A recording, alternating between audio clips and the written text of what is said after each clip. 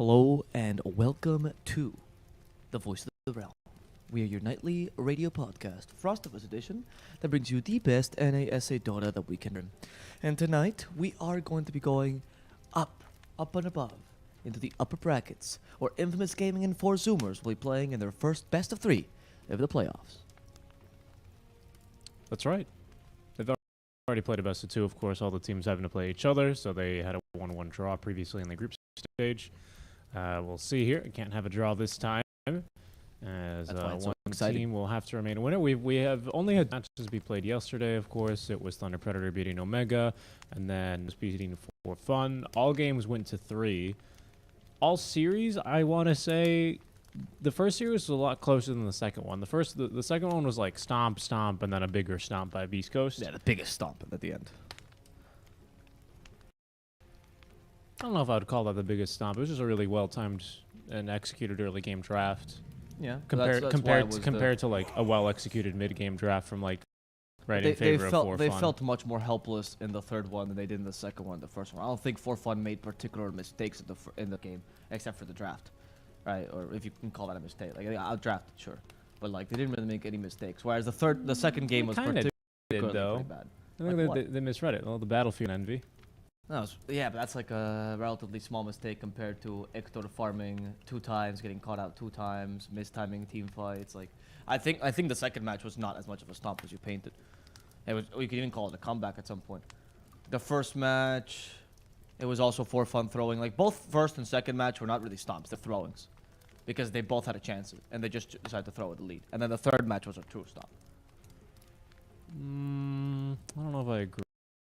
Because stomp wasn't messed up, and that's why you lost the game. Then you had chances to win the game. To be honest, I don't remember the first game very well. Remember the second game, when Hector was like, I'm going to farm an easy camp and die. And then Envy's like, okay, I'm going to haunt and Abyssal Blade you. And yeah, but they also committed a team fight earlier as well, which was also really bad. Had no ultimates up or meta up. I don't know, maybe. Yeah, down the bottom lane. There's a lot of mistakes, dude. Either way, this game going to be 4 Zoomers on Infamous, so hopefully it's going to be a close series. Samurai Boy on the Naga Siren, and already Zoomers running one of their favorite drafts, Willow and the Mars to combo with it. Infamous, they got a pretty mean offlane though, probably going to be, it's a Slaughter position 5 it looks like. Yeah, because of Lich Cut. With Sand King and the Skywrath Mage probably then going to be running the offlane. Good answer to this. So Infamous knows they've been first picking Slaughter a lot. They also know that the Lich has been coming out as an answer to the Slaughter very often, so they decided that they had a solution for this, and you have a completely magical lane with Skywrath Mage and Sanking. You go for the Caustic Finale and Sanking, probably the Caustic Finale Burrow Strike build this game. Yeah, pretty good. It sucks against Naga, because Caustic Finale does not affect illusions, which is not great, but you can put it on the illusion, so they do explode, they just don't kill each other when they do. So, I mean, you don't really care about detecting the real non-easy to find, right? So Sanking is more of the, at least that he deals area damage. Skywrath Mage though is very good against Naga in lane, so it's Sanking. So they Zoomers might have to consider trying to play around with the lanes a bit, so you can get because the Lich is very good against Lifestealer and Slaughter as well. Yeah, we'll see what they want to do here. Last ban's coming through. Lots of mid laners being banned, as we likely don't have a mid laner yet drafted. It's been a long time since I've seen this Skywrath Mage mid. Mars mid a little bit more common, but I think this game there's not going to be a that'll be Zero's hero. It's such a good 4 and not a good hit here. I would be very surprised. Mars and Willow do follow tradition that Zoomers have been running. Yesterday they did the same thing in the tiebreakers, where they play like a setup that is like Winter Wyvern, Naga Siren, whatever, and then plus a lot of team fight to add to it. Particularly team fight that has a large wind up, like for example Terrorize. I've seen that being very impactful. Is it louder than usual? What? Okay, I feel like the house was burning there for a second. Sorry. No, I did turn it up because I was listening. I can't tell if it's my headphones. Yeah, it was too quiet yesterday. Okay. The Mars and Dark Willow are particularly fantastic here for Zoomers, because they set up really well with the Naga Siren without much repercussions, very similar to Disruptor.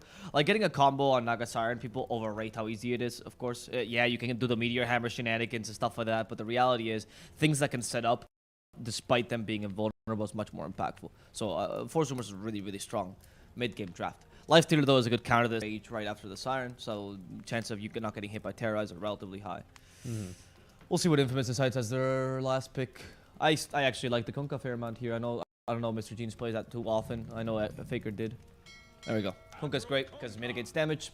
And he's also a way to catch out the Naga Siren, who has no ways of retreating except for Song of the Siren, right? So very useful there. Oh, yeah. She's not a BKB carrier either. Like everyone plays Kunkka in the mid lane. It's kind of hard not to. I remember he was like the shit for a patch. I guess it's like either you had to pick him or you had to ban him. He's every particularly single time. popular in South America as well because there's a lot of videos and tips and tricks here. Like Milo even made one back in the day. He taught people how to stack ancients. Let's see what Forzumer's gonna run here. You see the Kunkka. It's not a good lifestealer game, unfortunately. Sorry, a B game, unfortunately. You're looking for something that can either. DK's pretty bad too, unfortunately. Viper's not terrible. Oh, so Mars mid, and then Timbersaw offlane. I was wrong. I thought for sure it was going to be the offlane Mars. No, it's Timbersaw No, mid. Timbersaw mid. Okay, I wasn't wrong. I'm redeemed. Okay. I mean, Timbersaw mid does destroy Kunkka pretty well. Usually, Kunkka and Timbersaw halfway through the lane just start cutting lanes against each other, so it's not that relevant. But he's very good against the tri-strength core lineup from Infamous, especially because Sanking is a really weak strength hero. He has a really poor strength gain for what he is, but he still loses those stats, so that's important. He burst in the sky with Mage relatively well. The only issue with the Timbersaw is that, much similar to the DK that I was thinking, he's a bit vulnerable to the burst magical damage Infamous is bringing to the table. But since you're mid, you can optimize yourself with like a hood, and that's not too hard to get. Even a Glimmer Cape build, which you have seen from some mid laners, you might even consider going both of them. I don't think it would be overkill this game, considering up against Sanking and Skywrath Mage early. Yeah, Gunnar really likes going for the first item, Glimmer as well. It's on really a lot of good. mid laners. A lot of European players, Chinese players have been doing it. I'd fully expect them to go. Yeah, they've always been dealing with it, and I always use this word, but it's another target-rich environment for Infamous, where all three of their cores really, the easiest way to kill them is going to be through just magic damage, right? There's only so much the Skywrath can do. I mean, the Ags is going to be great for Michel this game if he can farm it, right? Because that takes care of a lot more problems for them. But again, another target-rich environment. Lifestealer feels a bit limited this game as to what he can kill, to be honest. Yeah, I don't know if what build he's going to have to go for. He needs some mixed damage or whatever. I really like the draft for Forzumer, so I think they're team superior as well, so I think Forzumer is probably going to have this first game. Yeah, they got nice setup. I've not seen Naga Song in Tamar's arena before, but maybe this will be the one. It's pretty easy, honestly. You set up the arena while Sounds pretty easy, right? Sounds pretty easy. Sounds like as easy as Disruptor, just another circle. Yeah, exactly. It's even bigger than Disruptors. It's very, very similar. Yeah, We'll see how it goes. Terrorized follow-up's going to be a bit more difficult. that one's a hard one. Can come up with a rhyme here on the fly. Follow us on Twitch. Like stealing karma, baby. We're gonna come up with a rhyme on the fly. Follow us on Twitch, or all night I'll cry. There it is.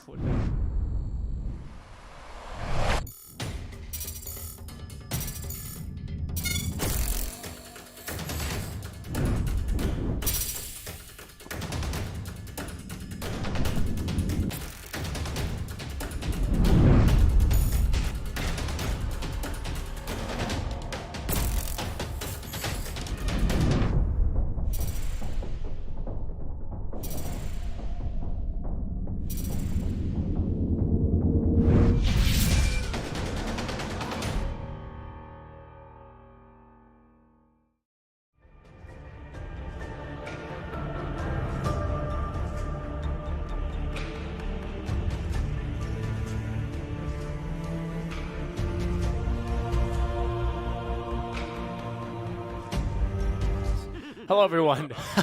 Transition to the wrong scene, and welcome back.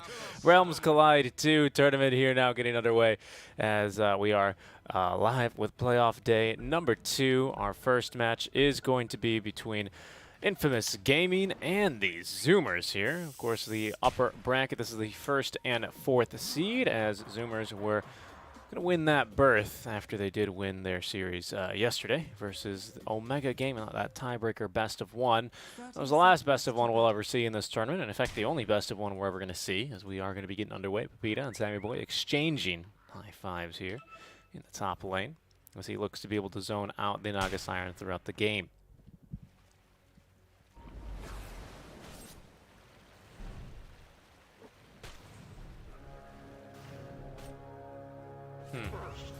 First blood there in the bottom lane then is going to be what kicks it off here.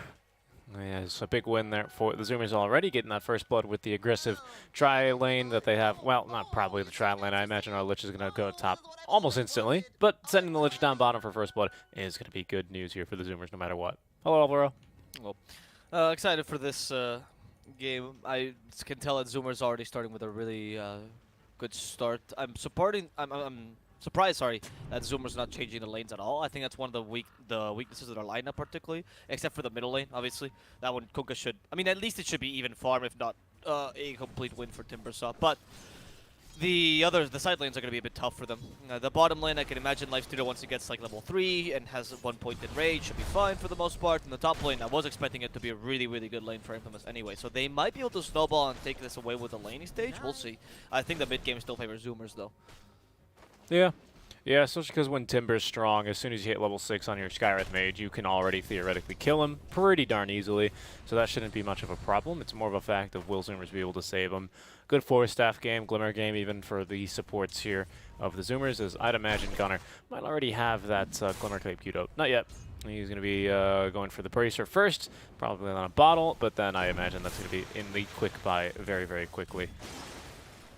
We'll save you against the boat and the torrent damage here of Mr. Jeans, and the rest you can try and deal with here with your reactive armor. In the mid lane, of course, the levels come hard and fast, but the CS is going to be a bit more difficult here for the side of Mr. Jeans to begin with, as Gunnar 6-2 advantage.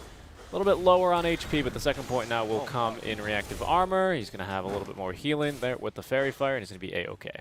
Level 2 Tidebringer, and he would have killed him, actually. Yeah, that's why Gunnar does well to keep him out of range, or just kill the creep wave first, right? Yeah, exactly. That's why you push their wave, and you try to get the reactive armor also. Yep. This range creep being the difference between level 3 and not here for Mr. Jeans, while Gunnar, of course, nuked his.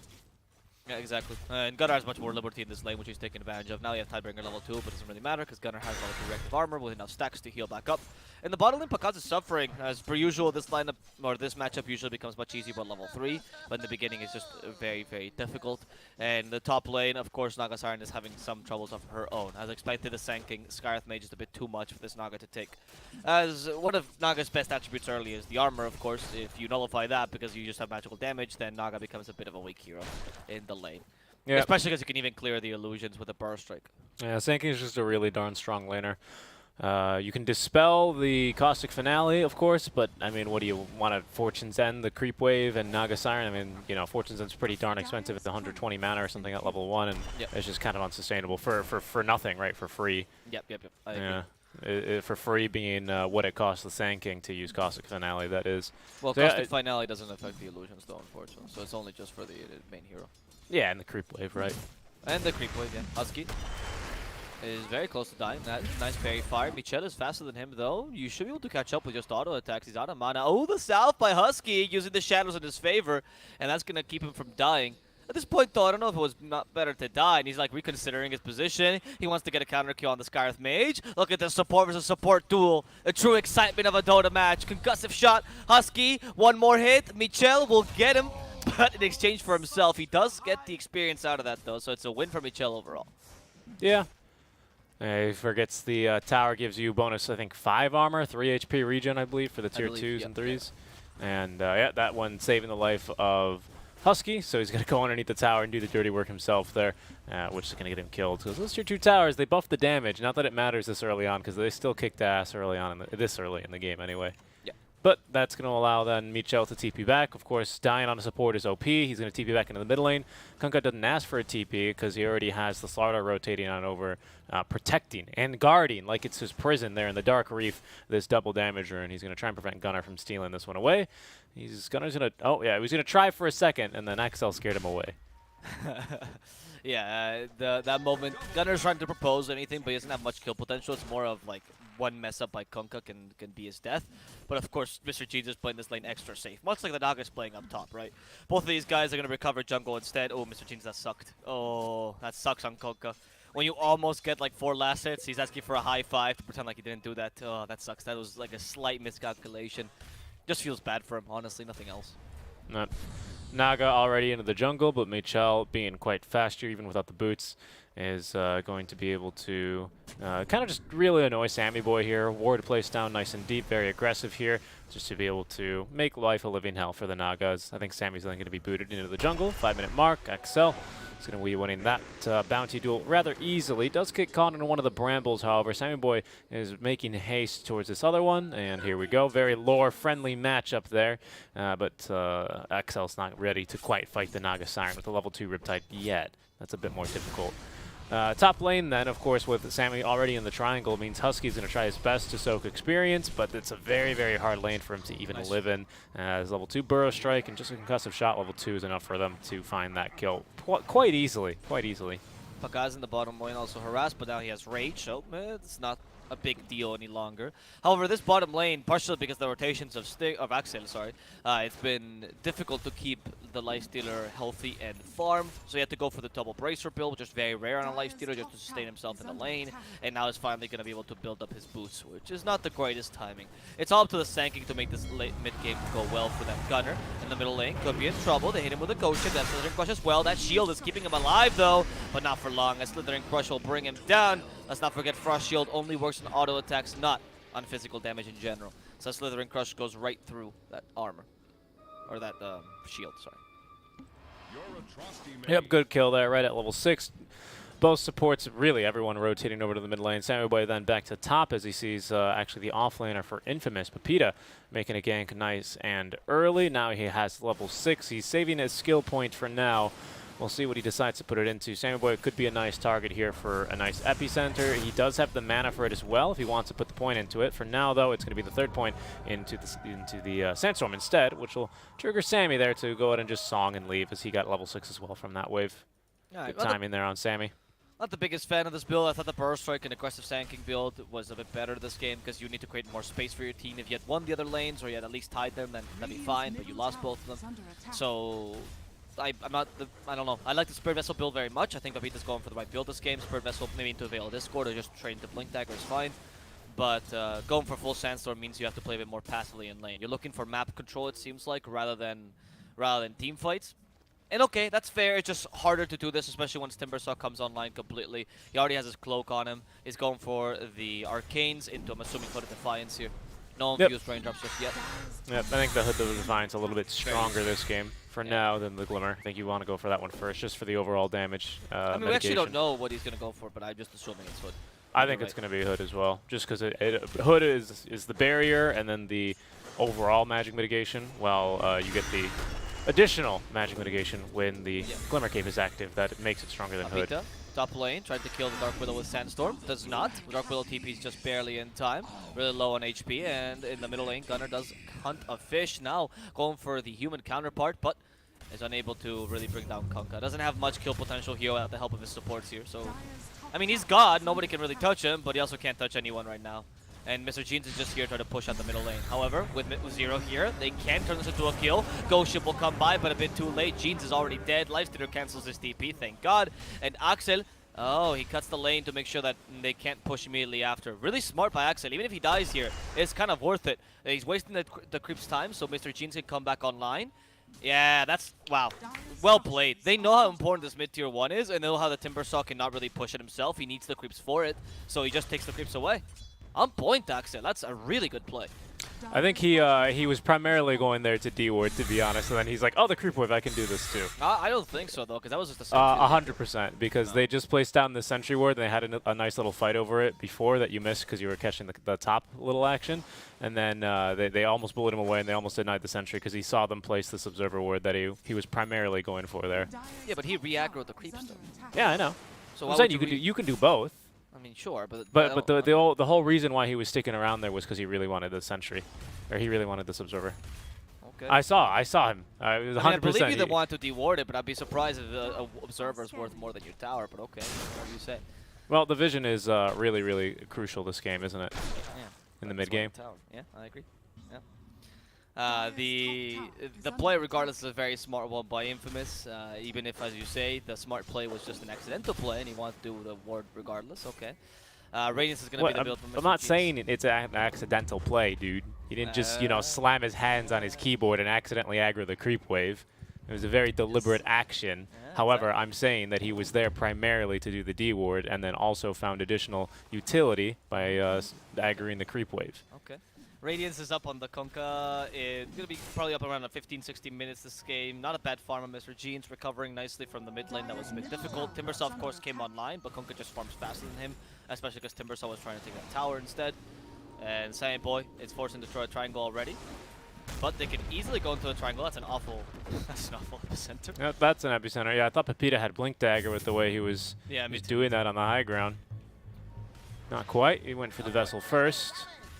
As that's going to be a nice way to kill Gunnar here without guaranteeing the nice little, some control into the Mystic Flare here as Axel likely to die for this. Indeed he will. Ocean's got plenty of damage himself. And Sammy Boy's going to be harassed away a little bit. Mr. Jeans, can he take the Invis? Yes, he can. But Gunnar has no mobility in this mid lane.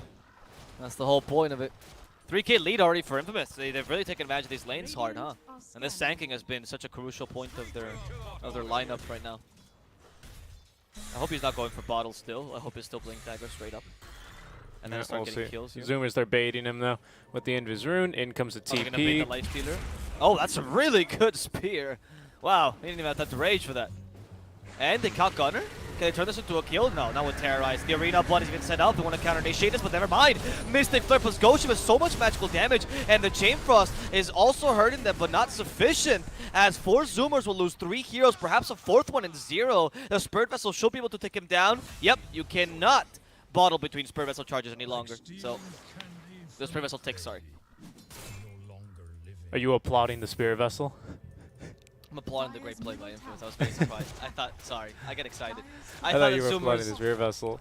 Yeah, it's just they kill the Timber right away, so he can't do any damage whatsoever. They try and reinitiate there on the arena and the Chain Frost and Terrorize combo, but the boat really just saved them for the bulk of the damage. They really couldn't really do much there whatsoever. So Zoomers, they're going to lose 4. Sammy Boy continues to farm, but even his farm is lackluster, to say the least, at this point. His offlaner even out farming him, so he's not going to be a presence whatsoever in this game for a while, to be honest. Especially because now Timber, as well as really Zero, doesn't have a place to farm. He's already lost his Tier 1 bottom. The Tier 1 top's been gone for a couple of minutes, so there's really no great place to be farming here for the Zoomers right now, which is looking pretty scary for them.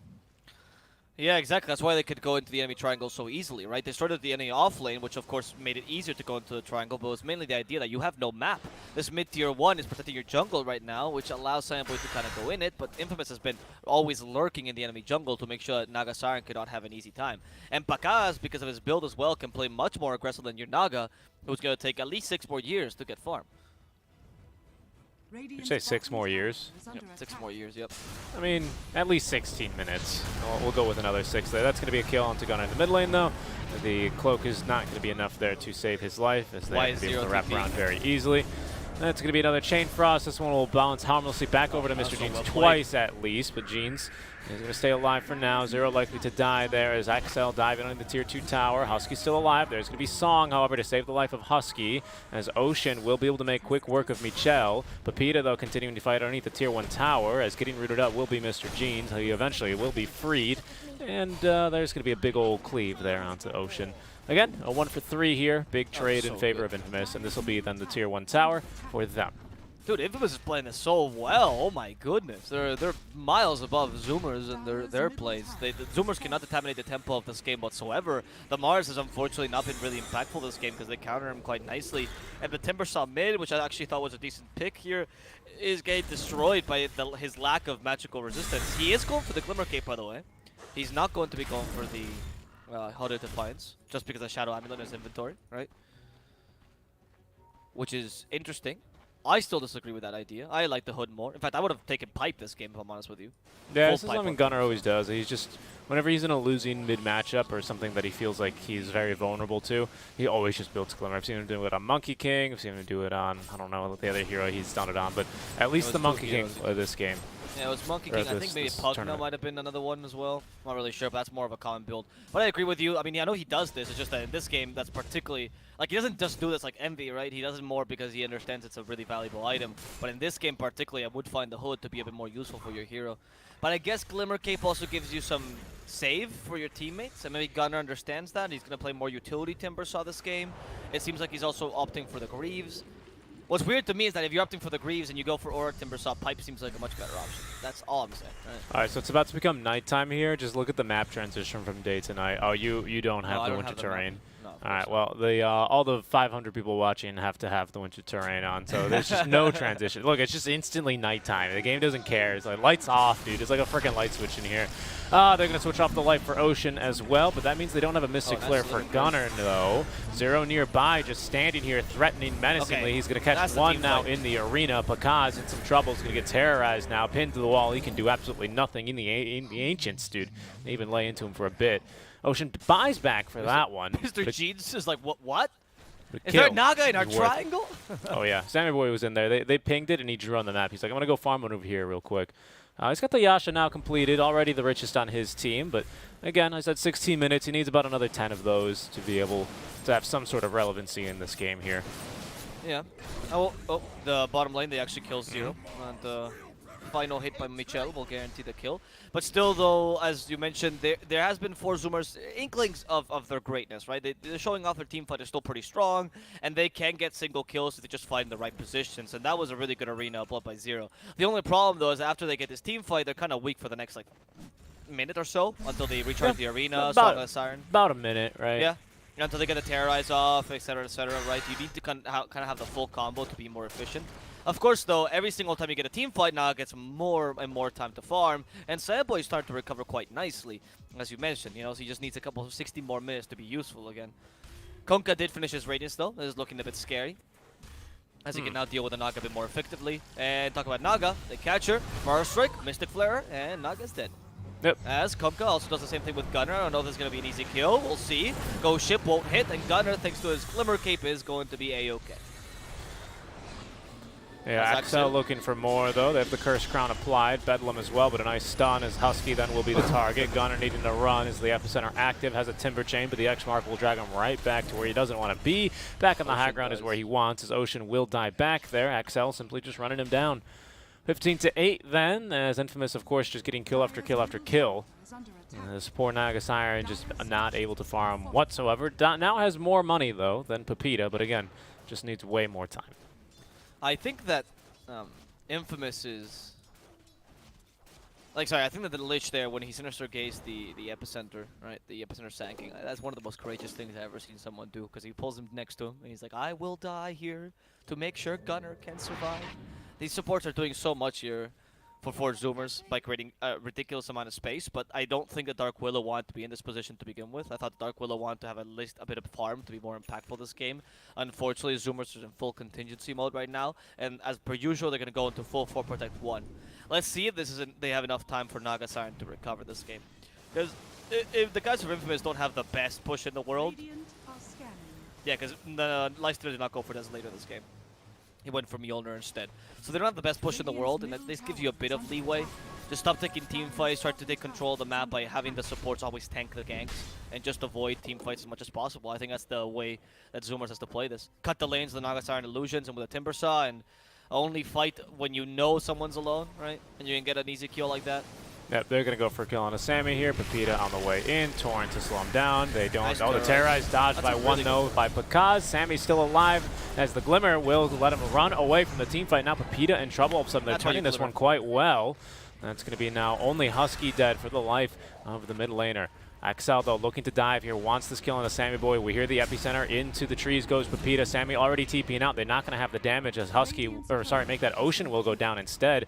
Zero gets the blink out against Pakaz. Open Wound's not dealing any damage these days, as he doesn't have a Rage here. Does have, however, the Armlet trying to toggle it. A nice two-man stun out of Pepita. But Gunnar, with the Whirling Death, is going to be able to end the life of Pakaz. Pepita, my goodness, in some trouble here as well as a strength hero, as Gunnar utilizing that Ironwood Tree very nicely indeed for the double kill. They save the life of Sammy Boy, and only the supports die. It's a good day here for the Zoomers. It's a very good day. That Glimmer came crucial, right? That's why I said, maybe I disagree. I thought the Piper Hood Defiance was better for Timbersaw, but there was an advantage to the Glimmer Cape, which is you get to save your teammates, and that's exactly what he did there. Sammy Boy caught away from that.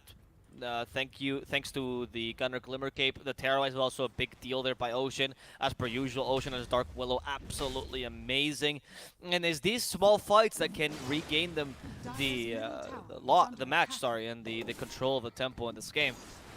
In the case of Infamous, they're starting to struggle to take objectives and more important objectives because they want to constantly team fight to keep putting up the pressure, but they know that these team fights are not turning into anything because they've taken most of the easy objectives, and the tier 2s are. They might just walk into Pakaz here, who's in a bit of a dangerous spot. He's on TP though. Yeah. Okay, infest something, and they're getting rid of the lane of creeps. They see that they're cutting lanes here though. Okay, so they know that even though he's there, they don't see a lot of people in the map yet, right? So they just assume that maybe there's people behind them, and they play this really safe. Not a bad play considering the information that Zoomers had, and instead cutting the lanes and taking away Lifestealer's farm by farming aggressively. Okay, that's very smart. That's very smart, Sammy boy. Now Pakaz can't out-farm you as easily. Sammy still needs more time, though. He still needs, I would say, another 6 minutes of just complete, unmolested free farm here, as that should leave him relatively safe and sound then, and actually having some sort of impact, maybe in another item here, because of course this Radiance is going to be a slightly different build that he's going to find very annoying. Yep. The Blink Dagger on XL could be huge, though. I think he's just going to farm some creep in the mid wave with it, though. And that's the reveal. That's the reveal, yep. No, they don't quite see him. He's staying on the high ground. They're baiting Pakaz. But instead, the rest of the team down bottom, where Pepita and a Sandstorm is currently in the club. They're going to find him, though. Yeah, nice job, Spear of Mars into the arena. Chakram of Death. And just the Sinister Gaze to keep him locked down. Nice job there on the Zoomers taking that kill. Pepita, do you know that they can see the Sandstorm? Like, they know that you're in somewhere in that area, and they have an arena flooded and terrorized. I don't think it's hard to catch you, particularly. Yeah, pretty much, right? That's going to be the bottom tier 1 down. Maybe he was just trying to delay it. He did get an ulti out for him at least, I guess, but they're unable to really convert into anything there with the space given. Yeah, but you're an offlaner, though, and the only initiator that... Well, I guess now you have the Slardar. We have, apparently, the 4D stream has gone down, unfortunately, so some net issues. No se preocupen, aquí están siempre bienvenidos los viewers de 4D. Yep. Hola. We have what they like the most. It's the Carlos plus Alvaro combo. Except in this case, it's a different Mexican. It's a different Mexican, yeah. Es esotérico. Esta partida. Ser mexicano, ¿no? ¿Qué significa? ¿Qué significa eso? De México. Okay, they take the Roshan. Some people will get that, and we love you for getting that. Yeah. They're going to take the Roshan here now. Pakaz should have Mjolnir soon if he gets lasted for this Roshan. They do give it to him. Yeah, only 500 gold away. That Mjolnir's a big deal to deal with Naga Siren. Until now, the Naga Siren has reached the point where she's a bit too hard to kill. And with that Mjolnir, it'll become much, much easier for Pakaz to be able to deal with her in the team fights. However, a surprising item, turn of events by Sandboy. Instead of going for the Scott, he actually goes for the BKB. Sorry, talk about the top lane. Oh, wow. She's actually going to get away. That's a really quick Shadow Realm. She got it off before the Slithering Crush. Impressive. Yeah, they've just not been able to convert the Blink onto Slardar into anything meaningful just because they haven't been taking good fights here. That's going to be something meaningful, though, if they can get the kill onto 0. He does have that Glimmer active. He's going to throw the Spear there at the Mars, but he's going to probably die there to the Vessel. He's got decent HP regen. It's going to be kind of close. Evasion of the Torrent, but he's the going to die. Shot. Yeah. That evasion of the Torrent gives him the concussive shot vision. Regardless, Pepita was also there to steal the kill. But yeah, the BKB on Naga as opposed to the Scotty. Well, I did talk about this. She's not a usual BKB carry. I mean, she can buy it. It's very it's similar to Terrorblade or even Spectre, I would say, where it's okay. It's not like Phantom Lancer where you feel bad buying this item. It's okay-ish in some matchups. But this BKB might be a huge point of inflection as all of Infamous damage right now is magical. Even Lifestealer went for a mixed damage build, so you're going to avoid some of that magical damage as well. That's something I was interested about here for Pakaz. I understand the Maelstrom at the very least, right, to try and deal with some illusions. They don't really have the best illusion clear right now, so I just think it's a little bit preemptive. I think I would have liked to see maybe the Desolator instead after the Maelstrom instead of full Mjolnir. Just for a little bit more tower push here, right, to try and keep that snowball rolling after your very honestly dominant early game here, but he's decided against it, and they haven't really been fighting, or at least Zoomers hasn't been engaging them in fights here. But we'll see here. I don't think their push is going to be too weak either, but, you know, could have been faster. Yeah, you're right. The could have been faster is the right choice, is the right saying, though, because you could have gone for a different build here that was more into towards push if you wanted to, with like an AC or a Desolator or whatever. Exactly. But it's... They choose to try to fight these team fights instead, and I don't think it's the wrong choice either, right? Because they went even for a Radiance build that also amplifies their team fight potential. Well, Gunner He has the Guardian Greaves now. Oh, no, he doesn't spell the silence. Doesn't matter. It's a bait here. As poor Lifestealer is in trouble. He's going to lose his Aegis at this rate. The Ghost Ship, though, will condemn Gunner and also stun out Husky. Chain Frost pretty strong as Abita comes in and guarantees the kill on Husky. So it's Gunner for Aegis. Sorry, Gunner, Husky for Aegis. Ocean perhaps as well. Yep. Not really worth it, because this is the situation that Infamous was looking for to actually push your high ground. They don't push slow. They just need these heroes to be dead so they can actually push consistently. I'm surprised, man. I would expect Chain for us to do a little bit more damage here. I mean, it is only level 1, I suppose, but even early on, this boat is just completely nullifying it. We don't have a pipe or any other just magic resist aura on the team. They just have a whole lot of tanky boys here, I guess I would say. And in fact, we do. That's why the Timbersaw is so darn good, but I guess maybe they baited it here with all the magic damage they have, right? Gunnar not having the easiest of games, despite having plenty of strength melee heroes. As Zero, he's going to be bullied quite a bit, but pretty far underneath the tier 3 tower, and he's safe and sound there from the right clicks thanks to the Frost Shield. Rapida nearly dying here to the tier 4s, but he eventually will be able to escape quite easily and heal himself back up to full. Has the Essence Ring, Vessel, he'll be okay. Yep. We see that Gunnar just cannot quite reach him, or even if he did reach him, it could have been dangerous, right? In fact, is Infamous looking for a counter initiation here? I think it's a bad idea, to be honest. The enemy team has full ultimates, and you always have Song as Siren to concern yourself with. Yeah, I like that they're retreating more. Okay, we do have the BKB as well that they have to contend with, by the way, right now. Oh, Axel is crazy, goes for the Lich, sees an opportunity, takes it. That's how you play. Axel will get stunned, though. Burrow Strike to stop Ocean from getting away. That's the 2 supports dead yet again. Oh, and Gunnar misses Timber Chain. He's got another one in a second. Can they turn this into a kill, though? No. They have Yule Scepter on gut. Oh, no, on Zero. Yep. Okay, not too bad, but Zoomers went from almost coming back into this game into, well, back to the beginning, right? They just took like 2 steps forward, 5 steps back. But the good thing is that now Naga Siren's actually farmed enough to fight these team fights. The question is, when will Sammy Boy fight these fights? Yeah, I gave him 6 minutes here. He's still got 20 seconds left for the 6 minutes, and honestly, I was expecting him to have one more item here in addition to the BKB. He is close, I will say, to the Butterfly. He just needs to finish up, I believe, just the Talisman, right? Because he already has the Quarterstaff, I think, on the Courier. So he's pretty close. So, you know, I was not too far off with my 16-minute estimate, but I'm not even sure if this Butterfly is going to be enough, to be honest, is my concern now. We'll see. It'll make it a little bit harder to contend with, but again, they do have plenty of magic damage just to burst through the Naga Siren, right? There's no heart. Really, I don't know if we'll ever see a heart on Naga Siren again. I think Scotty's just too good these days, and it gives you close enough stats, right, in terms of making your illusions tanky. So we'll see here, because I don't know if those Naga days are here anymore. No, I don't think so. I think Scotty is much more efficient in general, right? Because it gives you the tank of the illusions, but also the damage you kind of require in illusion-based hero. Yeah, exactly, right. And it all, because the stats, right, go to your illusions quite nicely, especially on the agility hero. But you also get, you know, the debuff applies as well off of your illusions. For the main guy. Yeah. So. And of course the point of the Scotty versus the hard is that we've seen, like, you remember seeing one PL, I think we casted like an amateur match a while ago where PL went hard and he pretty much tickled people. Yeah. That's kind of situation where you're like, guys, they can't kill me, but I also can't kill them, and oh, you're all dead, and I'm alone. Oh shit, right? And then you don't know how to do, because you need to deal that burst damage as the Naga Siren these days. And mind you, Scotty's not like the burstiest damage, but it is at least better than getting a heart, where you're questioning why you bought this.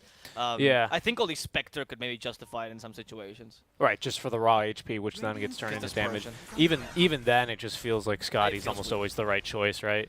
I agree, because also Scotty has the advantage, as you mentioned, of the debuff, which helps you man fight the enemy carry much more efficiently. Exactly. Right? Yeah. And it reduces Lifestealer's healing, which is a big deal this game. I do like the. Off you. You're right. I do like the Scotty buffs overall, because before it felt like we never saw Scotty, and then when they kind of changed Heart, we also never saw Heart ever. Yeah, so they need to make Heart good again. I'm glad we saw one of the two. Smoke out. They're going to find Slardar with a lifesteal in him. Vegeta with a 2-man burrow onto the back lines here. He's going to find Gunnar. Zero as well. It's going to be out of position. That's already Husky dead. He's going to buy back as Gunnar needs a little bit longer, but can't. Husky drops the Chain Frost already, so they're without that in the team fight. As well, they'll be with him as he will have the buyback now. Sammy Boy jumping in with the BKB, trying to go for the damage, but they've already eaten through Zero here. There's the terrorized combo we're looking for. Not too effective, but it might be enough for the kill into Bakaz. No, he gets off the rage, and another Burrow Strike will catch 2. That's 4 heroes dead already for Zoomers. 2 diebacks. Bakaz with the ultra kill, and the GG to follow. Wow.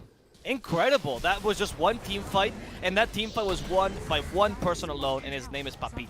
This absolute god burst striking the backlines, completely stopping the terrorize counter initiation, and from Lich from doing much, to be honest, but was mainly the terrorize, was the reason why they could not re-engage as team fight. They managed to stop Zoomers from using their best assets here this game, just because they played this really quickly and they out-tempoed their opponents. Incredible match by Infamous, dude.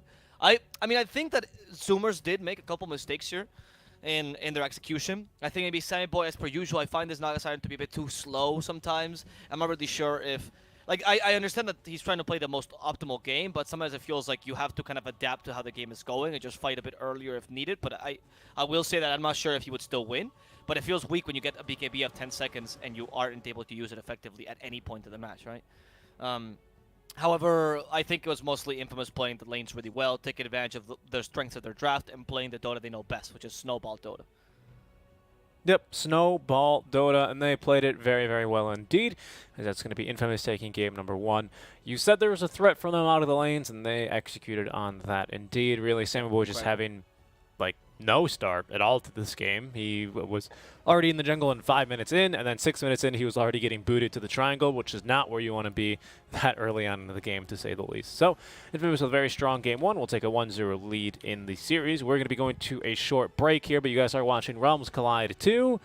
The idiom contrived as... Wow. That was the best one yet. Yeah, I just made that one up on the top of my head, you know. But we'll be going to a short break here after we come back. Game number 2 between Infamous Gaming and 4 Zoomers.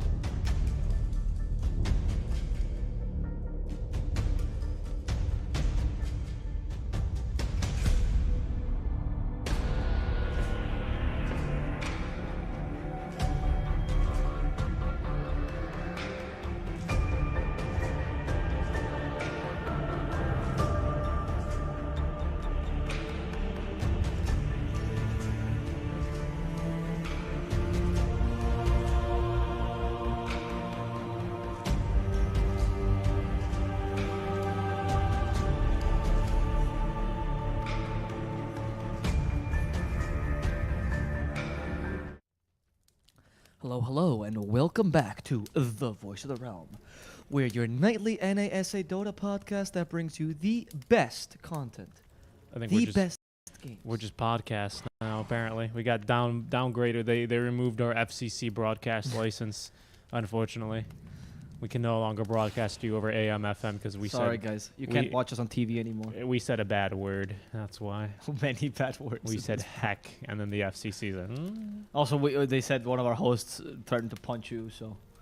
You Yeah, misunderstood. He was threatening to punch me. Well, see, the problem was that you sneezed on me, and normally that's like, it's haha, it's funny, he sneezed on him. But the thing is that they can't have that anymore because of, obvious reasons. So, yeah, they had to take us off there. So, Took him welcome. a while, huh? It's like that movie, Pirate Radio. You ever see that? No. I don't know if it was based off a true story. I never saw it. Apparently, everyone's like, oh, it's so good. And it was like a big old indie film. It was a bunch of people that, like, broadcast government dissent on a boat, right? Seems pretty interesting. I didn't watch that. And I never watched it. Well, after that great 'Cause they're segment, they're let's go into the pirates. game. It's Infamous versus 4 Zoomers. Some people have said that they love that we are putting the draft so small and they can only see our faces. So thank you guys. Yeah, it's We appreciate the compliments. we want to show you what's most important during the draft, which is us. Though you should be able to tell what the draft is, because I can tell from here what the bands are. Yeah, pretty And much. This is like the smallest screen possible. So Yeah. I mean, it's it's fine. Get your eyes. You can't read the that's heroes. the answer. 4 Zoomers, Chen, Storm, and Bloodseeker. As Infamous goes for the Undying Mirana Dragon Knight. Interesting that they pick a Dragon Knight to Storm. Usually Storm is considered a decent hero against DK, one of the better heroes to, well, at least, right, out of lane, especially in the early levels. You can actually put a lot of pressure onto him before he gets Dragon Blood level 2, maybe even level 3. Mm-hmm. And usually force him to go for 1-1-3 builds or 2-0-3 builds because you do need 3 points of Dragon's Blood against a Storm. Yeah, and of course the Storm he gets most of his damage not off of his base attack damage, but from the overload. So your And breathe Remnant. and Remnant, right? And breathe fire normally, which allows you to excel in matchups that rely on quote unquote the auto attacks. Well, with the modifiers, they don't care. Yeah, exactly. So I agree with you. It's on paper, it seems like not a bad matchup because I'm sure that DK will like still farm. He's It's just like going a to be 40-60. he's just going to be kind of harassed out of lane, and he needs to be careful of his positioning, which is not easy on a DK. Not the very most mobile hero, especially when there's an Earth Spirit. And I believe that's a Husky special, isn't it? Or a O-ship. Oh shit, special. Yeah. Yeah. What is to be noted though is that the DK is a really good hero against Storm in the mid game because You're you're right. the consistent stun. Actually, ironically, DK doesn't want to turn into Dragon form. Oh, interesting. DK doesn't want to turn into Dragon form before hitting them against Storm because then you can avoid it. If you Right. don't, and it's just immediate. So that's something to consider for Infamous, but it's pretty strong. You have some nice follow-up catch to the Dragon Tail. It's probably the most reliable and strongest catch in the game, I would say. Single target, mind you. Maybe besides ultimates, of course. Because low cooldown, really nice stun, right? Yeah, I'd be hard pressed to disagree with you, to be honest. It's just a very solid stun, very easy to use as well. At least in melee form. Yeah, at least in in melee form. And Dragon form, yeah, depends on the hero, it becomes a bit more. Yeah, because it's got a little bit of a travel time, Exactly. and It has more range though. It does have way more range. That's the drawback, of course, to his stun. Even though it is instant, you got to be like right up in their face, pretty much. Yeah, so you got a blink dagger this game for sure. It's actually a pretty terrible spell for Rubik to steal for that reason. Even though you'd think it'd be awesome because you have to be right in there, and you're Exactly. probably just gonna I die. agree. And Rubik likes to steal it maybe in the middle of a team fight to get like an extra stun Yeah, off, but yeah. definitely not in the beginning. I agree with you. The anti-mage pick though, to completely counter the Storm, because as right now for Zoomers, their win condition looks like the Storm, but of course they still have the carry pick that they haven't styled yet. Anti-mage is actually pretty decent in the lineup Infamous is running as well. Both DK, Mirana, and Undying are great for Protect 1 heroes because they can get solo kills really easily. They're very strong in the early mid portions of the game. They're hard to kill. They have mobility to some degree or tankiness. So it's a good lineup for Infamous right now, but it is tough to play with an AM every single time. It is. Yeah, it is. We'll see. It also Ban leaves. Sven. It does leave them a bit open as well Did to. That's what I was thinking. Yeah, they didn't ban Sven. They banned PA and TB instead as the last phase. The only other carries they banned were Spectre, PL. I see a Faceless Void ban, a Morphling ban, and a Lifestealer ban. So we have plenty of carries, mostly namely the Sven. Of course, Infamous. They don't really have room for a Sven in their lineup unless they want to run a Sven offlane. Remember where he was? Yeah. Yeah. I remember Or that. 4 or 3 was. It was because Warcry was insane, Yeah, right? yeah. That was Because basically they used to the give whole you the reason. shield as opposed to the armor. Yep, and Yeah. bonus HP as Yeah. well, I believe, on Warcry. No, that was the shield. The shield was bonus HP. Like it would just to Oh, give you a yeah, shield yeah, yeah. tanked a certain amount of damage. which is the quote-unquote bonus HP. And Very useful. it would remove from that pool first. Yeah, exactly. Yeah. Yeah. So like Soul Ring with its mana, how you always take from the Soul Ring mana. That's a pool very first. good comparison. Tidehunter is the last pick. Not bad. Again, they're really styling like a classic 4 Protect 1 lineup here. It's solid, like it works. You have a couple issues though. Lineup Bloodseeker's great against Tide in both senses of the word. So is the Earth Spirit because you can put him out of position. Zoomers, they don't have the easiest lineup to get caught by the Ravage, to be honest. You have two mobile heroes, 1 fast hero, and Chen. Okay, I was thinking of a faster hero. I was even thinking of something like a Lycan, maybe. Interesting. But I think the Clinks is probably the safer pick. Surprised they do it over the Sven, though, when they're down a game. But I like the Clinks more than the Sven, considering this, because when you play the Sven matchup against AM, much to everyone's surprise, you actually do like going for the Ags very often, catch up to him. Even if he counterspells him, you don't really care. Yeah, you you're just there need to get anyway. close, Yeah, right? exactly. The thing about, and obviously if he counterspells that, you can just stun it with something else, so that's also a big deal. But obviously the issue of the Sven in this game is that you need to go for a BKB no matter what, right? The BKB is a necessity against Tidehunter, and he's also bad against Tidehunter in lane. Whereas Clinks, great against Tidehunter. Actually one of the better heroes against Tidehunter in lane. Very solid against the anti-mage as well, because he deals burst physical damage against him. Yep. Nothing to be counterspelled either. And he has low mana pool, so mana void doesn't... I reckon they wanted to go for a Drow, maybe instead. I think Drow probably would have been the most superior pick if you completely ignore Marana, DK, AM. You know what I mean? Like it's like against the Tide, you mean? Yeah, against the Tide, best lane, and you know, you're looking for something like that. So I think the Clinks is is a close second, right? Because his damage, he doesn't care if there's a zombie in his face. He's not going to lose, 95% of his damage. I think that's the point. Yeah, he's a very, very solid pick. He's also a great tombstone hitter, by the way, so that's a plus point for your draft because you actually were lacking that. So yeah, that's nice. The only thing that Clinks is going to struggle with is DK. But to be honest, DK also doesn't do much against Clinks because, yeah, you stun him, but your Breathe Fire does nothing, as Clinks' base damage is laughable. It's all about his Searing Arrows, of course, and the plus damage you get. Yep. I actually like the Zoomers lineup. I'm going to trust them again this time. I think this was going to be a matchup I was expecting to go to 3 games. I don't think it's going to be a 2-0 for Infamous, and I like their lineup this time, so let's see. Yeah, I agree. I'm going to go for the Zoomers as well, just because, for your exact reason, I don't think this series is destined to be a 2-0 for either team. Mm-hmm. We'll see if Richie and I are right about the fate of the series. Follow us on Twitch if you want to. Nothing rhymes with series. Rhyme with something in Spanish. Ga.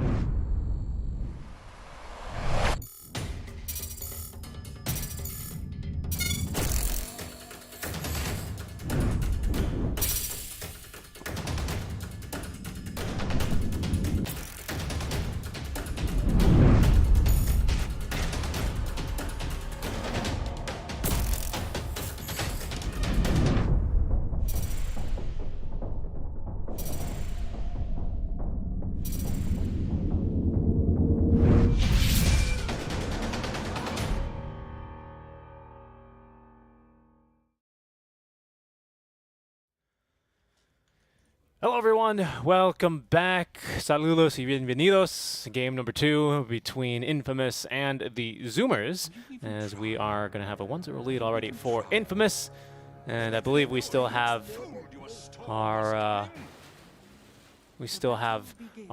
Spanish viewers in the chat.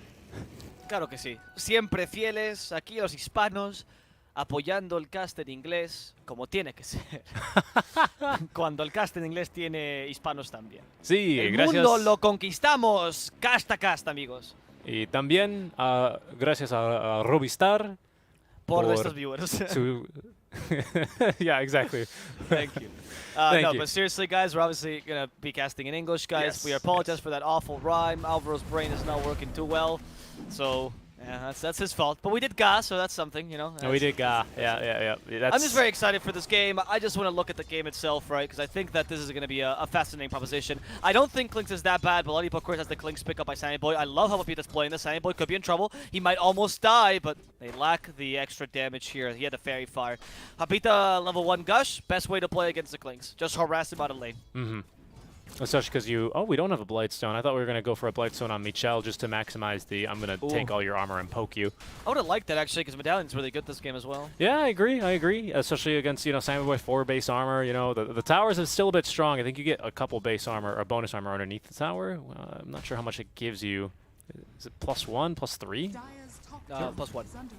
Yeah. Sorry, no, +1 reach and +3 armor. +3 armor, yeah. So, The tier it 1. would have been nice. But they decide they don't need it. It's excessive. And already they're doing damage to the tier 1 tower. This is incredible.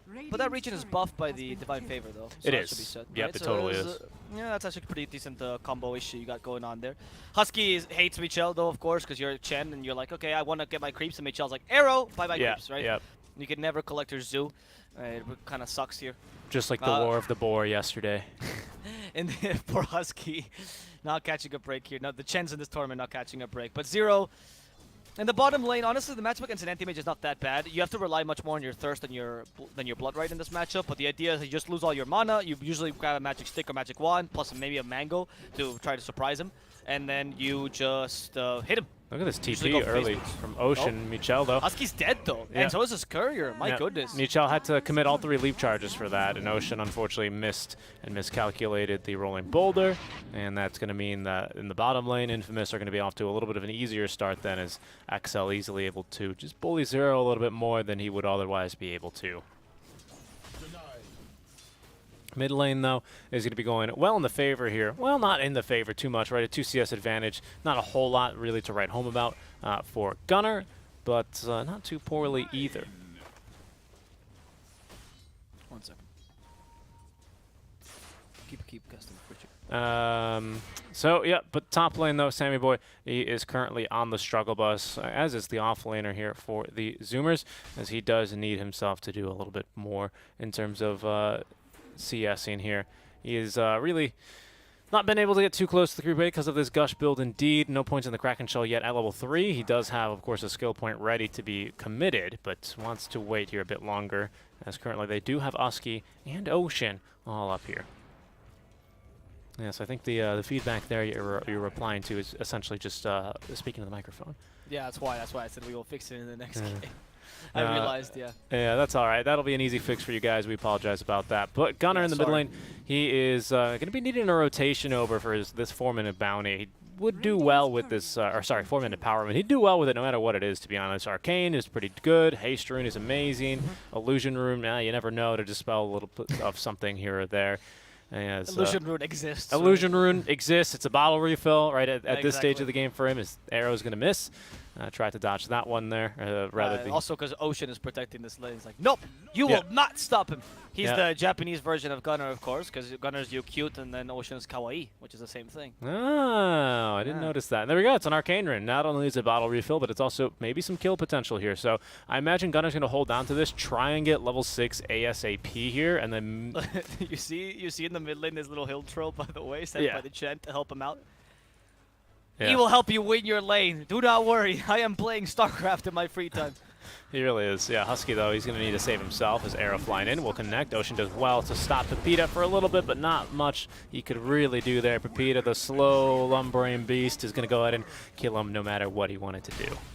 So this is the point that you made earlier about the Klinks versus Drow, right? Klinks is good in lane against Tide, but not destroy. Doesn't destroy him. Drow would be much better. But Mapita, as he only has 1 point in Kraken Shell, he does get the Anchor Smash that reduces Sammy Boy's damage considerably. Mapita can TP safely. Yeah. Sammy Boy needs to measure his space a bit better.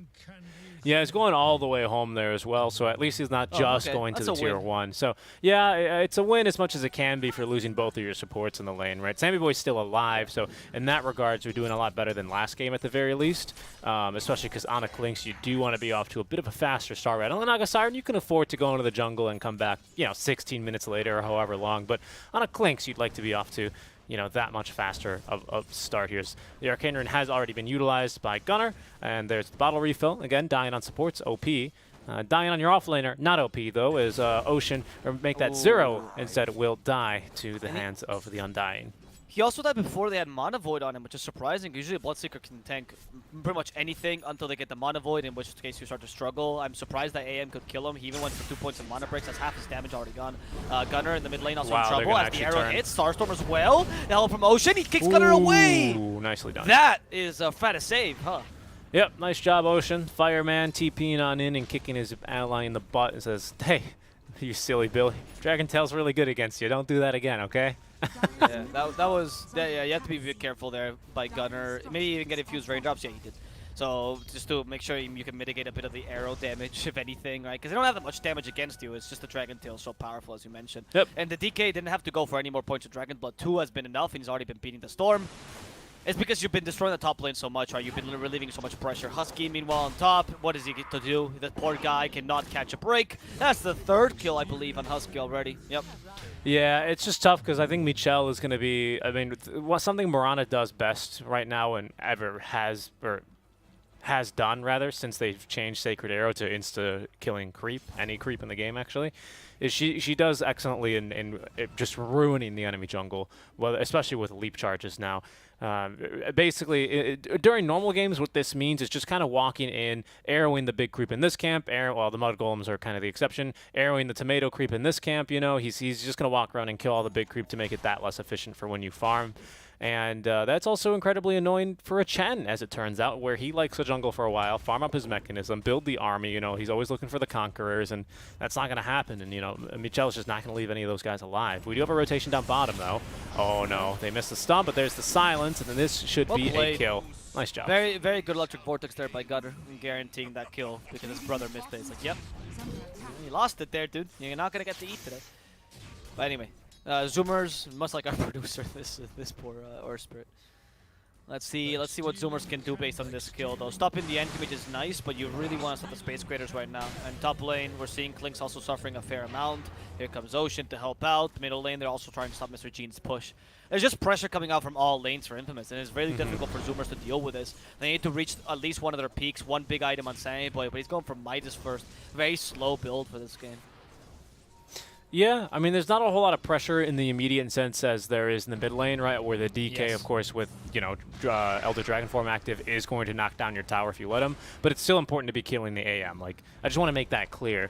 Yeah, that's what I mean. I knew that's what you mean. I knew that's what you mean. But, you know, some people might go, what are you talking about? It's an AM. He's not dangerous. Excel, though, is going to die in the middle lane. Mr. Gene slowed, is going to be able to at least get out. But there's the mana void onto Pakaz. Can they get the skill onto Gunner without any mana? It's quite easy.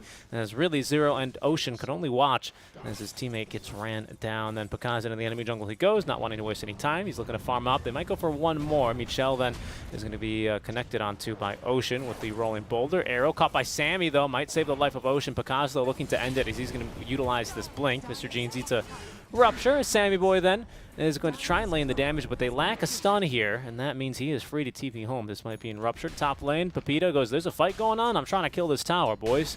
And yeah, exactly. that's what he wants to do right now. That was like literally Pakaz going, and you thought this was 4 protect 1. It's 1 protect 4, dude. Yeah. And then anti-mage is just playing much more aggressive than we're used to seeing, but because they have the advantage in the early game. This is what I like about Pakaz or Timalo's anti-mage as opposed to someone like Minos, for example. Yes, farming is good on anti-mage, of course it is, but if you win the early, you gotta take advantage of this, right? You play a 4-1 lineup, means that your 4 are stronger than the enemy's 4. If you join them, you're guaranteed to get a couple of free kills, like he did there, right? Or even just help out in the team fights, and that's why Pakaz has managed to stay up ahead in net worth this whole game. Klink still did recover a bit with that kill, and Sandboy is only 100 gold away from the anti-mage. If he gets Midas, like maybe 2-3 minutes earlier than the Battle Fury, he's not going to be ever too outclassed by the anti-mage. If he continues to get kills, of course. Yeah, of course. Especially because Klinks does very well with the experience that you get off of the 2.1 XP gain. You know, because that equals more damage. His talents, of course, the faster you can get this level 10 talent is even better. I don't know why in the world you would ever get the 1.7 mana regen talent. That's just why, you know. But the kills resets Death Pact also very, very strong. 25 talent could be potentially really game-changing, you know. So it's really important for him to not only get the farm to match and try and, you know, scale along with the anti-mage, but also the levels so he can be utilizing that farm into kills, ideally. Yeah, I'm not sure. I'm not sure because Zoomers is struggling as well to have the 2 other relevant cores being here, right? And that Bloodseeker particularly is what worries me the most, right? What is he going to do in this early game? Usually you rely on winning your lane and having a really strong start from Bloodseeker. If you don't have this, how are you going to be able to set up for the Klinks, even if you get the Midas, right? And at what point can you turn this around? Because the Storm is also going to be threatened halfway through the game, right? He's going for Orchid first. I'm assuming this is a game for Orchid BKB, because otherwise the Mana Void is going to be a constant hassle. Yep, they're only going to be able to get a kill on 2XL as he's going on a warding mission. So nothing really too huge there. It's the Undying Dying. You know, what else is there? What else is new, right? That you know, that's going to be the tournament name tomorrow. Undying Dying. That's a good one. As yeah, that should be the name of the tournament. yeah, Right. exactly. Okay, so we do have the Blink So Dagger. say Axel Undying and people will understand. Exactly. Schofield Deathless Game, you know. that's the best oxymoron. Yeah, but it's going to be the Blink Dagger, not for Mr. Jeans. They're going to be immediately looking for the Storm. Ideally, is going to be an excellent, and with the Blink, easy kill. As you said, you want to go ahead and Blink and Dragon Tail in the melee form before you pop the Older Dragon form, because it's an instant stun. Michel then to follow up with the arrow. They might find Sammy Boy instead. There's the jump. They use the range form, not that it matters. Oh no, get down, Mr. President. The creep wave running in to soak up the arrow. Sammy Thank Boy God. eats another creep, and he will be able to live off of the back of that. Those are the true heroes of the Dota universe. Those creeps are really what we were expecting. Sammy Boy with the Midas, like I said, quite earlier than the Battle Fury. I mean, Bakas is farming like crazy, but still a bit earlier. It's going to help him a bit to beat him in net worth for the next couple of minutes. Can Tombstone he drop go and mid. fight here? We'll see. As Bakas. How did he take that tower? Oh, he just came by for the last hit. Husky dies. At this point, Husky dying is just a given, right? Oh, they catch the Bloodseeker as well. That's a good blood right, but I don't think it's going to save him. Nope, unfortunately not. There's not much Zero's Ocean dead. can do here. He's so weak this game. His lane went so badly. I think participating in this engagement is even bad for them. The Tombstone doesn't see Clink, so no zombies are going to be created. But still, this Bloodseeker is the real issue. I mean, the Husky, I think, is weak this game, but that's just a given, considering the draft they picked him in. But the Bloodseeker needs to start dead laning much more. He needs to just start avoiding team fights. I understand the desire for Zero to be useful, but this game, you just have to accept that you've lost too hard to the lane, and you need to find some recovery. You need at least one item, even if it's just Yule Scepter, Veil Discord, whatever, one item to actually make you less vulnerable in this fight. Yeah, Husky's having a really hard time as well finding good creep for him. He doesn't even have the Holy Persuasion maxed yet, so he can't get the big boys, I believe, because this guy... What creep are level 6 even? The Centaur? Is the Centaur level 6? Yeah, Centaur, Conqueror, Dark Troll Summoner. No, Centaur's level Centaur is 5. level 5. Dark Troll Summoner is level 6, and so Okay. is the Satyr Hellcaller. Okay, thank you. I wasn't too sure. So, yeah, so even though, he's just having such a tough time this game with Arrow, of course. Actually, level 3. You know, more damage, shorter cooldown as well. Sure. How do you check the levels of the creeps, by the way? If you just click on them. Yeah. Really? Huh? Yeah, and then you can see what items and what talents So- they've taken. So this whole time I've been just I've been memorizing these levels when I could have just clicked on them the whole time. This is literally the first time I know. My goodness. I'm sorry. You just click on them. It's real easy. I did not know. People can talk about level. I thought, well, I guess I have to check Dotapedia for that. I guess not. I mean, it's still useful, right? Because then you have to load into a map and kill the creep waves over and over again, and the camps, right, until you get a good one that you want to look at, right? It's a bit easier. So much information. I never looked down into the bottom. Yeah, you can also see all their stats as well. You know, Mud Golems, Shard Split. I always love looking at the neutral abilities because if you've ever seen, like, I've never played the beta, but like the early beta when all the icons and hero names were very rather simple and the artwork was hilarious. You still have remnants of that with the neutral creep the abilities. neutrals, yeah. It's really hilarious. Yeah. I particularly love the old what is it? What are they called? The one that gives you a heal, the small creep that gives you a heal. His old mono aura. Oh, they kill Simon. Yeah, he could have used a heal there. They're gonna catch him quite easily with this combo into DD Rune indeed. That's bad. Yeah. Sorry, by the way, not Hellcaller. It's called Satyr Tormentor. now. Oh, I they think have Hellcaller caught is Dota 1. XL in return, but this is not, of course, even close to being worth the trade of Sammy Boy, and they're going to be looking for a +1.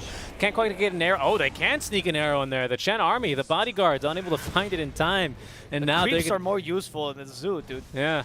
Yeah, Creeps honestly. could stop an arrow. Why can't you? Actually, at this point, aren't these creeps more valuable than his life? Yes. I think so, genuinely, right? I'm not even memeing. What does Chen give you right now? Hand of God? I think the creeps are better to keep, honestly. I wouldn't sacrifice my creeps for my hero. He didn't even have boots yet. Brown boots, of course, first item mechanism. Generally the norm. It's just that he just doesn't have he that. can't. Even a gunner is needed to recover. No.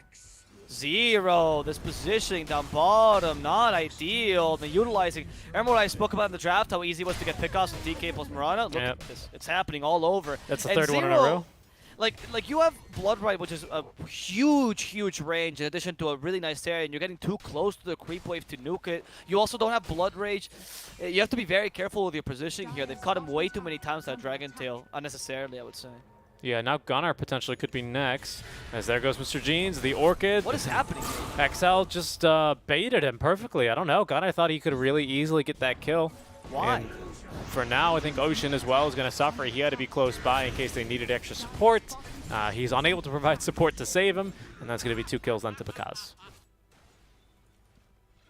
Very easily done there with the Mana Void, of course, burning the mana on the Storm, as well as just sending him up for a little bit longer. Plenty of damage there. We haven't seen Pepita in a long time. What's he got? It's got the Vlads now and the Arcane Boots going next into the Mechanism to complete the Greaves. It'll be a good item for him. We also did see an Orchid on someone. I'm pretty sure I saw him get stunned. No? It was the no, Orchid the on Orchid. Storm. Got it. He Orchided XL, I believe, before he died. But that was such an odd play because you're next to the tier 1, right? So even if DK wasn't there, you could have just TP'd. Do you really think you're going to get the kill in that time? You didn't have vision at tier 1. So the TP there out of vision, you wouldn't have been able to see them. And DK has Blink. You've seen it before as well. It's not like that was a reveal. Yeah. Oh, so weird. What is happening to Zoomers right now? And again, Earth Spirit caught. Easy arrow. Papita coming in. He has a rolling boulder. I don't think they can block it. They do have a fair amount of damage though. He's just rolling boulders forward. So he dies. Yeah, not really anywhere Ocean could go there, unfortunately. And he's going to be the next victim of that engagement. I think that's Currently have rolled here. Where? Like, I'm pointing. But then you got to turn though, right? Oh, you have to turn wouldn't have before you time. cast the spell, and then you have to set up okay. the Remnant in front of you, which is easier now that you can double tap the Remnant button. But you have to turn before you cast the spell. And Earth Spirit, he's a thick boy. He takes a while to turn, as everyone in Dota does, to be honest. But so people complain about our game. yeah. I don't think he would have been able to escape had he gone the other way.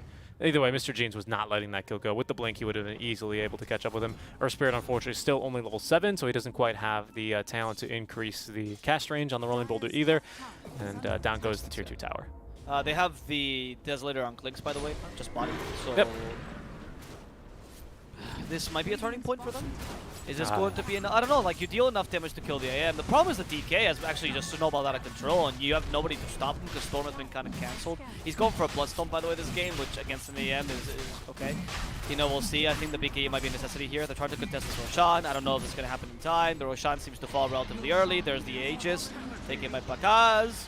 They Yules after the Storm. Nice body blocking by Sammy Boy, but that just sets up for the Ravage onto 2. They still maintain the Storm stun. Ocean tries to get in more space, and now it's time for 4 Zoomers to fight this. They destroy Axel in a matter of seconds with a Mana Void. They kill off Gunnar in the backline. Sammy Boy is trying to retreat now as everyone is chasing after them. At least Zoomers only lost 2. They take Axel though.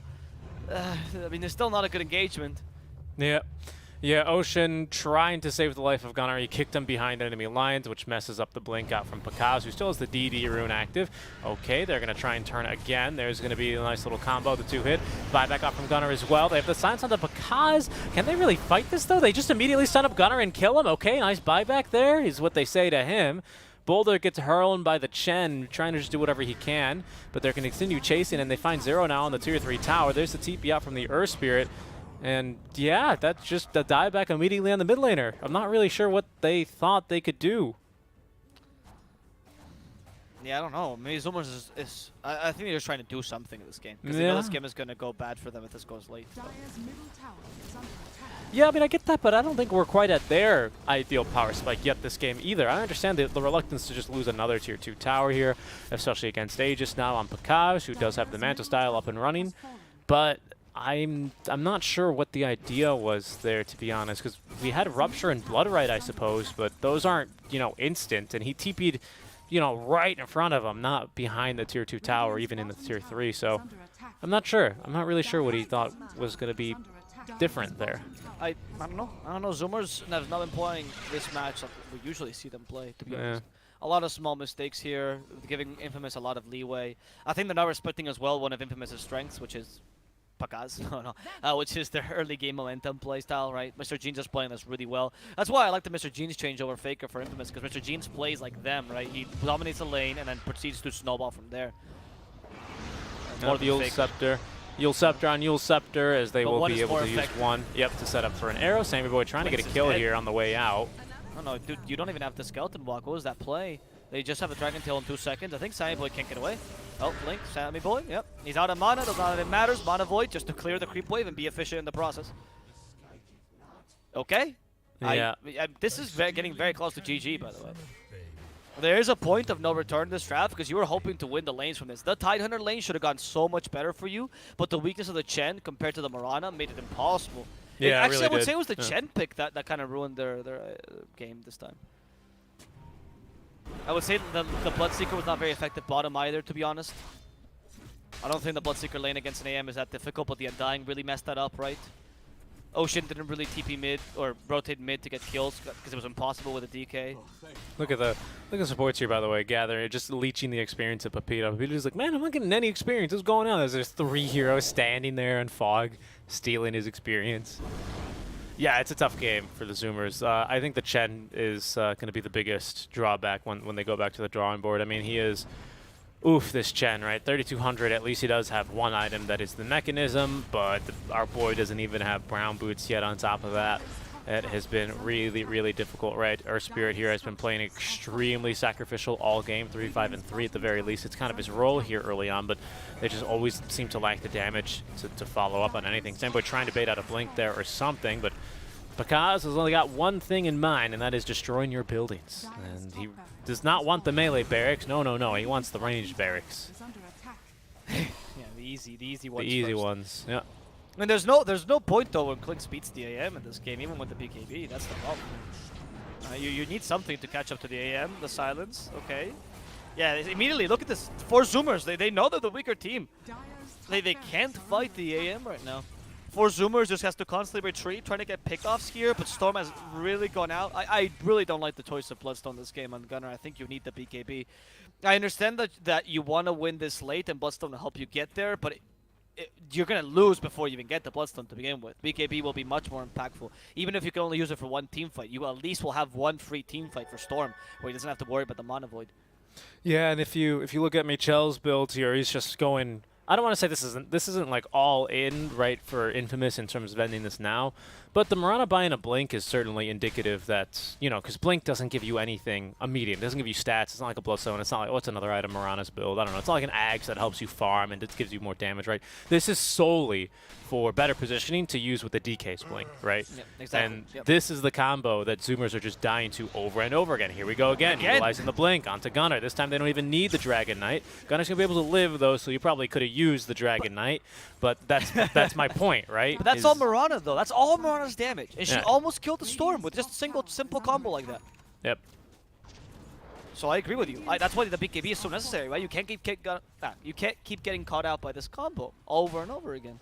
Yeah, if they get caught out one more time on a core, they honestly might Particularly call the it. Storm. Particularly the Storm or Sammy Boy, they might call it. Those are the 2 cores. Zero at this point can die.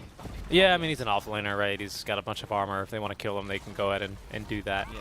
We'll get a tier 1 tower, though, after losing their outer tier, or their last remaining outer tower. Oh, in they go. They found Sammy Boy. Arrow blocked by Ocean. Is it going to save the life of Sammy? He does have enough mana, just barely to run, but the Yule Scepter for him is there, and the bash as soon as he comes down is going to seal his fate.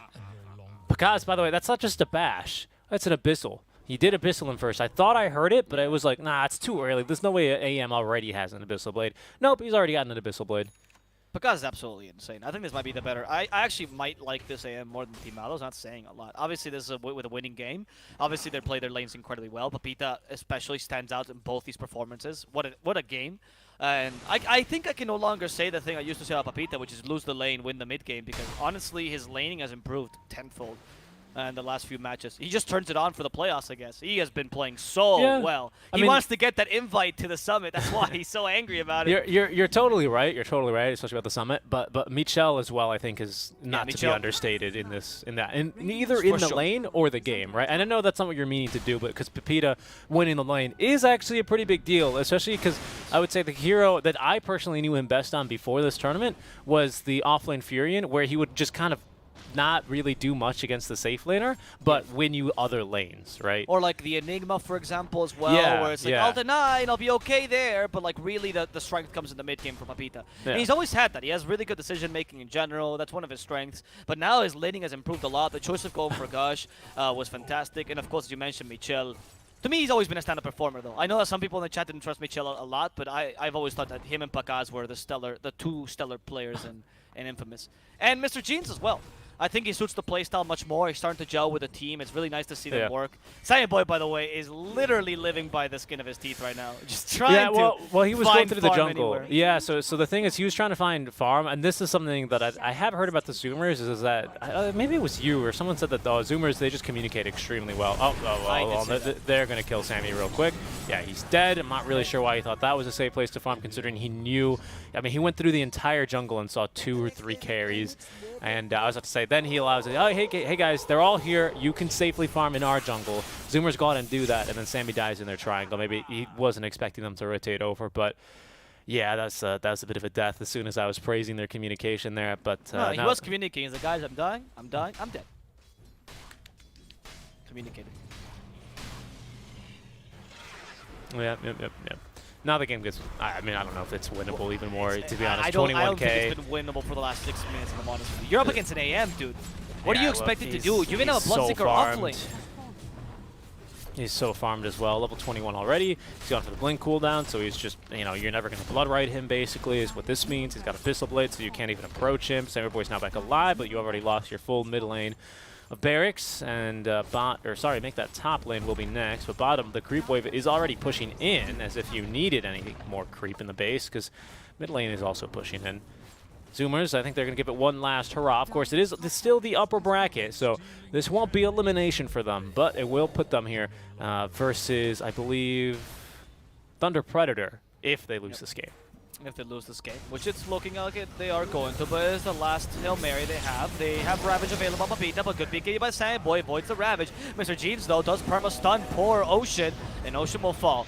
All right, that's 3 for 4. For now, a win for Zoomers. That BKB on Clinks, really impactful. But here comes the true threat, the AM. He's been silenced. Do they have enough damage to finish him off? For now, AM just needs to walk away. The Glimmer Cape is saving him from a lot of the damage here. He even mana voids Gunner before he blinks himself to safety. But Zoomers, they have some fighting spirit left inside of them. They're going to go for Axel. However, Infamous is going to teach them, hey, just lie down and take the loss, because Infamous is leaving no prisoners, killing everything in their path. Pakaz, absolutely immortal, gets a bash to guarantee the kill on Zero, and even blinks to safety because he calculates the bot lightning from Gunner to make sure he's not punished for playing too aggressively. Pakaz, you absolute god. Yeah, unfortunately there for the Zoomers, they get the Orchid onto who they need to, which is Papita, but then he grieves and just shrugs it off. Yeah. And he ravages them, and the but team that was good though, because once they saw the Graves, they BKB'd immediately afterwards, right? So at least the Sammy Boy didn't get hurt. So it gave him a second. It gave him a second to react. You're right. Exactly. That's important to know. So it was not a bad play. But the thing is, the game is just so difficult for you at this point that no matter how well you play at this point, they got one kill there, right, onto XL. They got a bunch of ultis out, so they feel pretty good. They got Pita as well. They got Pita. Okay. You just bought back. Yeah, it's not bad, but you didn't get Pakaz, and you did not get Mr. Jeans, who are the real threats here. Mr. Jeans feels like such a threat that he's going to go for Daedalus here. He knows he's unkillable already with AC. It's impossible to murder him. Yeah, it's a tough game here. It's a tough game. Yeah. We'll see. Oh, they might find Pakaz for free? No, Sammy, I mean, he's just really unable to make the jump there. Pakaz is leaving him with a Midas off cooldown and nothing to Midas. A very painful experience. As that's Roche up again, and this one is just going to be Roche number 2, Aegis and Cheese. As we're nearing now 1K net worth a minute, 29 minutes into the game, is a very commanding position to be in here for Infamous. Here they go, Zoomers yet again, willing to try and contest this Roche. The Undying Tombstone in the pit, however, making this very, very difficult. They will cut the eyes, however, so the observer ward will go down, as will the Sentry. Roshan, half HP. I don't know about this, Richard. Well, they're going to smoke, but smoke immediately broken by Sammy. They actually don't have sentries down anymore. They already placed them. And there's the jump onto XL. The Blood Right as well. They're going to be able to nuke through him relatively quickly. Mr. Gunner Jeans, as well is going to find one, but Mr. Jeans is going to be able to lock down Gunner. He's going to be able to zip on out in time. Roshan will be left alone for now. Sammy Boy BKB'd and trying to run away, but they've already found Zero. They've already found Husky. And will be able to catch Sammy Boy here if they have vision, which they do not. That means they'll probably go back into Roche then. I love watching Mr. Jeans play. He's like asking, like, should I go? Should I go? They're like, I mean, I don't know. I'm going. Paka's like, I guess I'm following. There's no other option. And they stopped the initiation by Zoomers completely. But Mr. Jeans, without a care in the world, he knows how powerful he is. He's playing like a true tank this game. Now I see why he has fans, honestly. This guy, every day he grows a bit stronger as a player. That's what I like the most about him, by the way. He's been improving every single day I've watched him play on Infamous. 31K the net worth lead now, as of course this is looking more and more dire for the Zoomers, who are facing lower bracket relegation here. Of course, a win here means that you're guaranteed at least 3rd place compared to 5th and 6th, which is a difference of $2,000. So pretty big deal in this game. Yeah, it is. It is. And then they have to go against Thunder Predator, who is also recovering from the group stages, right? They had a couple bad games, but in the last game against Eagle Boys, they looked really strong. So I don't think Zoomers is looking for that matchup at all. Also, they play very similar playstyles. Here's the problem as well for Zoomers is they can't defend Megas. This is not a lineup that defends Megas at all. Right. Not without Storm level 25, which of course he's not close to. Right? It's still difficult. This is so useless. We did get Ball Lightning level 3 at the very least with that one, with that little zip in, but they might find 0. Yep, he's just dead. He already bought back earlier. There's going to be a little vortex onto Pakaz, but not much he could do. Sammy. Oh, not even Sammy. It's just Husky first die underneath the tier 4 tower. Sammy's even scared away, though. Doesn't want to pop the BKB here. Pakaz is going to try and force it out of him, though. And if not, he's going to have to just die with the BKB off of cooldown. Mr. Jeans. Oh, he's found Ocean. Down he goes. They even have a Dagon on Marana. It was his birthday recently, so that's a celebration. Yeah, and that's GG. Yeah, they're just too strong right now. It's going to be Infamous taking the game, 35K net worth lead, 34-9. Just 2 great games off from Infamous, completely outclassing the Zoomers here. I mean, I'll admit it, and we said it in the draft, we were biased because we wanted a 3rd game for the series. I thought it was going to be a much closer series. Infamous absolutely destroyed Zoomers. You know what the difficulty here is that Zoomers tried to play their own game, and you can't try to do that against Infamous because Infamous' own game is a faster tempo than you. It's the same mistake that people commit against Quincy Crew. You're like, I'll play my own game, I'll just play around the mid game. Nope, because Quincy Crew will play around the lanes and they'll beat you. So in this case, Zoomers did not really concentrate on trying to deal with Infamous as much, and you can see a bunch of their picks actually got kind of countered, or a bunch of their picks were not really counters to the enemy team. They didn't really have a plan because this Clicks maybe was the only one that was kind of a counter pick and still didn't really work out. They had nothing to slow down the tempo in the game, and they relied on trying to outplay Infamous when they played best. Especially now that Mr. Jeans completes this lineup. Before, the weakness for Infamous was always Faker, because he would lose his lane, and you'd go, okay, so at least we win the side lane, so we lose the mid lane, what do we do? Well, now with Mr. Jeans, that's not a problem any longer. Pick him DK, he wins the lane. Yeah, there it is. Pick him DK wins the lane, or pick him Lina and he wins the game, but usually Lina's been banned almost every single game, whether or not Infamous is in it. And a very strong 2-game showing out from Infamous, who will then guarantee themselves. Pakaz is a god. Yes, who will guarantee themselves at a minimum 3rd place from this one in the tournament, which secures them at least 7,000 US dollar dues. The lower bracket is where Zoomers are going to be facing Thunder Predator. That match will happen tomorrow. As, well, those are the results of this series here after a 2-0 win from Infamous. Well played and a very well-deserved victory. Yep. Now, we do have something prepared for you guys, though, today. We did contact the teams beforehand because we actually had some time for this match. And Infamous did agree to lend us their papita to give us a small interview on the English channel. We're going to be preparing that now as I contact them. He might be on the Spanish channel as well, so we might have to wait a bit there. We'll see, as most of Infamous don't want to give interviews. That's the thing, by the way, guys. I know that you guys want us to get interviews with the Spanish players. It'd be really great, but sometimes they're just not comfortable or they just don't want to do it. And we respect that, of course. It's not in the contract, so they can do whatever they want, of course. But hopefully we can get Papita on the stream very shortly, so stay tuned for that. And the best way to do that, of course, is to just follow us on Twitch to make sure when we're online, and you can catch all of the content that we make. We also will uploading this content later on YouTube as well, so if you want to check us out there, !YouTube, and subscribe to that channel. Indeed, I think our Facebook stream is still up as well, so oh, thank God. If you struggle to watch the stream on Twitch or YouTube, you can try and check out Facebook. Yeah, so far it's actually still up. I didn't get the notification that they false copyright claimed it yet, so you can check that out on Facebook at ePulseGaming, facebook.gg.ePulseGaming. /Epulse Gaming.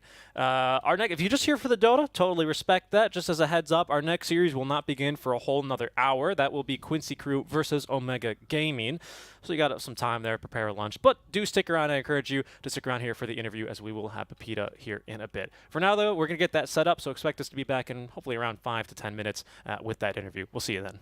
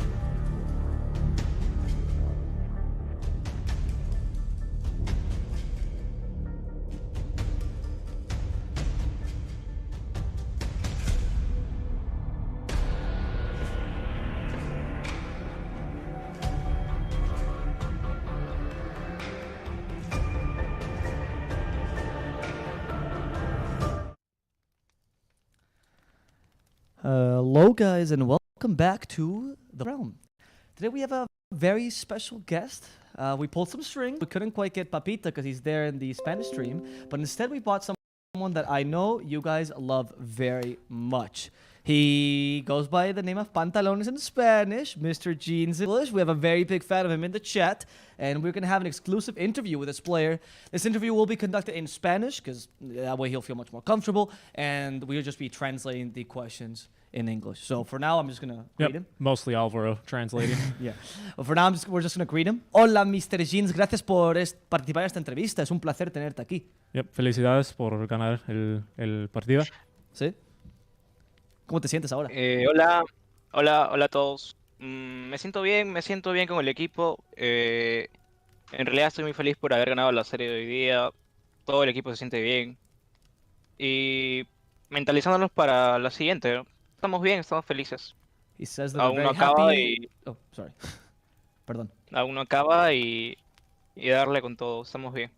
He said that they're happy with the series. They're mentalizing themselves for the next series. And since this tournament is not yet done, of course, they're just preparing themselves for the next series. That's what they're thinking about constantly. So, Not immediately, no. Okay. Mr. Jeans, I'm going to ask him actually about his inclusion into the team I've been mentioning it. Mr. Jeans, tú te metiste al equipo justo al empezar este torneo Realms y vuestro nivel y vuestra competición ha mejorado muchísimo a medida que ha pasado la fase de grupos. ¿Cómo te sientes ahora con el equipo? ¿Crees que hay la sinergia que buscabas desde un principio? Sí, en realidad me siento muy cómodo. No hay... creo que el único que se presiona soy yo, pero estoy tratando de manejar y me siento bien con mis héroes. Tengo que jugar a mi estilo y estamos mejorando poco a poco.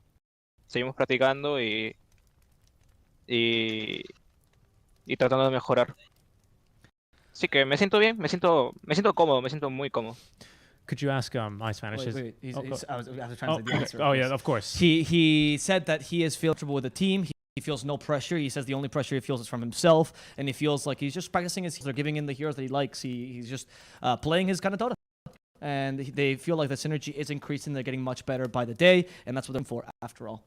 I wanted to actually ask him how he felt regarding in that second game, because he said he was feeling the pressure, but that game I feel like obviously he would have melded nicely, especially with Michel right on the Mirana, because they had that combo that they were constantly landing. If you could ask him maybe, like, when he starts really getting in the rhythm, does that kind of feeling of uneasiness go away and you start playing with the team and a lot better?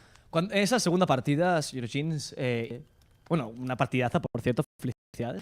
Hubo muy buena sinergia entre ti y Michel, ¿no? Constantemente ese Dragon Tail para el Arrow. Cuando comienzas con el equipo y parece que estás jugando como una unidad, esa presión se disipa, comienzas a jugar ya pensando solo en el equipo y te olvidas de la presión que sientes por ti mismo. Sí, en realidad siento que me presiono antes de la partida. En la partida me presiono si es que estamos perdiendo. Comenzamos ganando y nos va bien. Creo que todo está normal, todo va bien. Y pues estoy agarrando más con Michael, ¿no? Que es el posición 4 y podíamos hacer jugadas los dos específicamente. Y creo que él es uno de los que más he hablado aquí en el equipo. Tengo mucho tiempo, pero ha habido más conversación. Y en realidad con todos, ¿no? Pero él se siente a mi costado, así que con él como que trato de hablar más, quizás. O sea, en general, ya que vivo aquí con ellos. Y así que esas jugadas también a veces salen solas, ¿no? De por sí. So he's saying that he actually sits next to Michael, in the infamous house, in the infamous roster, and that's why they talk a lot. They become really good friends because of that. They really like each other. The synergy is developing, and that the pressure he feels towards himself, of course, is only before the game, or if the game is going badly. If the game is winning, they feel like he's in his own element and he's just playing good Dota, and he has synergy kind of increasing over time. But right now, it just feels like it's a second-hand nature to him. I'd like to ask him as well if he's done any special trainings to reach that synergy with his team, or if he's done anything special as he came into this, since he came into the team. Mr. Jeans, ¿Papita o Axel te han mandado a hacer algún entrenamiento especial desde que estuviste en Infamous para adaptarte a su estilo? ¿O sencillamente jugaste las group stages, unas cuantas scrims y ya comenzó a funcionar todo?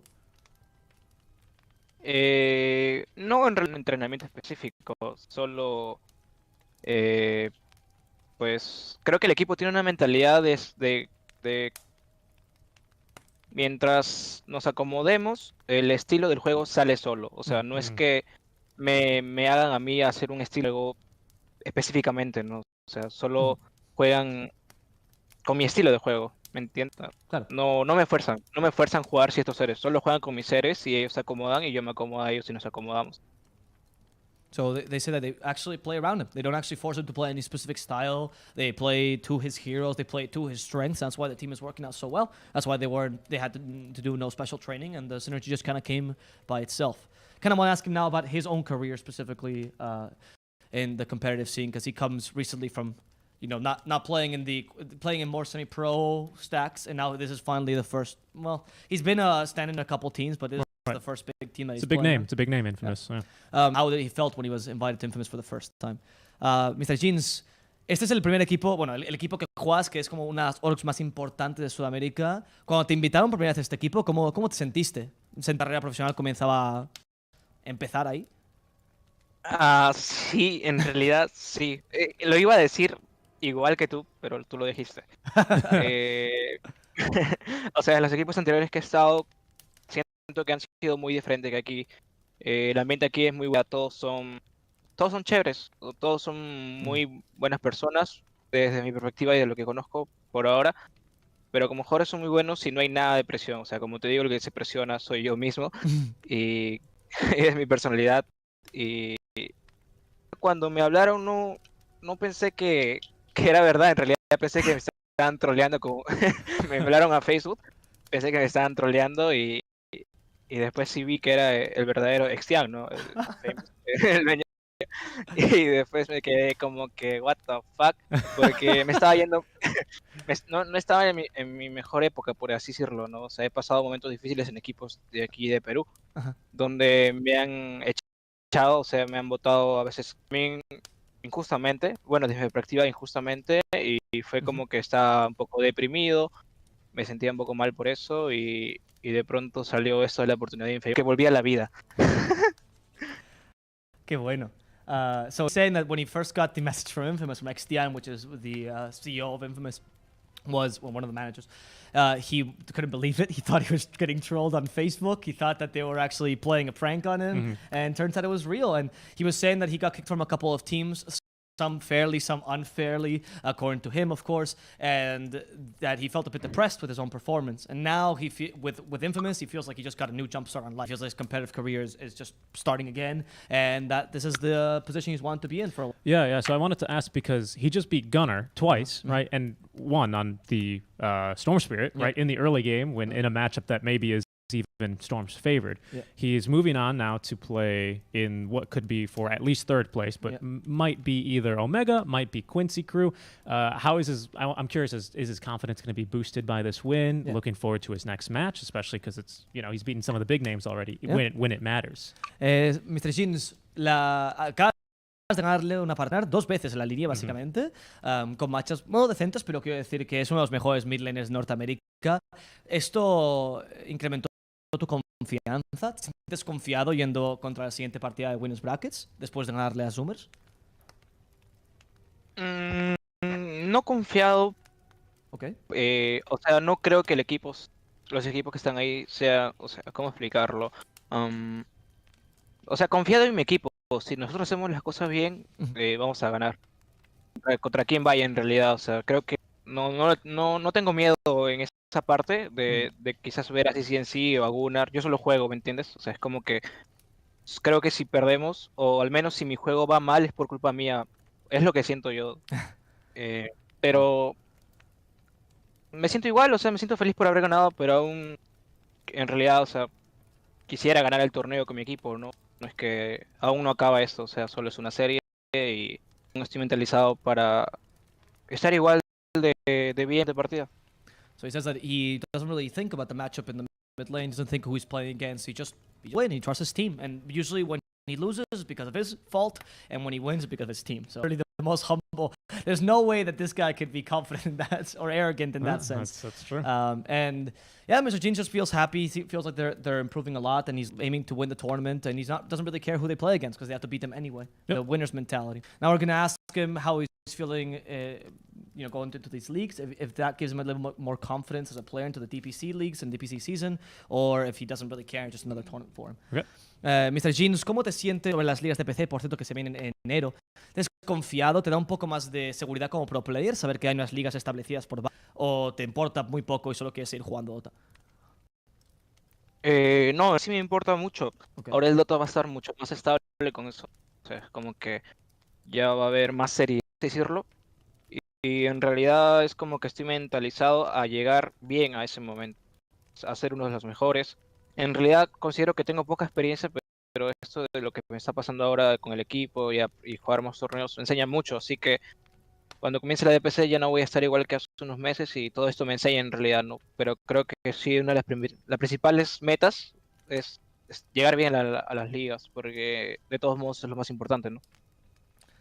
So he says that he's actually really into go next leagues. He's really looking forward to these new leagues. He thinks that he's finally in a good spot here. He thinks he got a really good opportunity. He's learning a lot from it. He does consider himself inexperienced compared to a lot of the other players, but he thinks that his team can do it, and he has a fair amount of time. He has the right mentality to improve in time for those leagues, and he really is looking forward to the stability those leagues bring to the region. Yep.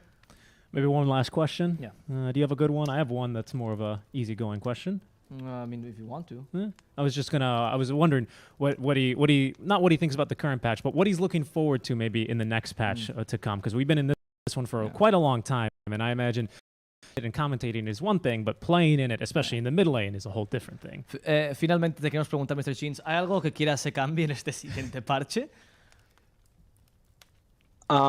Sí, que nerfeen al Spectre. Eres como todos nosotros. Yeah. Sí, esos seres son muy fuertes, que el Dota esté más equilibrado en realidad. Ajá. Y en lo personal me gusta timing. O sea, me gusta como que jugar como un semi-carry, farmear y pelear a la vez, ¿no? Sí. Y si hay algo que me gustaría que cambie en el parche es que el Dota se vuelve un poco más lento en los primeros minutos, que pueda farmear un poco más tranquilo y después pelear con mi ítem en minuto 10, ¿no? O sea, no sé si me dejo entender. Hay veces que el Dota se vuelve muy muy rápido y me siento muy presionado.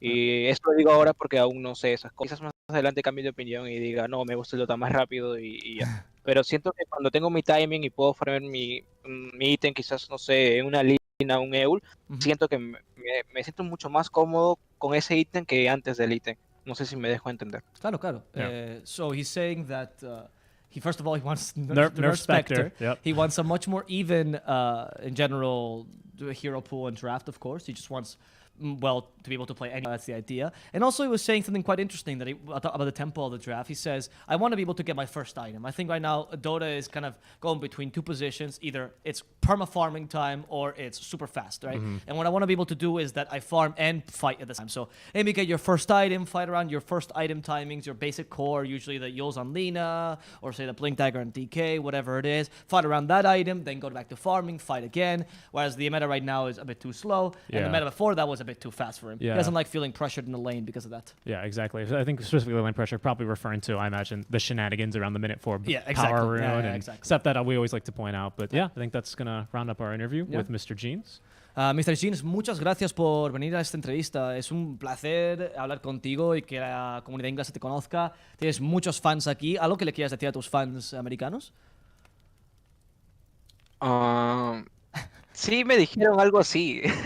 Escuché un comentario que en Estados Unidos había gente que me apoyaba y me pareció muy raro. Y una vez entré a entré a una repetición de stream cuando estaba en Infinity. Y sí leí buenos comentarios. Y a esas personas que apoyan, muchas gracias y seguiré mejorando. Aún falta mucho por aprender. Sí, Mucho aprender. de ti, compañero Jeans. Muchas gracias por la entrevista y eso es todo. Gracias, Mr. Jeans. Un saludo muy fuerte y un abrazo. Suerte en tu siguiente partida también. And so he's just saying that to all his American fans, thank you for supporting him. He was very surprised that people would support him from other parts that were not Peru. And he just thanks them for the support and will keep improving to make sure that they can keep supporting him. Yep. Gracias, Mr. Jeans. Saludos y buena suerte en el próxima serie. Gracias. Yep. Adiós. Adiós. Cuídense.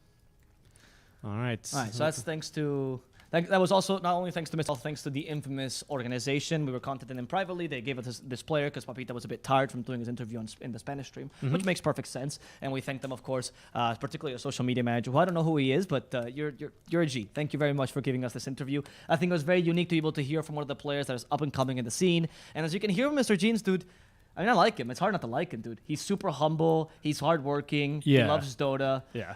It's true. Can confirm. As someone that understands Spanish very well but can't quite translate one-to-one as well as Alvaro can, yeah, definitely very humble dude and just likes playing Dota. You know, he's definitely sounds like he's still, I want to say, getting really meshed with the team. I think he's obviously But he loves his team so he much. you loves can his tell. team. He's playing really well with them, but I think he's still kind of getting in his own head. It sounds like before the matches, which I can't blame him. Newest He said member. himself, he's inexperienced, right? Yeah, inexperienced, and he says he's something that he can hope to grow with. But for now, I think wins here, especially like this one, the 9 over the Zoomers here, I mean, that's got to be helping him in some regard. So I can't wait to see this player grow and grow along with the infamous roster, especially as we head into the DPC season. So keep your eye on this guy, Mr. Pantalones. Yeah, I've become his fan. I'm not gonna Yeah. lie. Like, I liked his play in raw. I thought he was a nice guy, but like hearing this interview, he seemed like such a down to earth, the right mentality you want to have in a pro player, right?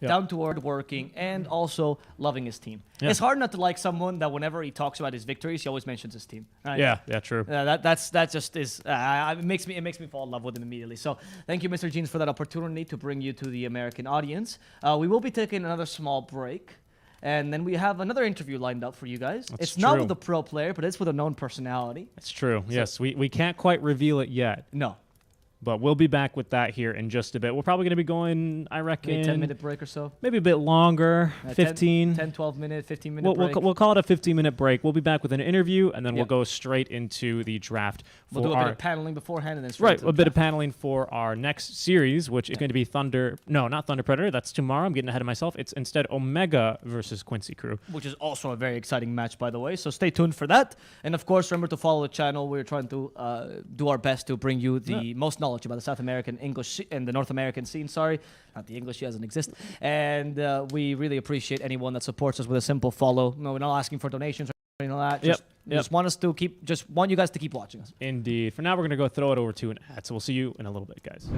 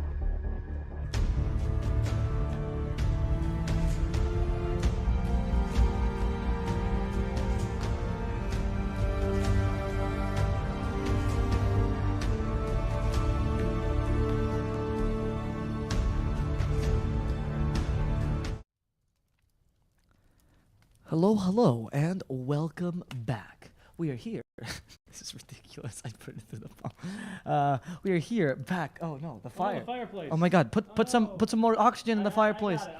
You got it? Oh, okay. Blow up. Oh my goodness! Thank God. We got it back. So we can teach you how to make a tech fire later, but today we were actually back with an interesting couple of things, right? We actually do all these. We prepared some things in case the games went a bit early, right? A couple interviews with some personalities in the community. Before we do so, I'd like to talk about something else that's for the community that we've also prepared, and those are the community cups. What is a community cup, Alvaro? Well, you see, the company that is creating this broadcast, I would say sponsored, but not really true because we work for them, is Epos, right? And Epos is a company very similar to other tournament-making companies that is trying to help out the amateur players get into the competitive scene by allowing them to win money on small cups without them having to actually put anything. It's not a betting site. You don't have to actually spend any money. You can just play in a cup, and if you're good enough, you win. That's just simple, right? That way we keep the Tier 3 and Tier 4 scene alive, which is very important to nurture our player base. See, people, since we're doing this tournament, had a really good idea about the Community Cup. And they created these cups created for the 4D community particularly, but also, of course, for those of you watching here. And these cups are small tournaments that you can participate in, that you can do by going !RCCC. Yep, the bot's also spamming it all day. Yes, that's the link to sign up. And for every person that signs up to these community cups, we will actually increase the prize dollar by $5. You need 5 people, so each person is essentially worth $1. So get whomever you want to participate, and the prize pool will increase for the winner for $5. They only have to play the first game as long as they lose, right? They just have to participate properly, and the prize pool will increase. If it's 50 people, you get $250 prize pool. If it's 50,000, you get $250,000 prize pool. It becomes a major at that point. Wow. So I know, incredible. We also have cups for 3 servers as well, one for US East, one for Brazil, and one for Peru. So anyone from those servers can partake. Even Midas Club. Even Midas Club, if they want to play at US East. If you guys are from a different server, we apologize. This is specifically for the American, South American audiences, because we're casting Realms Collide. But in the future, if we do a tournament in SCA, for example, expect this to go your way as well, if it goes well in the first experimental opening. Yeah, so definitely join us. That's the only thing we really ask you. All we want you to do is play some Dota and follow us on the Twitch channel. That's really all it is. And if you play some Dota, we'll even pay you for playing Dota. It's Imagine how true. easy it is. It's true. Yeah. Well, with that read out of the way, you can also follow us on Twitter if you want, right? Yeah, it's Miss Travel Plus, Seek and Strike Dota. Yep, but for now, we have another interview, as we promised. We do have another interview. This is with a well-known personality in the scene. You might know her from the Sammy Boy games. You might know her from being the worst hero to cast like 4 years ago. You might know her from the Epicenter video where they animated her flying with a hook. Why? POV. Why? It's one of the most upvoted posts on Reddit of all time. That's incredible. Okay. Her name is Naga Siren. So please welcome Naga Siren to the set. Slithis, how are you doing on this fine day? Naga Siren. I'm so sorry, Miss Siren. Sorry. How are you doing today? Cut to the chase. Oh. Hurt. Very rude. She's Yeah. mood. Don't say that. Oh, She I'm was so weird. sorry. I'm so sorry. Today you have released a new single, right? Can you tell us what this is all about? What the single is about? He who cracked the shell of the world shall hear my song and weep. Touching. Are you saying the song is about somebody special? Any way you slice it. It could be. Is it? I mean, it could be. That's my question. That means that the song is about someone that you care about, is it not, Miss Naga Siren? We seem. Hold on. We've lost connection. We have lost With the connection. Nagasar. Hold on. With Nagasar. Roby Star is Robbie here. Stad is here. Rainbow Star. Naga, I think we have you back. Okay. Can you tell us now who this special person is and why are they special to you? It is the tentacular one that I shall shun. Shun? Wait, sorry. Is this song supposed to be a diss track? Do you actually want to make this tentacular person cry? Any way you slice it. Okay, that's a bit freaky. Let's move on. This song actually comes after a long hiatus. You haven't been in the meta for a while, and if it wasn't for Sammy Boy playing you, you pretty much would have no play at all. I'm just getting the swing of things. Okay, so does that mean that we can expect new singles from you coming soon? Oh, yes. All right, fantastic. I even hear that you will be playing an unedited track live on this show. Is this true? Nope. What? Too bad. What? You? Must be done. We talked about this. We talked about this beforehand, Miss Siren. Moment. Oh my goodness, can't believe this. We promised. She promised us that she would play a track on her show. Can you say it for the viewers again for the edited version? Are you going to play an edited track on this show? Nope. Miss Siren. Miss Siren, please. We talked to your manager beforehand. You're making us look bad on air. You promised us that you would do this. That's okay. That's okay.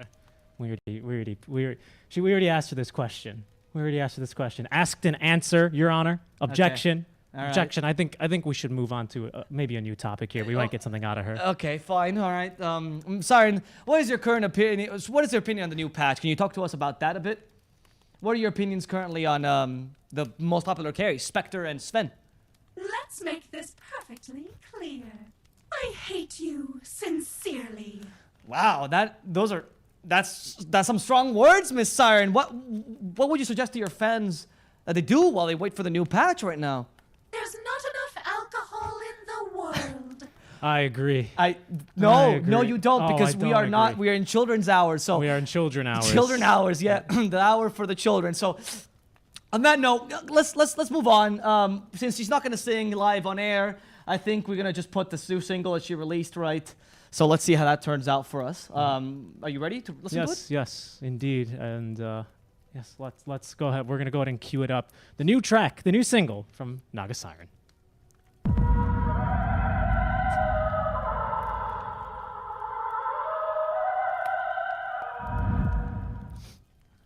That was amazing. That was pretty good. I felt like time flew by. Yeah, it really did. It really That was did. incredible. Well, and you know what? Sometimes you wake up from that and there's a static storm on you. Yeah. Yeah, you just when you get in the blanket and you're moving around and you shock yourself. Sometimes if you have a nightmare, you might wake up to a terrorize, right? Yeah, and that's yeah. not really That's that always, great. That's always unfun. Well, yeah, it does suck. well, that's our interview with Naga Siren. Thank you so much, Slithis. Thank you so much, Slithis. for coming by. You know, we still have Zoomers in the tournament, so we might see you again. Hopefully. And, We love you. We are big fans. well, I am big not. I fans. hate you Big every time I fans. cast you. Big fans. Bye, Ags. Go Slasher's way. Slasher's way, ladies. and Bye-bye, gentlemen. Siren. Goodbye, Naga Siren. My What a goodness. rude hero. Honestly, that's surprising. You Yeah, know? she kind of went off script halfway through. Didn't agree to what the manager I told don't know her. what you're talking about. It was awful. It was absolutely terrible. Either way, I think we're going to be moving on here into our next and final best of 3 of the day. Back into the upper bracket we go. Oh, I never moved myself into the broadcast slot. That's unfortunate. It's okay. We do have 50 minutes until the match starts as well. We do. So we are just going to take a quick break, and we'll come back before the match begins. Maybe like 5 minutes-ish to discuss some of the matchups. We'll be back. We're going to be going to a short break here. We won't be coming back with an interview. Instead, we'll be back with Quincy Crew versus Omega. We'll see you then. In our panel. And our panel.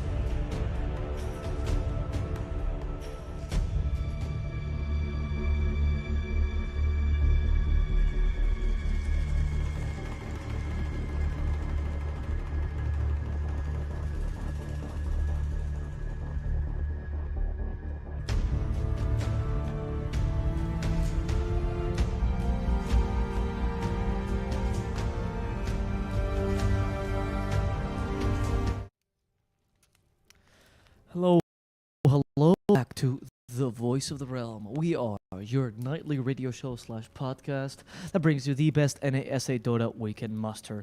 And today we had two NA versus SA matchups. This is the second one. It's Quincy Crew versus Omega Gaming. Indeed. The OG. OG's playing versus Quincy Crew here. It should be a fun match. Just a little bit of a correction. Bracket does end up looking a little bit different. It is actually going to be Zoomers playing the Beast Coast. That match is tomorrow, I believe. It is indeed. Yes, that match is tomorrow. I got confused because the clock here is European, and they put the numbers in the right way.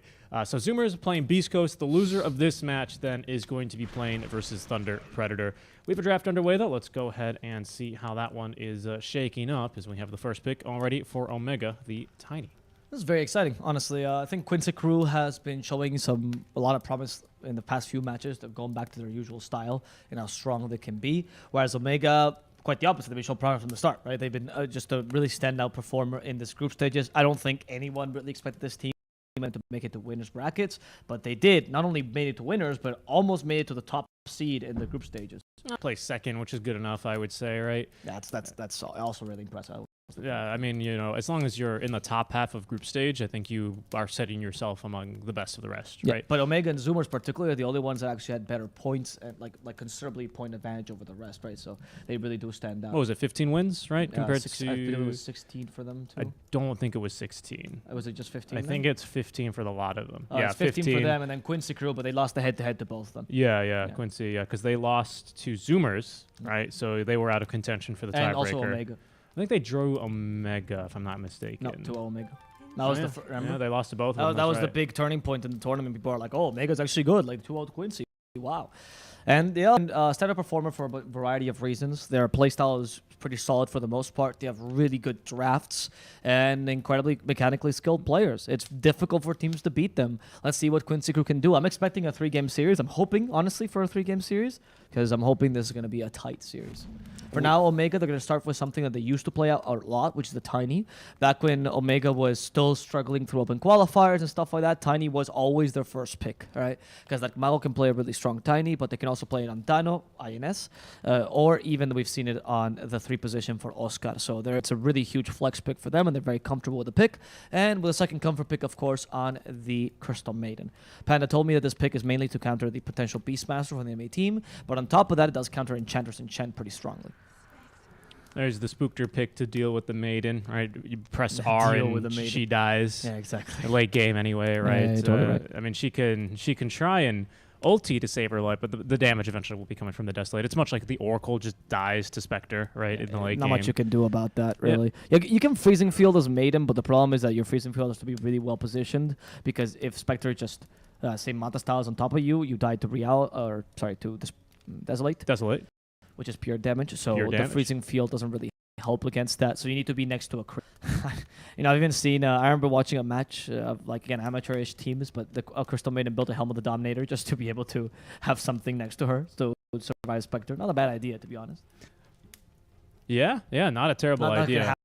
Yeah, I mean, I mean, you're totally. Pointing it out. It makes the CM's their positioning much more difficult because it's kind of counterintuitive to what a Maiden wants to be doing. Normally, she does not want to stand next to other heroes because usually Maiden just dies off of any cleave or any sort of splash damage that any spells end up doing, right? I'm gonna go ahead at the end of the team fight and surprise them with a Freezing Field. Yeah, exactly. That's you want to kind of counter initiate with that. That's kind of or initiate with a Roots Crystal Nova and then just walk around and try and find a usage for your ulti. Because CM definitely picked for the laning stage. Gives you plenty of mana to work with. But yeah, it's a difficult game versus the Spectre, unfortunately. The Tiny does a little bit better, at least, can hunt her down, assuming it's a 4 Tiny. If it's a mid Tiny, I think that changes the dynamic greatly. Yeah, because 4 Tiny is great at hunting down supports, and he's just going to go in, kill the single hero, and try to make the engagement. Very similar to how old Batrider used to be played. You lasso one person, play 4 versus 5. The Ench, in this case, being the one that is just going to be food. Because she has terrible strength gain and no HP. But at the same time, the mid Tiny, as Richie points out, is usually has to be a bit more impactful in the team fight. So if he's going in, yes, he can start out by killing the Enchantress, but especially as the game goes longer and longer, he needs to kill some more important targets, or at least deal good initiations to make sure they take advantage of him. So we'll see. I don't think Omega is too bothered by this, but they need to pick some Spectre counters now. Quincy takes the most obvious ones, the Underlord, the Timbersaw. They probably should ban out the Storm as well. That's another really good Spectre counter. The Viper's already banned here by the side of Omega, so they will not be able Because to Lela's Viper is counter-break that one. disgusting. It is. It's a very big concern here for really anyone, I would say. It's a really strong pick. I would bet on the Storm, because if not, Omega will pick up the Storm really early. If they don't ban it out, it might be that they're just thinking of picking it themselves, because I know Quinn also plays it, of course. Yeah, we're not seeing them ban the Storm on Omega.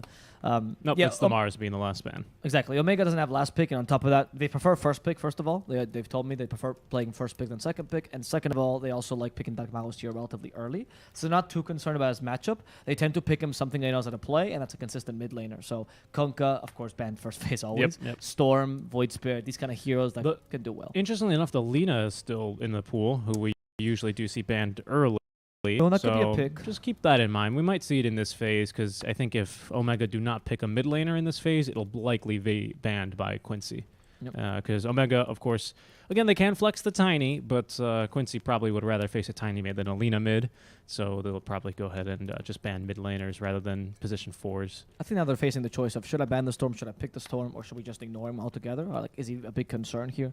That's why they're deciding so much in this ban. They do 'Cause have the first pick out of the gate, so if that's they the can point, yeah. effectively block pick it, is what you're talking about. Yeah. And Storm is both good with Spectre and against Spectre, so it's difficult to, like, it's just a really easy combo to run. We've seen Eagle Boys do something similar with a Viper Spectre as well, where they'll pick Spectre and then not ban the Viper, immediately pick Viper afterwards. One of the advantages, of course, this pick. They banned the Ember, another one of Dark Mago's best heroes. But interesting, though, if you ban this, then you're probably not thinking of the Storm yourself.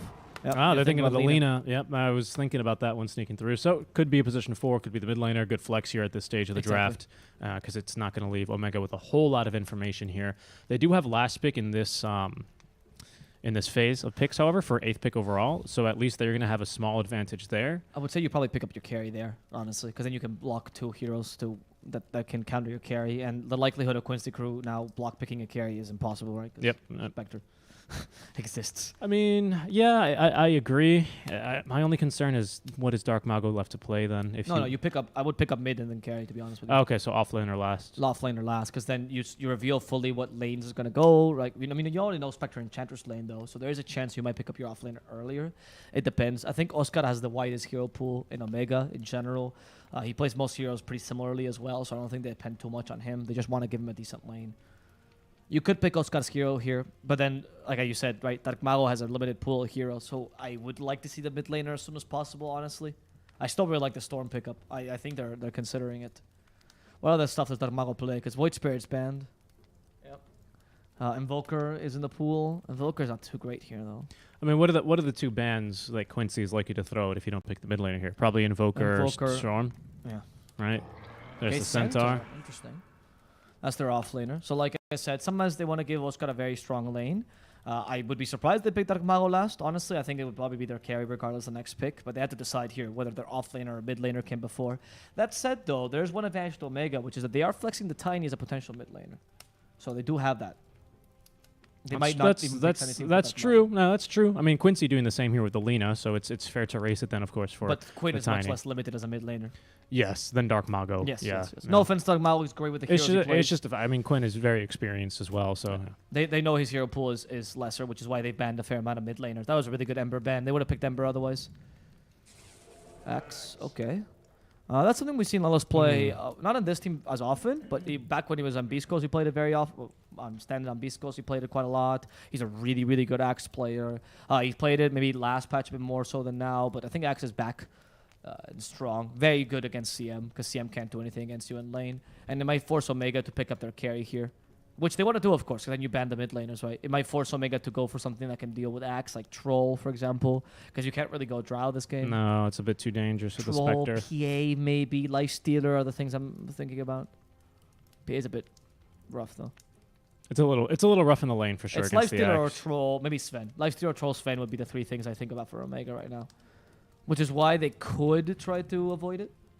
There we go. Okay, so they're gonna pick the Sven. I think so it's too valuable. Yeah, but Yeah. that was really well drafted by Quincy. Because now they're either forcing for Tiny Mid, which of course they're prepared for, or Yeah. they're forcing for no Dark Mago picks. yeah, it's a really good draft from Quincy. well And that's the thing with last pick, right? Is you ultimately get to decide. So as long as you have a decent flex, because I think Tiny's okay, but I think Lina is superior in the flex that she can provide to the draft in the current meta. 100%. Yeah, because Right. Tiny in the mid lane, He's just okay. I Yeah. think Lina's impactful in both positions. Agreed. I don't know which position. I think it depends on your mid laner, and your position 4, which position There's a Lina's Storm better on. band. Yeah, Storm, and then probably what's the other one we said? Invoker. Invoker. Void Spirit's banned as well. Yeah, that's why. So couldn't see that's- that one. Yeah, we'll see here. Omega. Okay, so they need to decide. They banned the DP, so they suspect it's a Lina 4. DP Makes maybe sense. you're preparing for. Trying to think here. Who does DP really excel against? Tiny. Yeah, That's why, It's partially, true. right? Yeah. Like, So- I think you ban the DP. I mean, I think you're trying to play the Tiny. Maybe even consider the Monkey King ban here, honestly. I know it's not particularly one of Quinn's heroes, but he can play it. Yeah, I mean, the only issue I have for Omega is they can pick one of these kind of flex heroes, but a lot of the heroes that are mid in position 4, I mean, Lina, Tiny already here, right? I'm struggling to think of another one Oh, that's that's not the Pango. Ember. Pango would have Pango's a been, good one. yeah, decent. The Storm Ember, not Storm Ember though, you know. Uh.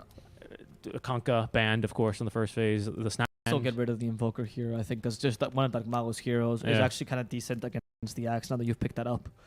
Yeah. And can sustain the lane. Like here, if you pick certain heroes on Quincy, you're going to destroy this Tiny. But I agree. You can keep up with the flex, and you can pick up a 4 that's also mid. I mean, I can only think of it, right? That'd That be if an you- interesting one. But Dagmago's pool of heroes is just so limited, I don't think you can I flex can't. it. Yeah, I couldn't imagine he plays the Earth Spirit mid to a degree that you would need to here versus Quinn. It's a tough Yeah. one. I think Quincy has drafted this really well. I think Omega are finding themselves in a good Yeah, position. there's the Invoker. Yep. Now, if I was Omega, I'd just pick up a 4 here. Or like, actually, Earth Spirit is still fine, to be honest, though, but just as a 4. Just to kind of scare, put the fear of the rock. Not really, And just Quincy. literally pick up 4 that's good. Like, Earth Spirit is a good 4 here, so is the Tusk. Both are decent 4s here, and INS heroes as well. Okay. I actually like the Tusk a bit better, to be honest. I'm thinking of other 4s they could run here. You like the Tusk a little bit better. I like the Tusk a little bit better because Snowball stays from Berserker's Call, and he Yeah. can tank that haunt. Okay, they're gonna go with the Rubik. Rubik. That is, Okay, that is an old INS so hero. this'll keep it still vague. You can definitely run the Rubik mid here. It's not actually that bad. You know what's funny is that Rubik Min actually counters a lot of Tiny counters pretty hard because does. he's really good against Lina, for example, and This stuff like is that. a very good pick. It is something that Bago plays in his pubs. Yeah, it's a very good pick here. I checked the Dota buff just in case. The only problem is it doesn't leave you with a whole lot of oomph, right? Because it's not like your off laner is. Yeah, I would much rather it's Tiny mid, of course. I agree because it's not like your off laner here with the Centaur is going to be like the semi carry. He's a fighting guy, right? He provides you a lot of team fight, but he's not like I wonder if they not like a TA Timber. He's not like who's the other guy we see off lane all the time? I don't know, TA or No, Lesh. Shrek, okay. Okay. Yeah, it's pretty good against both of these heroes to be honest as I mean, well. it's better against the Tiny. They're thinking about Tiny mid. They're going to run the tiny mid. Yeah, it has to be. I don't think that Rubik mid is viable this game though. Regardless of the idea against the mid lane, like if you concentrate too much on lanes and you lose like, the game, that's bad too. Yeah, that's what I was kind of getting at there. The Rubik, unfortunately, like he's going to be strong for 20, maybe 23 minutes if he's having a real good start, and then you're going to rely on Centaur. Exactly, and even then, you're like Spectre and Axe, both are good heroes against Rubik mid. It's just a pick. Leshrac is decent against Tiny. He's actually not that strong, to be honest, because Leshrac can get bursted down by an Avatos combo, especially with the rotation. But the reason why Leshrac works this time is that, first of all, Tiny might actually have to go to the jungle to recover with stacks, and second of all, Omega doesn't have too much liberty to rotate that mid lane. If it was a Tusk, for example, or if it was like an Earth Spirit, you'd have a really good rotation, even a Clockwork. But Rubik, unfortunately, is not really that kind of hero. He's more of a beat your lane kind of hero, and he'll rotate defensively more than offensively. I would give this matchup to Quincy. The only thing that worries me about Quincy's lineup is really the core to core. I think Sven is a bit easier to play than Spectre here because you just out-tempo her pretty easily. And I like the Centaur pick a lot, but I still think Quincy has the better lineup here. Yep. Yeah, I gotta agree with you. I think Quincy, I think their drafting is particularly strong almost always. But this And- one has been a really spectacular game. They Yeah. clearly started their opponents well. And I think as well something that might hurt Omega is I think Quincy they do especially well with last pick. I think they kind of have that sort of mind game down of like, oh, is it a Lina, mid Lina, right? They do the flex picks, I think, incredibly well. I think it has to do a lot with that diversity of their position 4 and their mid laners and really the entire team, right? Yeah. So of course that's a huge The bonus. experience mode. Of course, and Omega, they like the first pick, but I think Quincy Crew also, they really like the last pick as well. Now we asked the Twitch chat, which draft do you like more? Is it Omega Gaming or Quincy Crew? Think about it and follow us on Twitch while you do.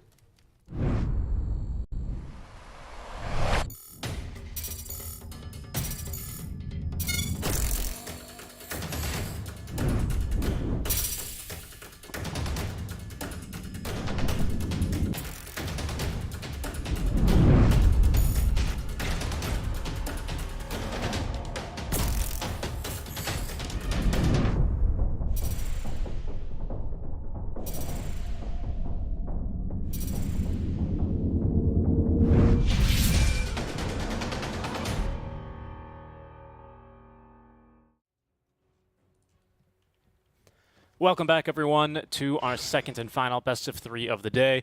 Upper bracket, no elimination at stake here, but the loser will move on to play Beast. No, sorry. Is it Thunder Predator? It is Thunder Predator. Let me just refresh and make sure. Yes, it will be Thunder Predator. Yep. Yeah, it is Thunder Predator. Yeah, indeed. Okay, we're going to get underway here. Tiny mid lane against the Lesh. Might be a little bit rough here, but we'll see here what the build for Quinn will be this game. We've been seeing a lot of... Oh, go ahead. I was gonna say the difficulty about this lane is that usually against Lesh, the way you want to win, quote unquote, win that lane is force him to go to more points in Lightning Storm or more points in Split Earth, right? Because if he does that, he can't max that Diabolic Edict, and then he takes a bit longer to get online. Against a Tiny, because he has 0 armor until level 6, and because you can contest the runes really effectively, it's much better to just max Diabolic Edict and go 1-3-1 as a build, right? And that means that even if Lesh doesn't win the lane, he'll still be impactful right afterwards because he'll be able to take your towers. So that's a bit scary. Yeah, he's going to have some incredible tower pressure. Tiny, he does well to clear the wave at the very least, but that means he's not going to be farming. You know, he's got some serious intelligence problems as well, and as well as his mana gain. So he's going to have to be pretty wise about when he tosses a wave to make sure that the Lesh isn't going to be able to knock his tower down really early on, while still balancing that and being able to farm stacks. Because the first few items here really the first 2 items for the Tiny can definitely be make or break for the hero. Yeah, I agree. He needs to have the Blink Dagger timing really perfect this game. And he needs to start hunting down the Lina. Actually, with the Lina pick, though, they do give a really good target for the Tiny mid, right? Because you can just burst her down, and also burst on the Leshrac. But you can already see how much he's suffering against Lesh. The fact that Lesh can harass you so easily and your lack of armor makes it very difficult for you to fight this engagement. It's not a good... I mean, Tiny doesn't win the majority of his lanes against ranged heroes, to be honest. Harassing him is a bit too easy. And your lane control suffers compared to the majority of caster spell heroes. Mm-hmm. Yeah, it can be a bit tough. The cleave alone is not great, right? I think for the most part, Monkey King is sometimes the exception to winning a lot of melee versus ranged matchups, just because he's got basically a ranged attack range. So he can definitely do well there. The top lane, at least, it shouldn't be too bad early on. Lelis has to be a little bit cautious of the Panda, just Crystal Nova. It's quite annoying. The attack speed slow and the move speed slow really does end up kind of making the hero sometimes feeling a bit weak here. So they almost get a kill, and they will get a kill down bottom. Wow. Now, Oscar playing this really aggressively, unnecessarily, underestimating the Enchantress. I am surprised they don't run the Rubik top and the CM bottom, honestly, considering the lanes.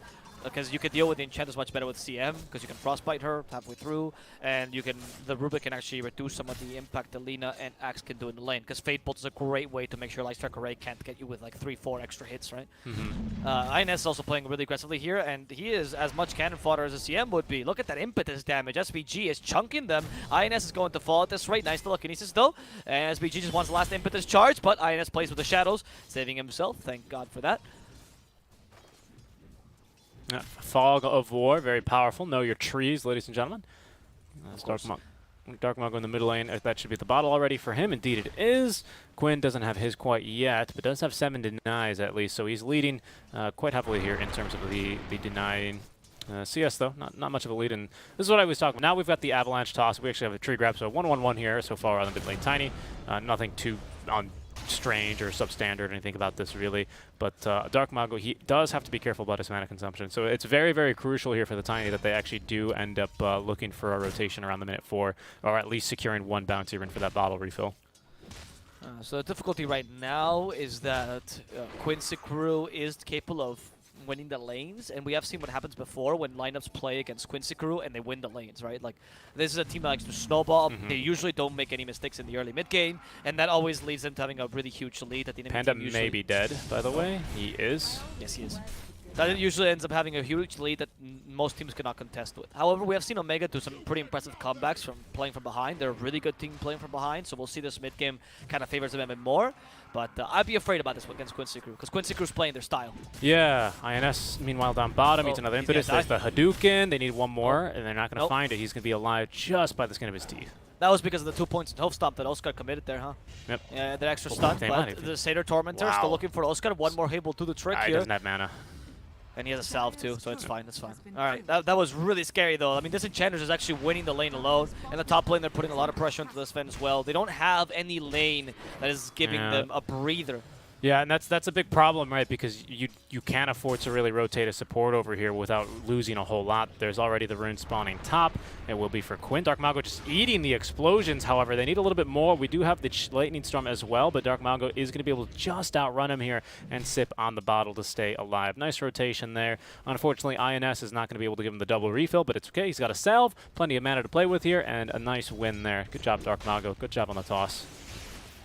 Wasn't going to live much longer through that, though. It was a level 3 Diabolic Edict, so that was definitely very, very, dangerous to his health. Dark Mago, thank God, he has the Illusion Rune, though. Nice Pushing toss. actually Quinn back to the Kinesis. This is the rotation you can take advantage of with the Rubik. Dark Mago is forced to Illusion Rune, and that saves him from SPG's damage. The bottle as well, making sure that SPG can't hunt him down as easily. Dark Mago comes back in, hoping for the kill, avoids the stomp. That War Stomp, by the way, and INS will have the Fate Bolt ready for SPG. I think SPG might just die here. They toss him in. There we go. Fate Bolt to finish him off, and it works out. Nice rotation here by INS. Very good rotation here. And I was impressed by the toss combo.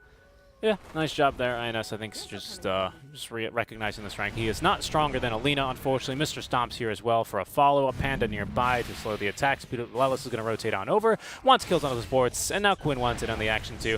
Panda's going to try and get himself denied. Nearly does, but it's going to be Mr. Stomp's overall with a right-click getting the damage there onto the Maiden. So they do end up losing both supports. Lelis as well, getting a little bit of experience. Pretty darn good. SVG then is going to rotate down bottom, force Oscar to TP back to the tier 1. So they're going to be looking to play that one a little bit more aggressively, as now we have Lesh approaching the level 6 here, slowly but surely. Yeah. Okay, that level 6 is usually where you start to put a pressure, and this is the build I was talking about, right? You can see the 3 points double Edict, 131, plus the Pulse Nova. Now you try to push a tower. Usually the rotation comes to the top lane. I think this time you can still do it. You have an Axe there, right, which is pretty strong, and you rotate there, take the safe one as soon as possible. But if they give you leeway mid, you can also do that. But you can already see Quinn rotating for the rune. If it's a good enough rune, you go top. Yeah, that's he's gonna the go best kill them. rune. Yeah, he's going to go murder them. Lelis does need Malo, some help, though. There's 3 around him right now. In they go. INS with the Fade Bolt will secure the kill then onto Lelis, but here's Quinn. Dark Mago has rotated here as well, but he's in some serious trouble. No longer can outrun Quinn, trying to deny himself to the neutrals, will not be able to. And Quinn's going to even have a nice stack here to farm. I'm not sure if really Omega can contest this right now. No, they should play this really safely. So, bottom lane, they also catch Oscar, by the way. I don't think Oscar can get away. Yep, that Dark Cross Summoner with the extra net. However, they're going to play harder in the top lane. There's INS nearby. Lightstrike Array, nice by MSS. They body block him. INS! What a body block! And they kill MSS just with Crystal Maiden's damage. Quinn, though, is back again, trying to find Mingate. He has the ball keyed, and they're alone. And they're going to get a counter kill here on the carry. Much more valuable than that kill MSS. INS regretting coming here. Telekinesis to get him away. He has Tranquil Boots activated in a second. He should be faster now than Leshrac. Nope. He takes that away easily with a single auto attack, and now INS should be dead.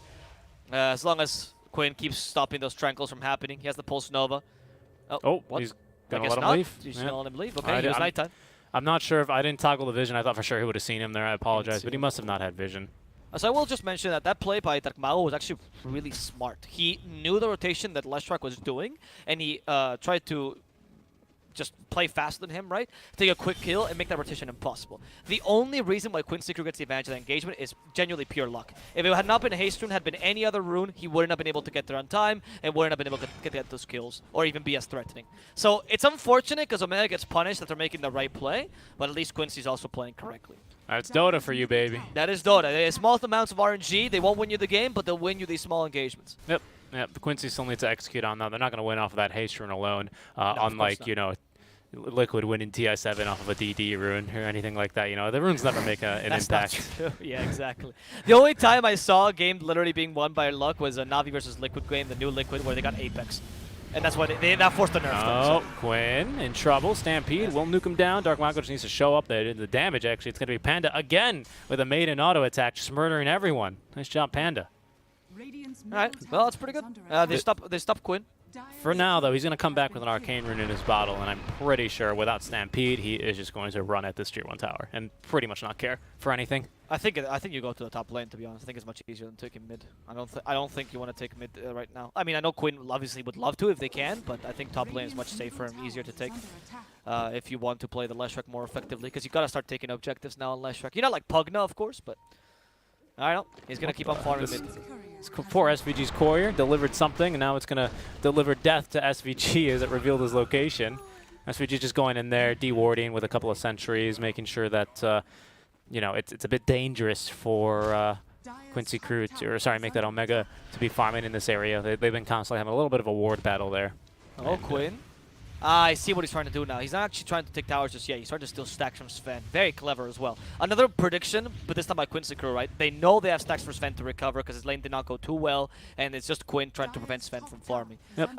It's the same thing as if you would take a tower, right? Because that's the point of taking a tower. You lower the map for the Sven, so you make sure you can actually take his stacks or invade his jungle. Well, Let's just does it without taking the tower. Yeah, and in the meantime, Lawless and MSS up top lane are going to put some serious pressure, so they do have to respond, and this is going to free up more movement and more of the map here for our Lesh, who will then run back right towards the mid lane as soon as he sees people head towards top. So this is good. Quincy reading the map quite well, and they know where they can be playing and where they can't. SVG, though, really wants a bounty rune, and he's going to hurl some boulders over at Mingate with the God Strength activated. Just does not care for this God Strength whatsoever. In fact, they even throw a Spectral Dagger after him here. He's going to live, but he will be forced to go home and heal, and even they get a kill on the Dark Mago. Yeah, he went for the rune there, and now it's becoming a bit dangerous. Nice INS denying the rune, but he might die as a result here. They have Split Earth, Svampy just to save INS's life, and also Oscar was in trouble himself. Went the wrong way, got actually surprised by that enchant, and Oscar should be going down. SPG, now I get why everyone hates SVG Enchanter so much, because my goodness, he has been dominating this game. Yeah, he really what has. a player, dude. Yawar even is going to attempt to steal these Ancients with the Blade Mail. He actually can reasonably do it. So they're going to be going then to try and reclaim the triangle. SVG slowing down INS, who has the telekinesis in a second. We do have the first point in Untouchable, but plenty of magic damage there for SVG. They're going to lose the top tower for this. Oh my goodness, can they get the kill even? They really are struggling, but finally with the Fade Bolt to secure the kill. Okay, they get rid of SVG, which honestly, I would usually say, oh, is this a support kill? But kind of matters because SVG has been so powerful this game. And that's why Mingate to farm the middle lane because they don't want to lose this tower. They know the top lane is pretty much lost. They know that Mingate can't go into his jungle as reliably anymore. So he's just going to take the triangle. They do have a couple ancient stacks for him, not too bad. Yeah, my biggest concern... It's literally just one ancient stack. Yeah, just one ancient stack with that's been half farmed, and Yawar I think took a creep from it or something like that as well. So it's it's fine. It's still stacked, and you get the most of it out of it. The issue, the biggest impending issue I see now for Quincy, really two of them, is going to be we're going to have Blink right around the same time. We have Yules. Blink on Axe and Yules on Leshrac, really, is the two very, very important key items that we're about to have. In fact, they're going to smoke up before they have it here. Maybe head into the jungle. They do have vision onto Oscar, who does not yet have the Stampede. As up the stairs they go, SVG is going to scout him. Enchant ready in one more second here. Will connect it thanks to the range creep giving him the vision. The rest of Omega, though, will rotate him from the Tier 1 tower, looking like they're ready to tussle as they get the War Cry. Spectral Haunts to go on the way in. Quinn is really doing some damage here to Dark Mago, as now there's the Stampede to retreat. They do not want to fight this one. You are going to be, well, everyone here actually near the jungle. MSS on the high ground could find a big LSA, and he will onto two heroes. Has the Laguna Blade at the ready. There goes Dark Mago. Mingate cannot stun them fast enough. Oscar with a 3-man stop is going to allow him to get the kill, at least onto SVG. In the meantime, though, Lelis dunks one. Panda now starting to let it go, but Mingate in some serious trouble. They're going to get the kill onto MSS as well. Yawar can't really fight as well in the freezing field, but it's going to be Quinn with the magic damage. Chain Lightning, I believe, to get the kill there. Lightning Storm. Yeah. Lightning Storm. Yawar is close to dying because Avatos is available in a second. Yawar is really biding his time. We see INS has Lightning Storm again. Cancel on Yawar, but doesn't have enough mana for telekinesis, unfortunately. They can't catch up to him. Mago has no Blink Dagger just yet. I love that team fight actually so much. It's such a beautiful Dota that you watch. Quincy Crew, they know they can't fight without Haunt at the beginning, of course, so they forced the Stampede with that Haunt. But of course, Omega was always prepared to re-engage with that Stampede in general. Then when they fight, Quincy Crew's trying to fight because they have the high ground, so they should have an advantage. But Omega knew that they could just get in because they had the Centaur who could just walk in easily and get a nice hoof stomp in addition to the Tiny with a toss. These teams really know what they're doing, both of them. They're playing quite nicely, but Quincy Crew gets the advantage because they take much more advantage of the high ground, which Omega does not respect. They're going after Yawar now, who has lost the Spectral Dagger movement, so he's going to be dead. One of the advantages of Tiny, of course, mid, is that you can gank the triangle super easily, even without map control. So that always casual works. Dunk onto the INS Courier. That's bad though, because that means that you now have the Dunk's movement speed to go into the enemy triangle. You need to TP away, but Dark Mago has no TP. Just get that Mago out. Just get that Mago out. No, he's stunned. They know who's the most important target, and they'll go just for him. They've been committed Laguna. They find the Rubik as well. And now this is where the beautiful Dota starts to falter, because Omega, that was a good idea if it wasn't because he didn't have a TP ready to get away from that engagement. Obviously, Quincy's going to contest this, and you lose 3 for your carry. It ends up being a really good trade for Quincy. And Leshrac participates in all 3 kills as well. Yeah, and even get some, right? So it's not too, I agree with you, it's not too bad of a deal if you lose your positions 3, 4, and 5, like Quincy lost, right, in that last fight, which is why we were, you know, saying, oh, it was a decent fight for both sides. But now you get the enemy carry just in exchange for your mid laner and your 2 supports is kind of a rough deal. So because Spectre right now, I mean, she doesn't have Haunt, so you kill her when she's farming, which is great, but, you know, she's just going to come back and keep farming. That's the problem, right? You need to have an escape plan for those kind of ideas. Like, it's a good idea primordially, but you need to have some sort of contingency in case they contest you. The idea shouldn't be, oh, they won't contest us, right? Which is honestly what Dark Mao, I can imagine, was thinking. It's like, oh, we kill Spectre. Yeah, but what happens after you kill Spectre, right? Think about the consequences of your murder. You'll have committed a crime. And therefore, We shall kill you too. you have to go and do some community service. I reckon that's what the heroes do when they're dead. They just have to do some community service or something like that. What, their souls are like Yeah, they gotta sent to a like community service farm? yeah, something like that. That's kind of screwed up, to be honest. Well, you know, the entire lore of Dota is pretty screwed up. All the It's- creeps are just beings that were tranquilly living with their boots active, and then the ancients are like, you want to just kill, and that's all they do now. Really? Yeah. That's absolutely awful. Yeah, the ancients destroyed a planet over their war, and they took over the inhabitants. That's absolutely awful. Yep. That's terrible. Okay, I don't want to save any of these Ancients. I was a Radiant supporter until now, but I guess I'm not supporting anyone. Radiant's supposed to be the good guys. How is it what good guys do? Anyway, Quinn, Yule Scepter, they do stop the Centaur. Oh, they mistimed that stun though, which gives them an opportunity to kill Quinn, but it's very difficult still to kill the Slash Strike. Godstrike is committed here. They slowed down Mingate, and that will guarantee the kill of Mingate, even if he does finish off Quinn. Another favorable trade for Quincy crew. Like Malo still without Blink Dagger. Why is Ines walking in there? Genuinely, actually don't know what he was thinking there. Maybe he was, doesn't go in. You know what? He was probably trying to bait for them in case they had Dark Mago Blink, but even then, I think they're all They didn't have full Dark Mago HP. Blink. They should know that, right? I mean, he's in your team. Listen, I agree, but I think that's the kind of play you make, right? And then next time when he runs in, everyone just hugs the Rubik, and there's a big avatar. I don't know, dude. You know, I mean, he was gonna be dead no matter what, unfortunately. So. What I can tell is that both teams clearly have a good idea of what they're doing. Like, both teams have a really good tactical sense of the game, especially for the region. They do stand out for that. But Quincy Crew's consistency is considerably higher than Omega's. Omega's do commit more blunders right now than Quincy Crew. So we see a team that's like understands the game perfectly and also plays it accordingly. And another team who has these small incisions which don't quite work out. And this might also destroy their mood a bit for Omega, which is not great, of course, especially for that second game. Lelis might have the jump here as well into Dark Mago. No, not anymore. He's right underneath the Sentry, though. Oh, but he's still going to make the jump. The Creep already dead. The entirety of Omega making the jump here, running over towards Lelis. There's the Yule Scepter for Quinn. This time he will not mess up the combo. They do have the Stampede, but Dark Mago stunned for about a third of it, so he doesn't get very far. The toss, though, might just save his life, as there's the call onto Oscar to keep him locked down. Beautiful two-man stun there from Oscar. Will ensure the kill. Then onto Quinn. Spell stolen, being the Dragon Slave, but now maybe in trouble is INS. Laguna Blade there to kill him. Malus blinks in. He wanted the dunk. He's not going to find it. Instead, he's going to find Tiny, who's going to jump him. Dark Mago might be dead for this one, as they already have the haunt. Yeah, they're not going to be able to find him? No, they're going to catch him for this. It's a bit too aggressive there from Dark Mago, in my opinion. They're really getting the kill, sure, onto the offlaner, but he does die for it.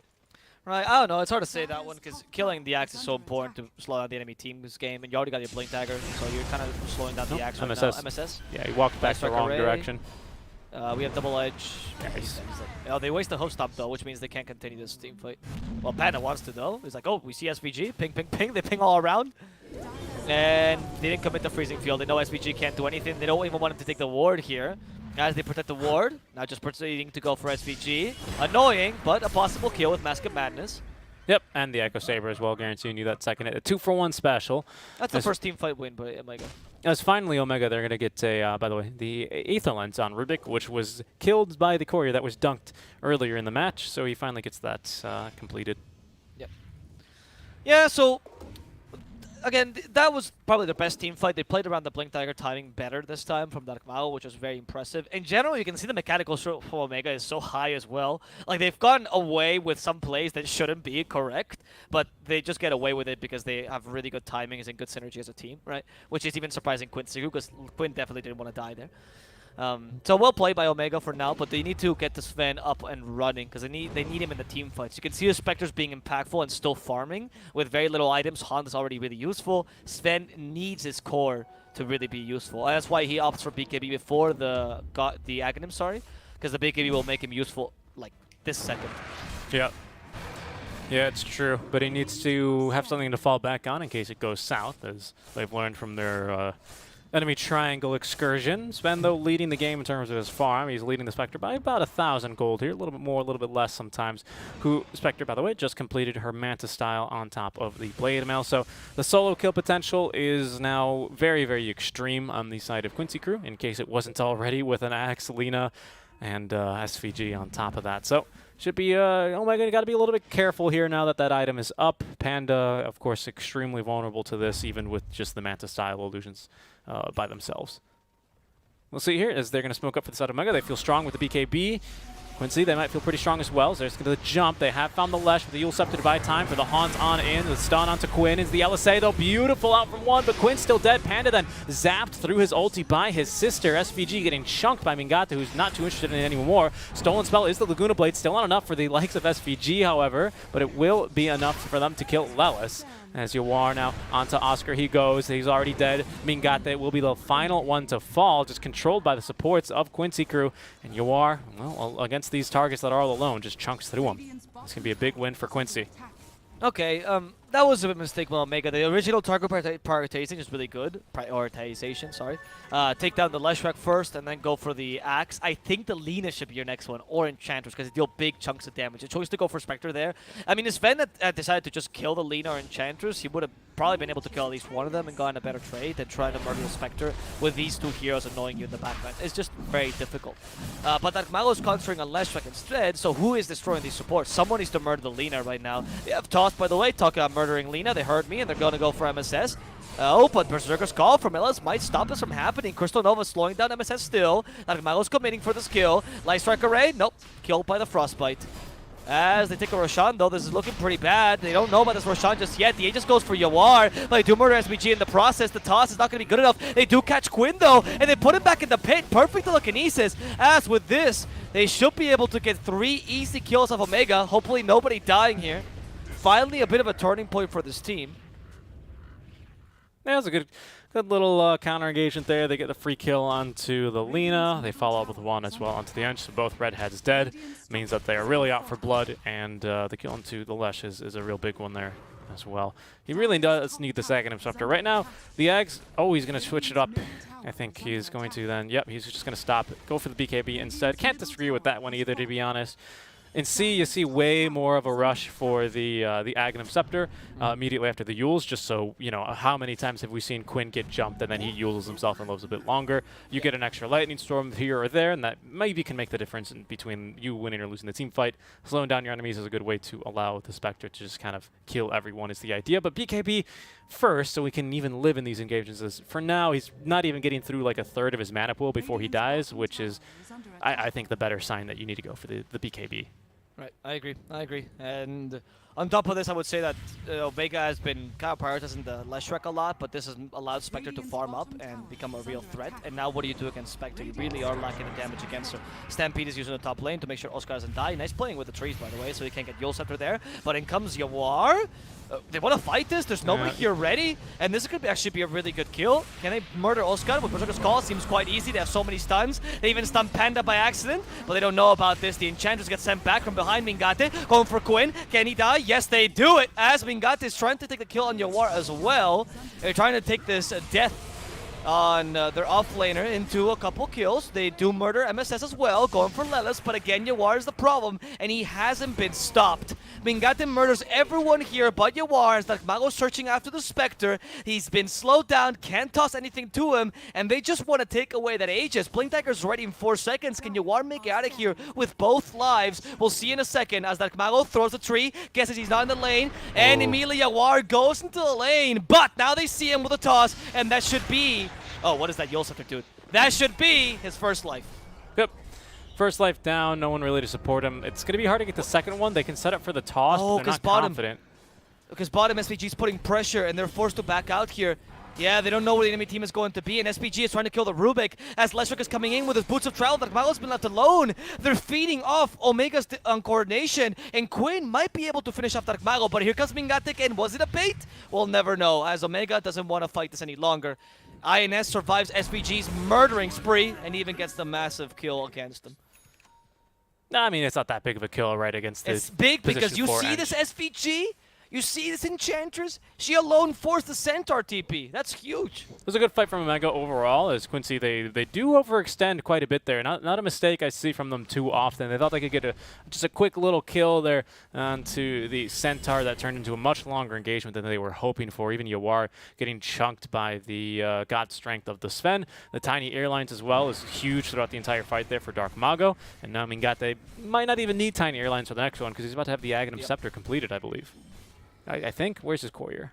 Yeah, it should be, because if he's going for only Yep, pump booster, yep, right? yep. He's got all 3 components all ready to go. Oh, but Oscar messed up there farming the lane, and Amingat has to go into dangerous territory. Yeah, he should have the Aghanims if Oscar, if Oscar didn't do this, but they have bounty roots. So I can still help. But yeah, I think SVG is being such a problem for Omega, honestly. I think that even though he's a support, the damage he's putting out is forcing out TPs by Quincy. He's playing on the other side of the map, even pushing with his creeps. It's incredible how much impact this position 5 Enchantress is having this game.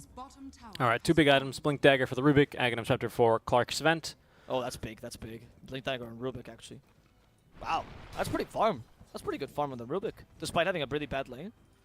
Yeah, not too bad here. Rubik can farm lanes quite nicely. He's been picking up Dragon Slave very, very easily. Of course, he amps that even more, so he can really easily farm waves from a safe distance. Doesn't really put himself in danger of getting called by the axe or anything like that this game that you might normally fall into when you get forced to right-click the waves like a normal person, right? Not the Rubik. No, Rubik is not a normal person. He's the Grand Magus. Yes, he is. Which means he steals only mage spells, of course. They try to put some pressure in the bottom lane. This will be a tower trade. Both teams benefit from this.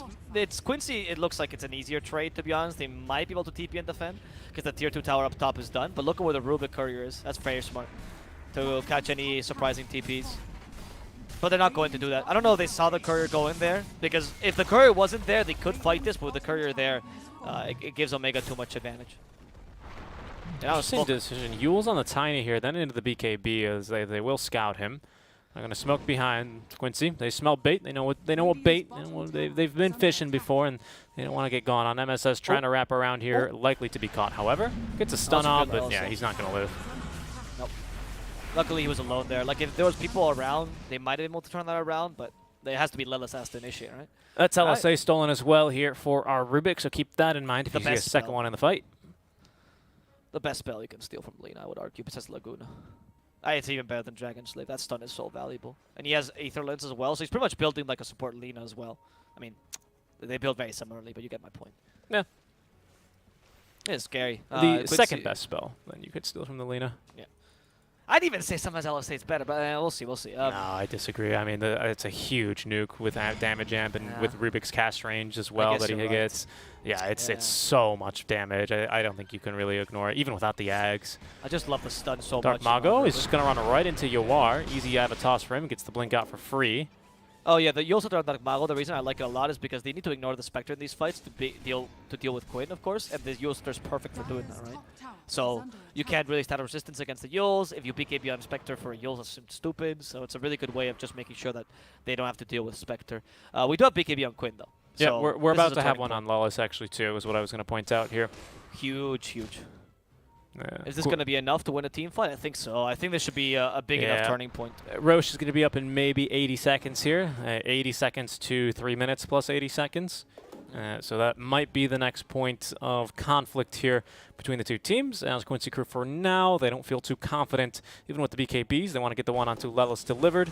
He's got the everything in his stash ready to go. Just needs to TP home and retrieve it. There he'll go. Gets the nice spin on the way out. Calculated that one, and he's now with a BKB. Tier 3s as well beginning to drop, so I think both teams looking for theirs. And then probably we'll fight for Roche. That's what it looks like. Yeah, that's what I think so as well. Both teams are playing very clean Dota, to be honest. Omega plays really well from behind. And Quincy, as per usual, showing people how you play a game when you're winning the early mid-game, right? Like, they've been killing Quinn, but that's not really Quinn's fault, just the hero. You're up against the Tiny, right? It's going to happen. Oh, the smoke is going to catch him off guard. They're wrapping around perfectly here. Ooh, that's a really good wrap around. Can they get the high ground, though, before they engage? That's the one issue they have right now. They How have do you get up to vision. the high I ground? mean, they have vision though, so they have such a big advantage here. They have so much vision right now. Yeah. Ooh. Oh, they missed the call though. That's Can he big. fight this? Well, with a hug, certainly seems like it. Quinn activates BKB, and that's the turning point I was talking about. Mingat has to use his, but he can't chase after Quinn. Panda's forced to use a freezing field. The Berserker's called to cancel it. That's 2 dead. Malo down. We have Mingat still with his BKB. Finally lost it, but so did Omega. 2 buybacks. Sorry, so from did Omega. all of Quincy. Yeah, 2 buybacks from them. They want to continue fighting this, but Sven has Oh, been perma-stunned. wow. It's impossible. These buybacks won't be put to good use as Oscar has to TP away. That's the right choice. Omega decided to back out. Yeah, we were right about the BKBs there. Massive. Yeah, luckily for them, it's going to be a long Roche, 90 seconds till he's respawned, so they don't have to buy back on the Sven and force basically a game-deciding, what for them could be a game-deciding loss if Roche is up now. So they are going to be lucky in that regard. They can be punished by these 2 buybacks, one of them on the mid lane Tiny, which is going to severely slow down this BKB for him, unfortunately. Yep. That kind of sucks. But for the most part, he is going to be not too unhappy with the buyback, I suppose. Oh, they used the glyph here to make sure Quinn could TP in time. That was very good actually. Glyphing the creeps here so Quinn can maybe get the kill on Darkmalo. Darkmalo can go Oh, it's an first play. arcane. That's dangerous. That's very dangerous. But Darkmalo has haste himself bottled, right? So both useful runes. The only problem is that haste is easily dispellable as well. Yeah, yeah. And you basically just care about the arcane rune at this stage of the game for your cooldown reduction.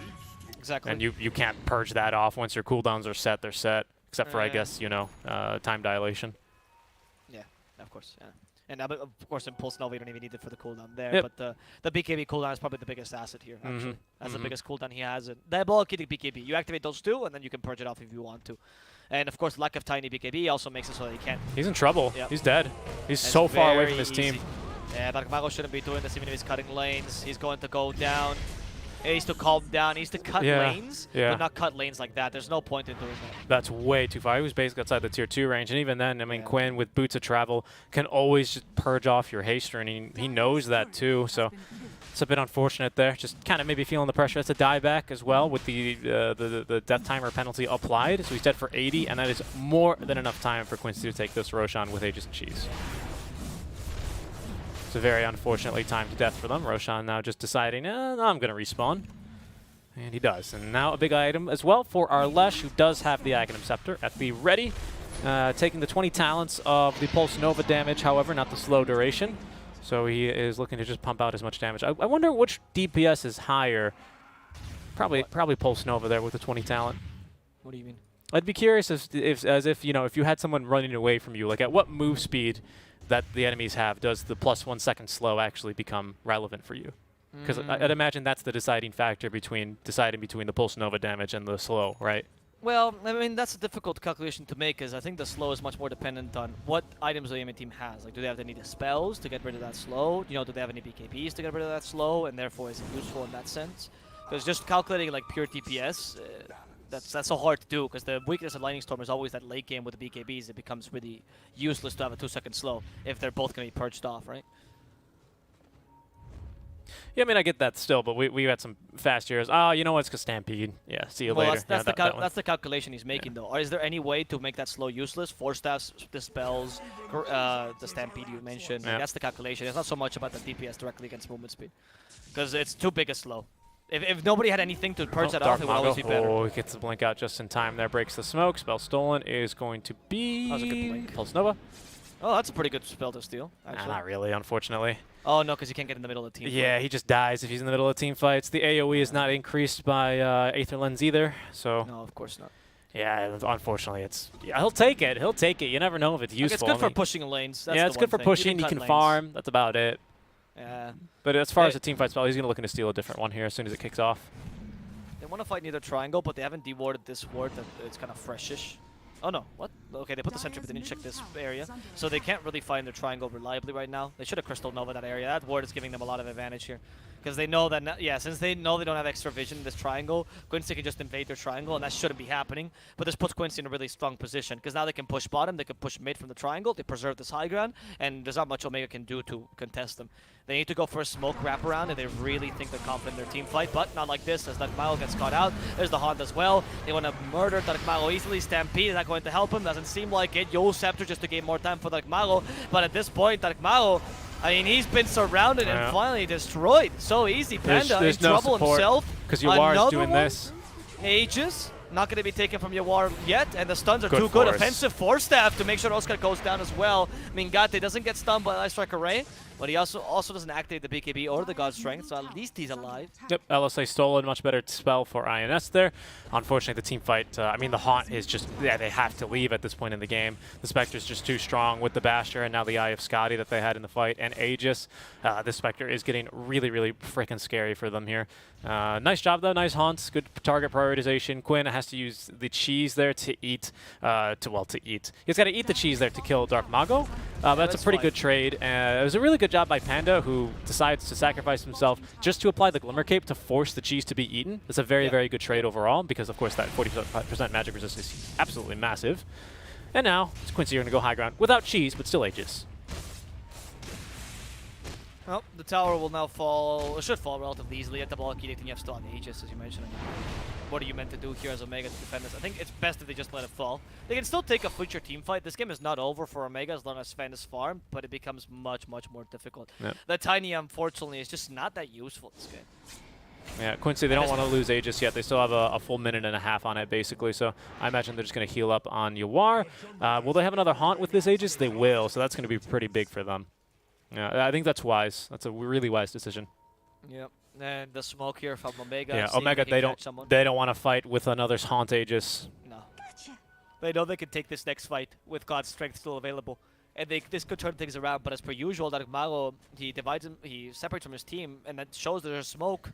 So of course Quincy cannot compare themselves for this. On the high ground, Quinn in a great position, SVG in a great position, Yawar maybe a little bit dangerous now as Panda will break the smoke. They're going to see him first, right underneath the Observer Ward.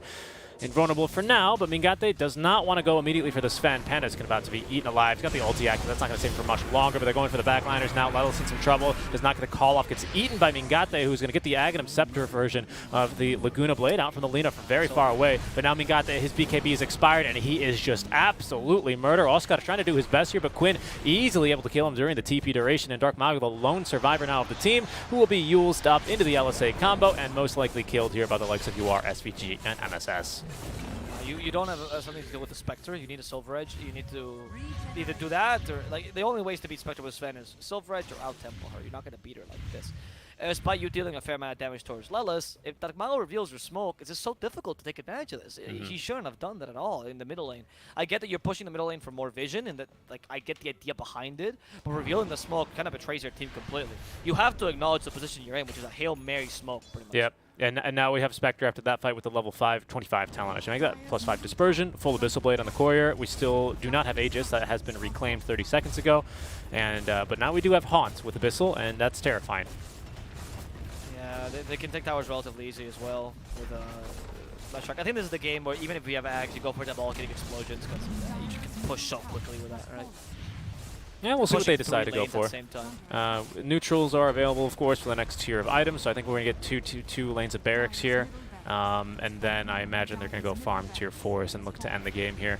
But Quincy now in a very commanding position in this game. 21k net worth lead, 38 minutes into the game with a, was that 13 kill advantage for them? Kills really don't mean much, right? But just kind of showing you the pace of how the game's going. Astral Dagger stolen, not bad. But, or Spectral Dagger, rather. He'll yeet one on over to SVG to slow him down and cancel the clarity. Screw you, he says. Are they going to go for this? They feel strong. Oscar with a nice blink initiation onto 2. Superman Sven, though, it's going to get reflected right back into the taunt. Dark Mago trying to finish off. At least someone does find SVG. As there's the Stampede. Mingate, though, his BKB duration already ended. Will find Yawar, though, stuck in between a very awkward place, but the LSA is going to stop Mingate from doing much more damage there, even keeping him locked down with the Split Earth. Oh, Lelis looking for a jump. Can he get the call off? Nope, he's going to be perma-stunned. The LSA, again, connecting onto 2, but it's Quincy who are looking for the road. They will find it. Not before Yawar gets a kill with illusions, I think? Onto INS? I'm not sure what would have killed him. That was the illusions. Yeah. Yeah. Yeah, Quincy, they decided that they felt strong enough with the Haunt, but Omega is still pretty strong. Right, exactly. You can't underestimate them completely. Mind you, even in that sense, where I would say they were overextended, it would be fair to say, right? I don't know what Panda was doing there. Oh, he got killed by his sister. He got Lina just killed. walking into the base. Not just walking, murder. Avo. Not just walking, blinking into the base. It's a big difference. That is the most lore-friendly murder in this game. Oh, MSS. And people don't know, by the way, MSS is a big lore fan as well. I like the stories in Dota. He told us one of the interviews. Big weeb as well. And I think he's doing that just for that. Just for the entertainment. Of course, of course.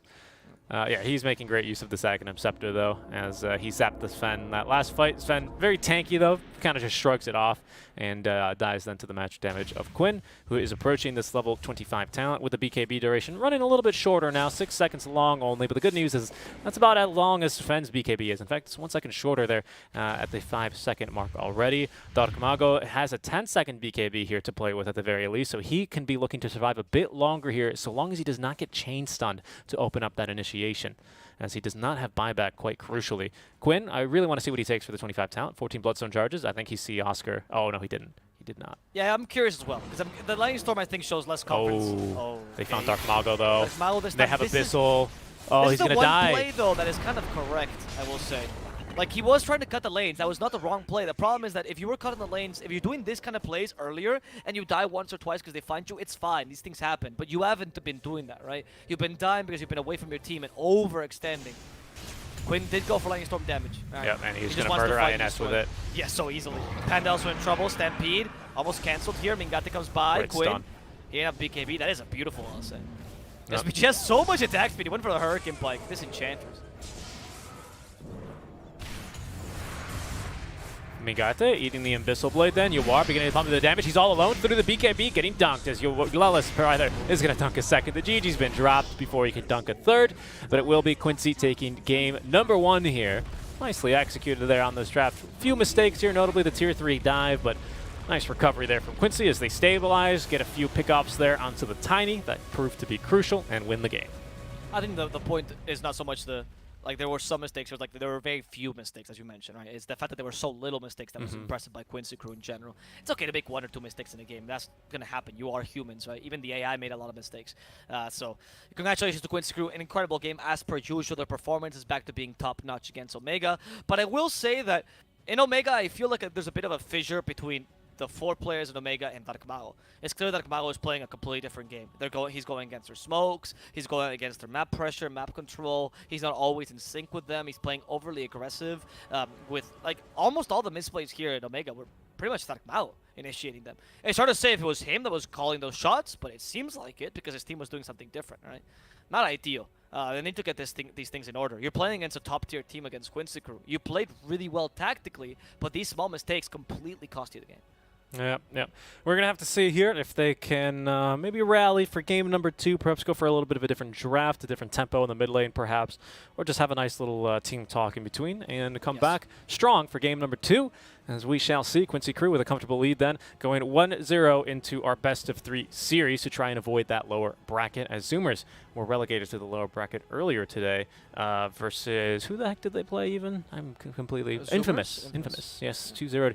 So Quincy are going to avoid that fate. They're going to be the NA team to not get 2-0'd in the upper bracket, so they do have that bragging rights over the Zoomers as of now, but we'll see if they can get even more bragging rights and 2-0 their opponent. We'll be back after a short break, guys. You're watching Realms Collide 2 with Seeking Strike and Novel Plus. Until the next draft.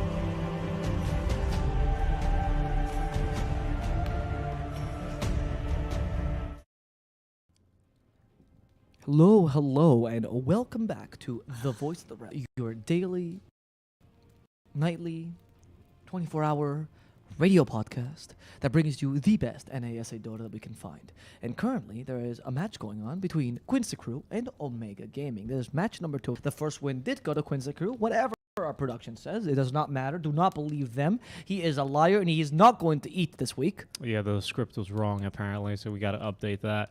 And we'll of course we need to get in touch with who is it? We need to get in touch with KBBQ. It's like, hey, Quincy, like they're playing like real Dota. Yeah. Obviously, none of this is. Yeah, who is who is the guy that played? I don't even remember. Oh yeah, we had a talk with Vito Corleone. I had a call. Vito, I'm so sorry. You called me on my daughter's wedding day. I was like, why is it always your daughter's wedding day, Vito? Yeah, that's such an obscure reference. Well, not obscure No, reference. I don't think it's that obscure, to be honest. Far-fetched. I don't think it's that obscure. Yeah, we have a lot of non-native English speakers in the chat. They're gonna not understand. Vito Corleone. In España, we don't call him Corleone. Vito Corleone. What do you call him? His name is. I actually not know. Padrino. Padrino. Yeah. El actually. Padrino. Yeah, he's probably called El Padrino. Yeah. Vito Corleone. Vito It's a good movie. Good movie, that one. Anyway, this could be a good fun game as we have the Baratham, the Spirit Breaker. I'm hoping it's for SVG again because his performance last time was really good. He played like a lane dominating Spirit I wonder if they randomed it. Stop. You tilt me. This is why you don't get any shout outs. Of course they didn't random it, Alvaro. How could they random it in the No, this first wasn't phase? random. Just shut up. Just stop. Because it's the second time that Quincy had picked the Yes, Spirit Breaker. last time they picked it for SVG, which was quite an interesting idea. They put the Enchanters in the offlane position. And it worked? The fourth. And it worked And it really worked. well. It was really good. But it worked because SPG also played it really well. He went one greater bash. He had much more impact in lane. Omega this time is actually going to be playing with the last pick, so that's going to be interesting. They usually don't prefer that, but that's going to happen. The Timbersaw, however, is really good against Pos 5 Spirit Breaker, and is in general pretty decent against Spirit Breaker, and Undying is good against Pos 4 Spirit Breaker because they take away his best asset, which is his ridiculous strength. So honestly, Omega's pretty well suited for the Spirit Breaker. That's a really good point, actually. Yeah, you take away all of his strength. Like and his both base heroes, HP. right? Whatever lane you go for, and it's not a Yeah. mid Spirit Breaker, so Yeah, you're totally right. Yeah, he's this- more of a ganking Spirit Breaker. Yeah, this look, time. they really don't want the Spirit Breaker to have any impact Oh, here. Clockwork is great actually against Spirit Breaker. Mm. He's also really good against Viper because Viper usually doesn't have too much mobility. Viper offlane, as Lelis plays it, tends to go for Spirit Vessel and Aura items, so you don't have a force down issues you hard for, and you could actually just go for first item force stuff on Clockwork, get him in the cogs and trap him there and ignore him. Yeah, I reckon you want to pair this with some sort of ranged or ranged spellcaster for Omega, to be honest, because you have really great frontline tanky boys. I wouldn't go for something like a Drow that's a little bit too vulnerable to the Spirit Yeah, not a Breaker, Spirit or a Breaker. sniper. You know, Well, I mean, it's really tough to initiate on a Drow, the Spirit Breaker, though, to be honest, because you get gusted so easily. that's what I mean though. Is like I'm almost tempted. I wouldn't Drow's personally. banned though, so it doesn't really matter. Okay, well then I'm not gonna do it then because it's banned. Yeah, Okay, yeah. how about that? That's a nice save, huh? Yeah, well, I don't know, because I feel like you get away with quite a bit here because Omega, they got some tanky boys to stand out in front of you. How would you counter 3 melee strength heroes if one of them's already the Timbersaw and you can't pick the Timber, though? There must be some way you could take advantage of I mean, this. there are things like Enigma, for example, are really good, but of course, Viper is existent. Like, the problem is if Viper goes in the offlane, you're losing a lot of the heroes that counter, quote unquote, the melee. Yeah. Because, like, Slaughter's great, Centaur's great, Enigma's great, anything that has team fight. Or, I mean, you can go, you keep the beefy boys going and go for a Trim Protector, another really good hero against these melees. Mm-hmm. That said, though, then you have a Trim Protector Spirit Breaker as your 2 supports against a Timbersaw, so. Yeah, it's a bit tough. It's a bit tough. Though Quincy has done this before. I just don't know who's going to be playing the Spirit Breaker yet. Phoenix for Phoenix now. is a really good way to punish 3 melee right clickers as well, that's- doing amazing damage. You that's can very slow true. their attack speed, which is already pretty slow, with the Fire Spirits, as well as, of course, the Supernova providing a surprised it really didn't get big banned. target. Yeah, I'm surprised as well, to be honest with you. And in fact, the Spirit Breaker is great at protecting structures as well. I think you say this about Pangolier all the time, and it's very true, but it's also very true, the Spirit Breaker. He can only do it like once or twice in a team fight, though, with the charge. Kind of disrupt targets that are trying to hit a certain thing. Oh, right. I see what you mean. Whereas the Pangolier... You mean him protecting like structures? He means like eggs, tombstones. Well, also for protecting structures like those, you got to kind of line up and get in formation to siege a tower, and Spirit Breaker just comes charging on in, can definitely kind of ruin your formation. yeah, a but bit. that's different though, because getting extra time for defending a tower is not as useful. You want to lane clear for that, right? Whereas Yeah. getting extra time for eggs and stuff like that is much more useful. Sure. but it's along the same sort of tree of defending structures, because the Supernova here is going to be well kept. Yeah, another Toxin is also pretty good at that. Omega also, Sven was a really good pickup here for Omega. That is taken away with a pick of the Phoenix. They still have Mars, by the way, if they want it. Storm is decent. I thought Storm should have been the pick last game, to be honest, but Storm is pretty decent here. Sylph's not going to go mid. Even if he does, doesn't really matter against Storm. Quincy might opt for the Leshrac again, the Storm pick. Yeah, It's a really good pick here. Oh, no, it's banned. It's banned by Omega. Oh, okay. smart. Maybe mid-Mars? Okay, It's Void for now. safe They lane- just want to safe make lane sure Void that they Spirit. have the combo going. Void and Spurrbreaker not the greatest combo, but Void, Phoenix, and Viper are great, so it doesn't really matter. Spurrbreaker is the odd one out here in this draft, but he's only there to make sure the early game goes well. It's the I'm going to bash you to death lane. Yeah, it is actually. If it's going to be... I mean, I don't know if it's 5 Spurrbreaker or 4 Spurrbreaker. I actually rather have 5 Phoenix here, because you're up against, say, Timbersaw. I kind of like the bashes against the Timber, right? I mean, it's not the best. You'd rather obviously have like a Slardar. I mean, not ideally in their safe lane, not in this meta, right? But like something like a Slardar for your guaranteed damage. Yeah, but Spurrbreaker relies on getting close to you to get those bashes and constantly hit you as opposed to a Slardar. So does the Faceless Void. Exactly. So, and you use an ability which is called Whirling Death, which takes away half. Yeah, but it's all. 12% of your damage. I mean, for the Faceless Void, at least it's all their magic damage. It's just bonus that you don't give a crap about, really, as far as when it comes to the reactive armor. Yeah, but I'm talking more about the Whirling Death. Yeah, Whirling yeah, Death no, reduces your damage a lot. I know. Timbersaw's very good against heroes that have actives like that, because you're kind of you're hoping for that bash or you're hoping for whatever, and while you're doing that, you're losing a bunch of stats. And if Timbersaw gets the advantage there, or the creep's hitting him enough, he's healing too much. Is the bash still 17% or 16? 17%. Yeah. Nice. Or Good 60, meme. I don't remember. But it's around that, 17%. Juggernaut banned here for Quincy, or from Quincy, sorry. Let's see what Omega wants to pick up as their carry. They honestly don't have really good options here. The PA is kind of decent, but then you're dealing PA versus Viper, which sucks. Morphling is not bad here this game. Morphling is pretty decent, and Mingate can play that. Because you can deal with the egg, he can tank the Chrono decently. There is magical damage against him, but no burst. Yeah. I mean, he's good against Egg, but he's bad against all of Phoenix's other abilities is the problem. Sunray particularly is a problem Yeah, for him. and of course we have more than enough vessel carriers for the side of Quincy as well. That is true. That's my only concern. I mean, you're right on all the other points. He's strong against Egg. He can tank a Supernova, but I'm not sure if he can tank a Supernova with a Sunray in it. Yeah, it's just more because I'm thinking of picks and you're just running out of options, right? Exactly. They've really countered your full melee lineup here with the Void and the Phoenix. It's really good bans, by the way, on the Juggernaut and the Lifestealer, the last 2 bans out from Quincy. Yeah, another option that's also ranged and could work is actually Dusa here for Omega. Dusa's not bad. The Phoenix doesn't really do much to you. Actually, Phoenix is completely useless against Dusa. You hit the egg pretty efficiently. Chrono is weak against you because you can always Sinister against his forehand. Viper does nothing to you. Because, I mean, okay, he takes out the multi-shot, but whatever. You're not going to stand in there Toxin for too long. You get BKB, you usually get Hurricane Pike. The only problem for Dusa is a Spurrbreaker, but even then. No, you turn him to stone. Yeah, exactly. He's got... It's a good mid. I mean, Void Spirit's a bit dangerous. Is Lena still on the pool? No, not this time. Not this time. The Pango's available. Oh, Pango. Yeah, Pango's pretty good, actually. Yeah. Pango's pretty good. I like the Pango with the Void. Pango against Storm is fine. I mean, the thing is, the lane is pretty weak. Yeah, it is.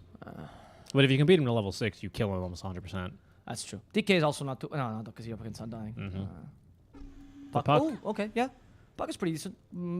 The Storm lane is beat just by tempo, virtue of tempo alone. Again, he punishes the 3 melees you have. You pretty much cannot go for like carry here. So your options are really limited here to Troll, Morphling, and Medusa that I can think of. Morphling's actually been banned by Omega. Yeah, there's the Drow has been banned as well. So Clinks at this point, like seriously, you have Clinks, Medusa, Troll. I mean, Troll I think is pretty bad here though. A Weaver? Weaver's awful though. You're Sakuchi. Yeah, Weaver's awful against Puck, and Weaver's awful against Void, and Weaver's awful in general. Unfortunately.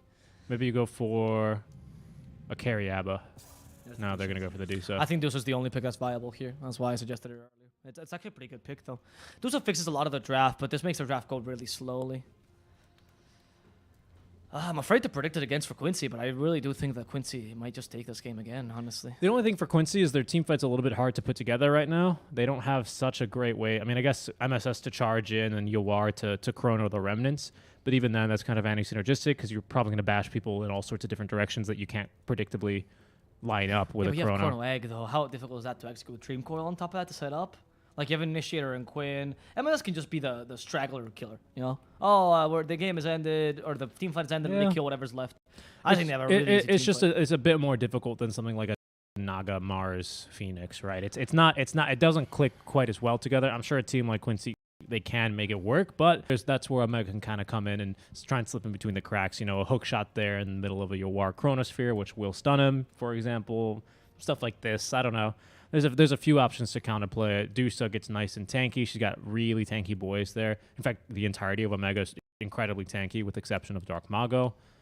It's a hard game. I mean, I agree with you. I'm just, always look at the bright side of life. The bright side that you're mentioning, which is true, is that Omega has a lot of ways to disrupt them, and that's what they need to take advantage of in these team fights. But I honestly don't think, especially the puck gives you so much consistency in team fights. String ball is a really easy ability to land because of its zero cast point, 0.01 technically, much like Wayne. This game to Quincy, but let's see. I want to see if Omega can pull this back, especially after game number 1. Okay, we have a pause in our game as we have for SA tradition. Follow us on Twitch. So we can gain some recognition. There it is. That's a good one.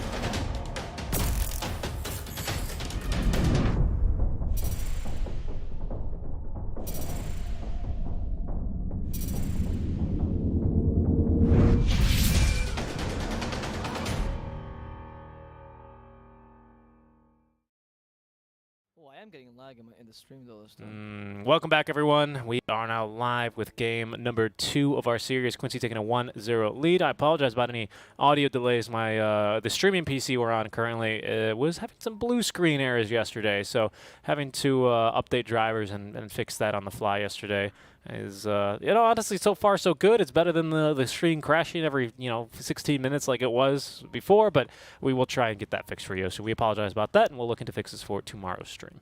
We apologize, guys. We usually don't have much time between the games to check any errors and refix them. Yep. If you could Really just take some clips of some bad examples or tweet at me exactly what's going on. I am literally seeing right now. I'll explain it to you later. All right, sounds good to me. For now, though, it's going to be Quincy versus the Omega lineup. We'll see here our two teams here in the upper brackets. Quincy, one Luckily, game the away. Game is smooth, right? So that's Yep. One game away from potentially securing themselves a third-place finish in the tournament, at the very least, as they already have their opponents, Infamous, waiting for them in the upper bracket finals. Yeah, we'll see how that works out for them, as Omega already starting aggressively against MSS, that battery assault. Stopping MSS a fair amount, but it's a spirit breaker. Even if you take away like 16 strength, it's still a spirit breaker, dude. It's not just the strength that he has that's an asset, it's also his armor. He has great base regen. In general, the hero is just one of the tankiest and hardest. I think he is the tankiest hero at level 1, actually. Yeah, he is. You force him to use his salve early, which is nice, but thankfully MSS has got boots, so it's a really tough kill on them. I mean, look at the 620 HP. I think he's like maybe twice as tanky as the Dusa. No, he's just as tanky as the Dusa with 8 strength missing, which 12 strength missing now even. Luckily, Mingate Dusa should be... Come on, don't stand in the Nether Toxin, dude. The Nether Toxin has a really weird range. It actually kind of covers this whole area. It's bigger than what it shows. It's been bugged forever. But they actually going to tri-lane up top to secure the farm for Mingate. They have a Timber Saw bottom, so there's actually not a bad lineup to tri-lane with. And they're going to go for this first. Battery Assault, that's the first blood. And they give it to the carry as well, as MSS is the next target. But Battery Assault is being divided among the creeps, so they decide to cease and desist on this kill. Fun old legal terms there for you and your family to be using. Especially if you're a Nintendo family. Exactly. Hashtag free melee. Anyway, with that said, the early game kill is very important. They might continue to try them up top, honestly, because you do have a hero that can quote-unquote solo. Oscar plays a really sacrificial Timbersaw most of the time. He plays with auras, generally doesn't play as aggressive as most other Timbersaws do, which gives you the opportunity to, of course, tri-lane. And every time I've talked to Panda, his team seems not to be afraid at all of tri-lane. They don't think it's a complete loss. They think it's a viable alternative, whereas a lot of teams actually do that only if the game is awful for them, right? It's going to hurt the experience gain, of course, of all three heroes up here. Luckily, the supports don't really mind too much. It's going to hurt your early scraps if, in case the Undying or the clock need to rotate on over. We've seen plenty of instances where clockworks do rotate to help a mid laner that's getting Doven, but they only have battery salts and rocket flare, or they just don't have cogs because they're only level 1 or something. You know, same thing with the Undying, right? He does fine with no gold, but he does need the experiences. With him, the levels are very strong. But doing a good job here, at least, of securing the Deuce some space, as it's going to be, for now, Viper, Lelis, that is, into the triangle. Medusa's missed so many last hits. This is one of the issues, of course, of Medusa farming under tower, which is that you're a ranged hero. You do kind of suck at farming under tower, to be honest. So the supports needs to do some pull shenanigans and play with the lane to really secure that farm. Because he would have a solid 14, 15 last hits right now if he hadn't missed, honestly, more than half of them. It was kind of sad to watch. So at least you'll secure the farm there, but you're going to need Medusa to do a bit better in the last hitting department. Down bottom and doing pretty decently in the last hitting department is going to be Yawar, 12 and 6, so good denies against Oscar, which is going to be incredibly annoying because earlier on he is a little bit more susceptible to getting killed to just right clicks alone with only 1 or 2 points in the reactive armor. Rotation middle lane here, courtesy of Spirit Breaker, who then will promptly charge. That means Quinn, off and away he goes. Nice dodge there on the Remnant, and this should be a kill. The Soul Rip, keeping him alive before the silence can come through. There's a bash in the Dark Mago. He will die as here's both supports. Once again, only level 1 on our Clockwork, but that's, with Boots, more than enough lockdown than they need here for MSS. As he's going to try and deny himself, but yeah, no chance there. Good effort. Still, though, you forced 2 support rotations, which gave a lot of freedom to the Viper up top, of course, and you still got the kill on the Storm. So that's a huge win for Quincy Crew. The Spur Breaker's meant to rotate and almost to some degree meant to die, but the Clockwork and Undying are not. That was a really good soul rip regardless, though. I mean, well played, but this is the issue of having supports that are at lower levels. You can't really secure those kills as easily. Also very smart. I don't know if Quinn did this on purpose or just happened by chance, but he had the creep aggro to him, of course, which mitigated a lot of the battery assault damage and the procs, which didn't allow them to rotate quickly, get the kill, and walk off. Instead, they had to stay there too long, and that hurt the top lane a bit. Yeah, and unlike a Storm, right, Puck from basically level 1 can be almost as mobile as a Storm Spirit is at level 6 with his mana by being a bit more efficient just with Jaunt and Illusory Orb alone. So that's going to then put Dark Mago off into the jungle here to recover just a little bit here. He's pretty far behind in terms of his experience, as they will be going top lane for Panda. No, just looking to harass him a bit more. As what is he? This stack will get him level 5 at the very least, but he is a full level down, unfortunately, at the moment versus this Puck. That's going to be a bit scary here because, of course, Storm level 6 is pretty darn scary, but the Puck pretty much hard counters him with the Dream Coil if she can initiate onto him first. It's a bit easier for her to do it as well. Or it, I suppose. Puck is... Yeah, Puck is genderless. And yeah, you're totally right. The Puck right now, I mean, in general, has an advantage over the Storm because of the Dream Coil, right? Later in the late game, Storm just has more impact overall, so that's what the advantage he has. But overall, Puck is just a really solid pick against Storm. And of course, Quinn would know this because Quinn loves playing Storm as well, right? So it's one of his favorite heroes. No surprise he knows how to counter it as well. In the top lane, Mingate is trying to maximize his farm, but he's being charged as well as MSS joins the fray. Mingate has 1 point in mana shield. If he wants to save himself, also has a Fairy Fire. Should not be in too much trouble as Panda is running back to save him. Poor Panda, he's just playing babysitter this whole game. Make sure your mid doesn't die, make sure your carry doesn't die. Can't really do much in my own lane. So a little interesting play here. Lelis is 100% certain that there's a ward now on this high ground, as they did kill it. They killed his courier, rather, when it was over this area. Lelis retreated the courier back to on the high ground where he thought they didn't have vision, but with the observer ward there, obviously they do have vision. Luckily, it's expiring soon enough where running out a sentry ward and getting it dewarded isn't going to be the biggest loss in the world. They are looking for Storm, as MSS already charged in on him. Dream Coil dropped, and Dark Mago is going to be very dead. They have so much luxury there to give the kill to Quinn. Is how dead he was there. No mana, no HP, and is caught farming. Well, unfortunate, because Dark Mago is not going to have the explosive start he was hoping for. It's going to be a very difficult game for the Storm to recover in general as well. As they go for INS, Cogs a bit late though. They do stun him in the process. The Phoenix is coming by too. INS, can he outrun all these 3 heroes apparently with the help of Panda, who's even now babysitting his other support here. Doesn't have Tombstone, Panda, by the way. Level 3. Because he can't. He keeps having to save everyone with Soul Rip, dude.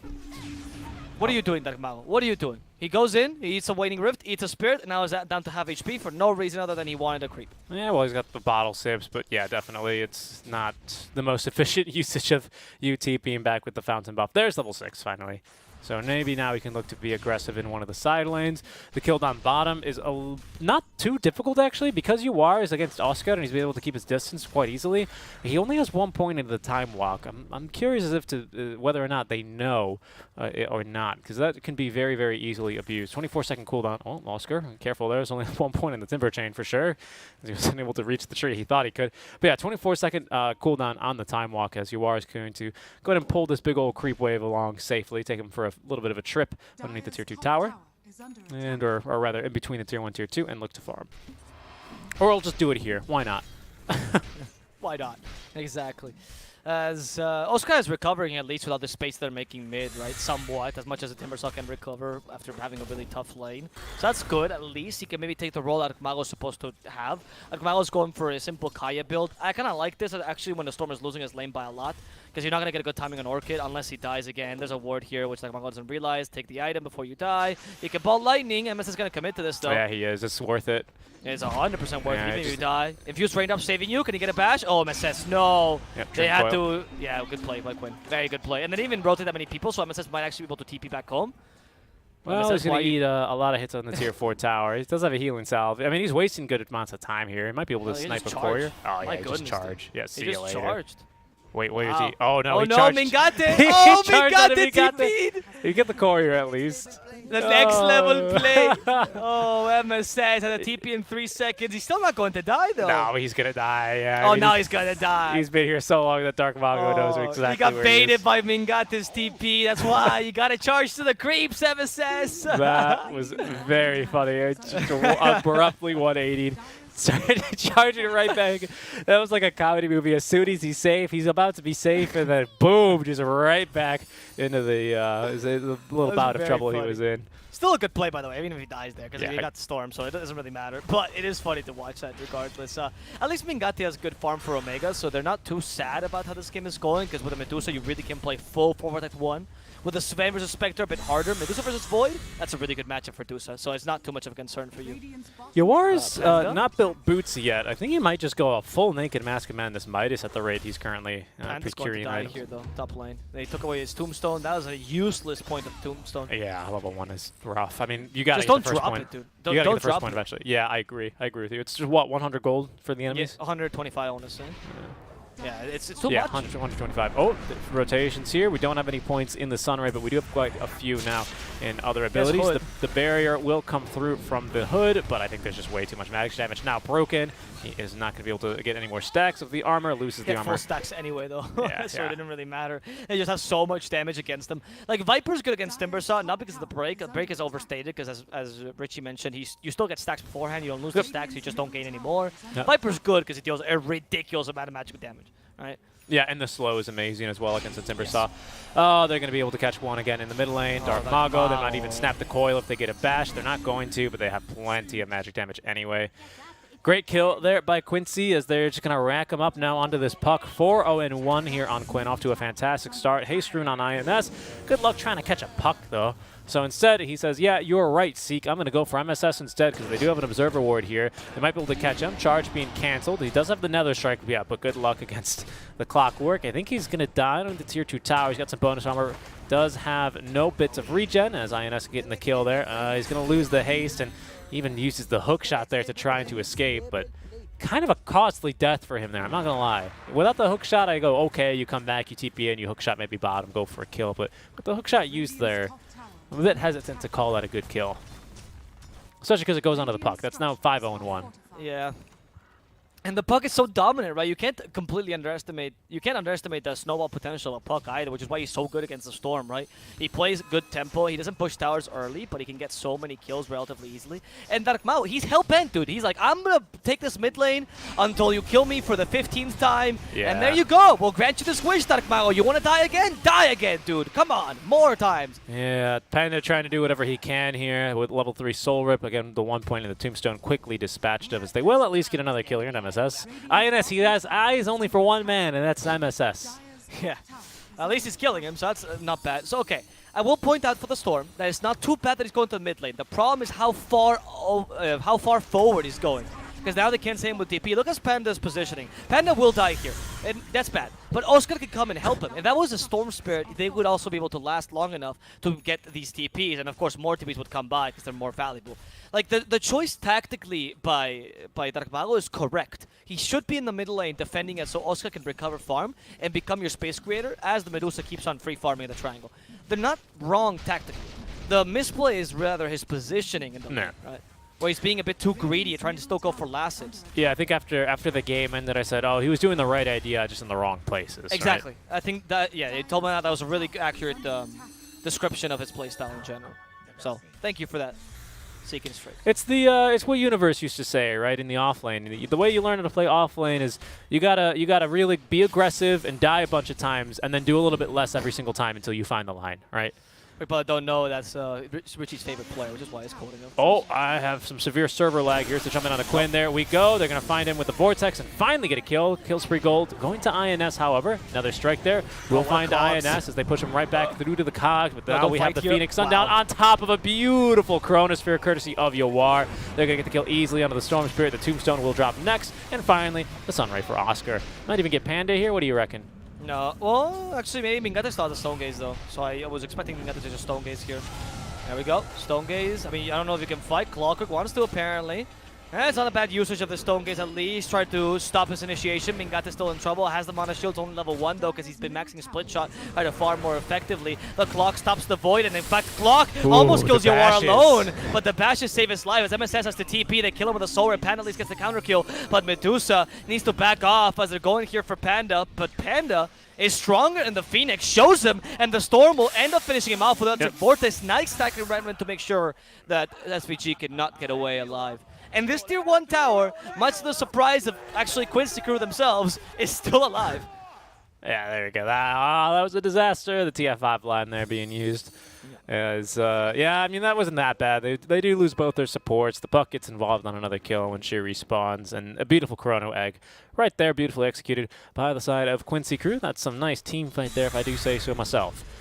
Oscar, you got to be a little careful here, my dude. They do have the Dream Coil ready to be used, and Quinn has just been finding target after target here. Luckily, Oscar is probably the hardest target to kill with the Dream Coil here by the Puck, right for now, until she gets the probably 15 attack talent, or sorry, it's a 15 attack talent, the 15 talent of magic damage amp. Mingate, though, might be a little bit in trouble here. Yeah, he's going to be pretty dead here. Silenced up. Now he's going to get the mana. Oh, he doesn't turn on the mana shield quite yet as the team continuing to rotate on over. They have plenty of damage from him, even another strike to keep him locked down.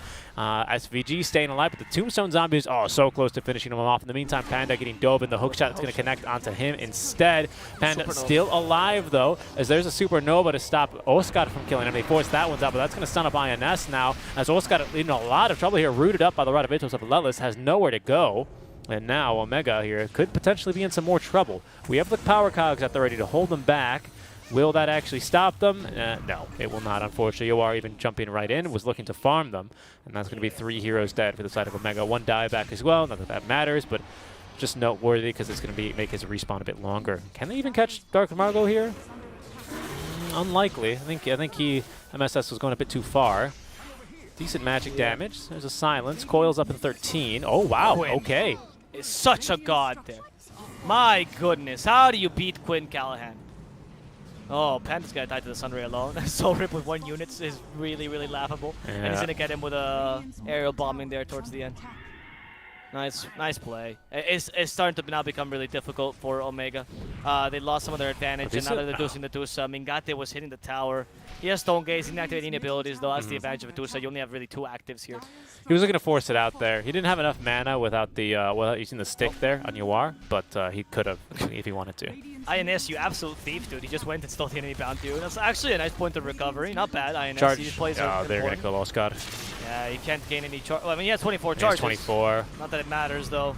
I think they have too much magical damage. That Sunray is brutal against poor Oscar. Yeah, it really is. You can chase him down real effectively as well. You, of course, maintain vision of your charge target. Quinn Callahan with a DD rune. CC&C, more like CDD and D, as in they go now from Mingate. Don't worry, it works. They might be able to kill him. He does have the Stone Gate, but the silence up. He can't afford to use it. Now he doesn't have the mana either, which means he will be very, very dead. And 20-9 then. This is looking a lot like, I don't know what this is looking like, actually. Wasn't there a game? This was like game number 1 here for Infamous versus Zoomers, right? That one was a bit stompy. It's like that too. Yep. One team is just out-tempoing the other, not letting them play they their even game. get the storm. Yeah, Omega needs to prepare some special picks to slow down the tempo for them. That's the problem. Panda's dying as well. Yeah, the tempo for Omega was trying to get to the mid game, but you just don't get to the mid game with Quincy Crew. That's the point. If you lose the lanes, right, is what you're saying? Yeah, if you lose the lanes, even sometimes when you win the lanes or like you tie the lanes, they still don't let you get to the mid game, right? They're very impactful. That's why things like Lelos Viper are so good, and that's why you notice that Quincy Crew. That's what I like about this team, or in general about some of the top tier teams. Right? They have their own style, and Lelos Viper. We have seen offlane Viper a lot in North America and South America, but Lelos is by far the biggest proponent of this hero. Why? Because his team plays around this playstyle of dominating lanes and snowballing. Other teams play much more on the mid game, and Viper's just not as effective there. And they understand this, of course. So I think that yeah, they're doing a good job here. Lela's in trouble. There's INS. Here comes Darkmago. Can they take down Lela though? Regardless, it would be a really valuable kill, but Darkmago is so slow! Yeah, He's so slow! He can't even get him with the last hit, and Darkmago lost all his mana because of this initiation. The puck is going after him. Supernova Proscona has been used, but Yawar only has one creature in mind, and that is Darkmago. He's going to get him as the Supernova completes and leave Panda alone, without any friends and without any HP either. He drops a ward before he dies, so nice. Oh, it's going to be dewarded. SVG, he knew. Oh no, that was going to be my bright note at the end of that fight for Omega, but SVG snatched it away from me. I suppose the bright note is they do manage to kill Lelis, but not before he does 2,000 damage in the team fight. Burns all of the men off the Storm Spirit. Nice job, a good placement there in the Nether Toxin. Very wise from Lelis, who knew that the Storm was going to be standing, not as close as he needed, but probably as far as away so he could run after he got the kill, but that prevented the Overload attack from coming through, which means he could refresh poison stacks yet again. Doesn't make the biggest difference in the world, but you never know in a team fight where you barely just edge out, all that little bit of efficiency makes a difference, right? No, you're totally right. And also the fact that you have to waste that multiple ball lightnings, right? Really, really sucked as well. So yeah, it burns a lot of mana. Is it still level 1 ball lightning? It's 2. Yeah, okay, it's 2. thankfully, but it's 2. Even then, though, like you're right, though. It still drains a bunch of mana. Yeah, it does. That was a really good play by Quincy Crew yet again. This Phoenix has been such a valuable pick. I'm glad they picked it. SVG Phoenix is such a pleasure to watch. He's one of his favorite heroes as well, by the way. In general to play. I don't know if it's one of his best heroes, I'm just saying it's one of his favorite, as he states himself. Oh, we're going to have an Ags, I believe, for SVG as well here. Oh, Mingate, what are you doing? Why are you there? I know it's your safest lane, but they're just going to gank you. They're a Spur Breaker. They're not going to let you farm. There's no mana. Do you know who you're playing against? This is Quincy fuck you Crew. They're going to destroy you. You can't go into any lane. Oh. You can't play under enemy vision with a smokes. Oh, Scott is in a lot of trouble too. Yeah, he's likely to just be bashed to death here by these two. We need a bash out from MSS to secure it, or not. Wow. Just Yawar to do it with all the physical damage. He did go for SNY, by the way, so good stats on this Faceless Void. So not only does he doesn't need to rely on time lock for the damage, to be honest. With the right clicks alone, he's doing a fair bit of damage. I like this build very much. What I'm surprised is that currently, like, it's just Quincy Crew is playing the best game. You know, they're just not making any mistakes. Last game, we could even argue there was 1 or 2 mistakes. I don't think this game we saw any by Quincy Crew. No, I agree. Thus far, anyway. And I really like this. Of course, the status resist is... Oh, no. Oh, no, Darkmago. Oh, he thought it was safe here, and it was very unsafe. He will be able to escape, but he might die to Vessel. Needs to be smart with the ticks, and unfortunately, he will tick down just outside of the base. That is a tough one there. And of course, Lela's going to laugh that one off. It doesn't refresh the Vessel charge, but he does have one. And, well, there's going to be a pretty easy kill for them here. Panda is, again, going to try and drop a ward. Will this one live? They can't get out of their base, dude. They're being choked to death right now. The Medusa has almost as much farm as a Viper this game. They will find Oscar. Oh, goodness, they have another coil for him. Supernova on top. Mingate, they're trying to turn onto it, but the charge instantly there. Oscar can't do anything. As the mana burn from Mingate just dead. Now they've dealt with Mingate. They're going to turn for Oscar, who's going to try and run them away, at least from the enemy base, to let Omega at least see a tower of their own. But right now, they're not getting anything. And here's INS then. Yawar's going to find it. Activates the Blade Maul. Yawar doesn't really care. He's got MSS here to tank up the damage, too. Quincy is not letting them play Dota, literally. Like, they can't get to this game. They've been destroyed before they got to the table. Mago, okay. Yeah, he wanted to kill into SVG. I think he might have. Not that it matters too much at this point. I think he might have thrown in the towel here himself with that one. It seems like Omega has to some degree. But they don't really have a plan. He bought a one-way ticket there to kill the Phoenix, and he missed the show. Yeah. And it's really. I don't know. Quincy is just playing so cleanly. It must be very frustrating for Omega playing in this kind of team, though. Because genuinely, I don't think that Omega has made too many mistakes besides their draft being slower, which I'm hard-pressed to say it's a mistake, right? How do you deal with this? Genuinely, you just needed something in your draft that could slow down the enemy team. That was what you needed. That's it. Yeah, I understand. I mean, execution-wise, there's, you know, maybe Dark Mago playing a little bit too aggressively, especially early on, dying to the Dream Coil maybe 3 times or something like that, you know. He was trying in the jungle, but Quincy as well, they invade the jungle just as well, so, and he needs to leave space for Mingate to farm because that's what they're playing for this game. That's the plan. So, again, I do agree with you, but maybe something's been better. Is Panda stuck here, by the way? Panda is... Okay, no, he's free to go. As Lelis being trapped now by the Cogs. In goes Dark Mago, looking for the Vortex. Finds one here. There's the kill onto Lelis at the very least. UR has the time walk away as the Stone Gaze will come through. Dream Coil catches 3, though. Is going to allow MSS to get a big charge on the way in. Stunning up many. Is he willing to be able to live? No. Dark Mago will run him down now as Panda, with eating the Sun Ray, will now get the Supernova out. That's not going to do very much, but UR jumping in with the bashes, nearly doing enough damage himself to keep Dark Mago off of it. Quinn, in the meantime, jumping on in. The silence there onto Dark Mago. Not that he has the mana for any spells either, as Mingate still looking to do whatever you can. MS is going to buy back TP to the outpost. Now drop the Nether Strike onto Mingate, who is completely out of mana. Quinn nearly had enough damage there with the rocket clicks alone, as Panda did buy back, trying to hit him with the Soul Rip to save his ally. Now just going to get dove in underneath this tier 2 tower. Turns for the Soul Rip, dodged by the phase shift. And down he goes. MSS with the double kill after his buyback. That's a full team wipe in favor of Quincy. They do kill UR though, not bad. It was basically a 1v1, a 1 for 4, 1 for 6. That was the best 4 for 6. team fight that Omega has had all game. It's true. So, but again, who beats Quinn Callahan? Like, yeah, you can beat UR, but how do you beat this god? He went for Octarine. I really like the play for UR to jump in and even play that, if I dare say so, a bit sacrificially. He was just trying to prevent that Supernova from dying. So he jumps in and just starts bashing away. He knows he can't beat the Medusa yet on a 1v1, as INS looking at 1v1 versus Lalos, but he's got Oscar here to tag team him. Nice job. Good usage there on the hollow, or on the Ironwood tree, I should say. But in some trouble now is Oscar. Only 3 stacks here of the reactive armor. He might be able to Timber Chain away, but not if he's silenced in the Sun Ray to nuke him down. Bye-bye, Omega, They're unfortunately. they're too mobile, they're too global for this strat here, right? To even try and get back into this game using pickoffs, which, to be honest, Omega have got really solid pickoffs this game with the Clockwork Storm, right? Even the Timber to some degree, but they're just so mobile here. And, of course, MSS just charging around the map looking for kill after kill after kill. Here he goes on a Dark Mago, who barely has enough mana. He might be able to get onto his own high ground here, but not if he's rooted. He should be fine. He should be fine. Mingate, maybe the... Oh, yeah. No. He has Stone Gaze. He's just going to walk away. I mean, this is the best thing you could do. Mm-hmm. You just can't get out of the base right now as Omega because of the global potential of Quincy, which is why, I mean, they've been building variations of this global lineup. Sometimes the Ayo as the support. Sometimes you play with the Chen as well. Sometimes they play with the Storm mid, the Spectre, whatever it is. They always like this global ganking potential because it enables them, when they go into the mid-late game, to just choke the enemy team to death. And Omega seems helpless because they truly are. They just can't leave the lane. Like, we even travels on Lelis on top of this. You leave the base, and there's going to be a charge going for you. Quinn is going to be immediately... Doesn't even have Blink, this Quinn, by the way. Octarine going for the Dagon 1. This is a real build. I mean, it's you know, I'm not saying that, oh, this is a real build in Game of Dota 2 in like a facetious sense. It's a good build here for closing out the game is what this is, isn't it? Yeah, exactly. Yep. I mean, there's a... I don't know if there's a chance for Omega, to be honest. I don't know. I think Quincy, they recognize they're strong, and they're just going to look to smash them with an iron fist, in my opinion. Exactly. We have the Agnes on Phoenix as well, which adds a few extra hits, which is great before it's level 18. Of course, for the life save as well. Look, we got a lot of things going in favor of Quincy Crew, and they're building nice and early here. With UR still has some insurance for the late game as their policy here, but it's looking bad. Oh, Dream Coil, find the Clockwork. Blade Mail is like, guys, please, don't hit me. I have spikes on me. They don't care about your spikes, dude.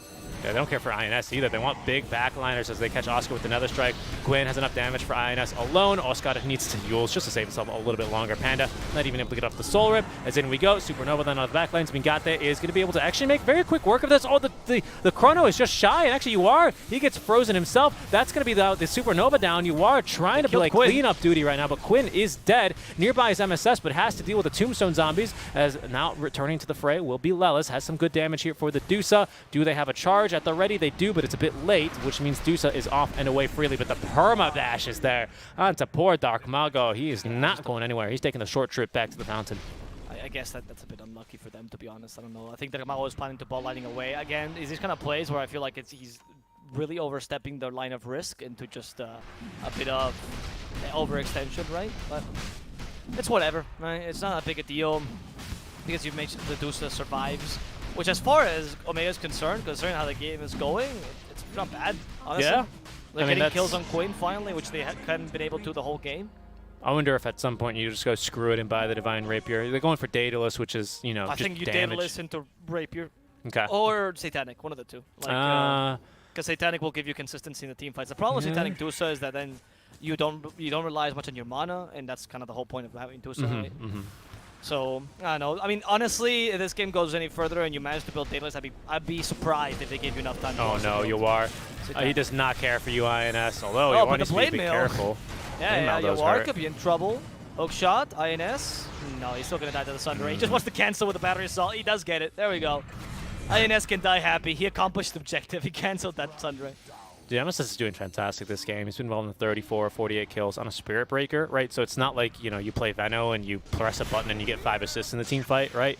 He is, like, really being quite the active force in this game. It's great to see. As well as he is the Ags. Great Ag and Scepter, actually, on the Spirit Breaker. Almost enough, if it were easy to farm on this hero, to honestly bring him back into the meta.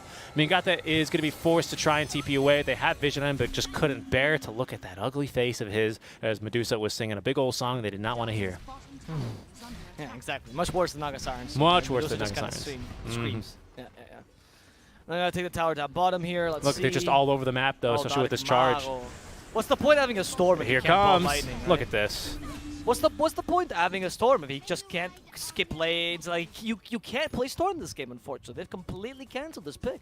It's great. I really like how they're bringing the Spirit Breaker. They're really utilizing like just full vision. Look, there's constantly we see this little icon, of course, which if you haven't seen Spirit Breaker in a long time, which is a real possibility, means that currently is that target's being charged, and Quincy crew have full vision over that hero unless they're smoked, I believe. Then you lose vision, and I believe the charge stops. But even if you're in vis, it's not going to save you. Look at Yawar. He's so confident here. Just up to the high ground he goes. Nearly has the Manta style. He's unlocked the S and Y for the Halberd as they're looking to fight. I guess still get stunned, but at least the cogs stop the Spur Breaker from continuing that. Yawar's like, I have Chrono. Just a reminder, I have Chrono. Doesn't have a lot of mana, though, so should be cautious on his usage here of his abilities. I agree. Luckily, Medusa cannot steal your mana any longer. I was literally about to say the same thing. Yeah, that's a good point. That would have been a pretty good counter here. Yep. Yeah. I mean, you can even, no, not a bad option in this game to eventually go for Axe, but I think you're going to wait for Roshan. Andusa, I mean. Oh, Mingate, can they continue this play with a Chrono? Medusa couldn't activate Stone Gaze in time, trying to heal her, but she's out of mana. She can't activate Stone Gaze now. They actually protect the building for the Dream Goal, make sure that Mingate goes down. He still has buyback, has to come back into the game, or this game is over at this rate. They do lose the Supernova in the backlines as they kill off the Aegis from the Void. Now with the Stone Gaze, forcing Quincy crew away from their base. Can they get any stragglers? They're going for SVG. Seems like the easiest target that supports, and SVG will fall. But they want some cores. That's what they need as engagement. They can't waste a buyback just for this, or else Quincy crew will just win. But they're just too fast, I think. Yeah, they have too much mobility. Way too fast. Even this Viper, like you said here, with the frickin' power charge. They're re-engaging? They're going for INS? I think they just want a cheeky kill here. Can they, though? MSS might have just sacrificed himself here for that kill. There's a silence. In comes the Void, hoping for INS. Charge. Good cogs, though. But the charge stops his initiation as well. They have Heaven Salver for the Dusa. She can no longer deal damage. You don't have a damage dealer in this team any longer. Dusa's stuck in Nether Toxin. And now here comes the Void with his bashes. Goodbye to Mingate. That's a dieback. And I think that might be your chances of winning the game. Yeah, down the drain. MSS charging back in there beautifully. INS trying to stop him, best. but no avail. The GG will be dropped. Dark Mago had to TP away. He had no mana. He couldn't find a use for the Storm in that fight, and kind of in this game as well, unfortunately, is how this one boiled down. As Quincy, it's a 2-0 day, as we saw infamous 2-0 the Zoomers, and Quincy crew will strike back for the America Dota community, and 2-0 Omega. North American Dota community. But yes, you're totally right. It's interesting because also both 2-0s were kind of one-sided, right? It wasn't like they were good fights and they ended up being a 2-0. It's just that both teams just seemed outclassed here.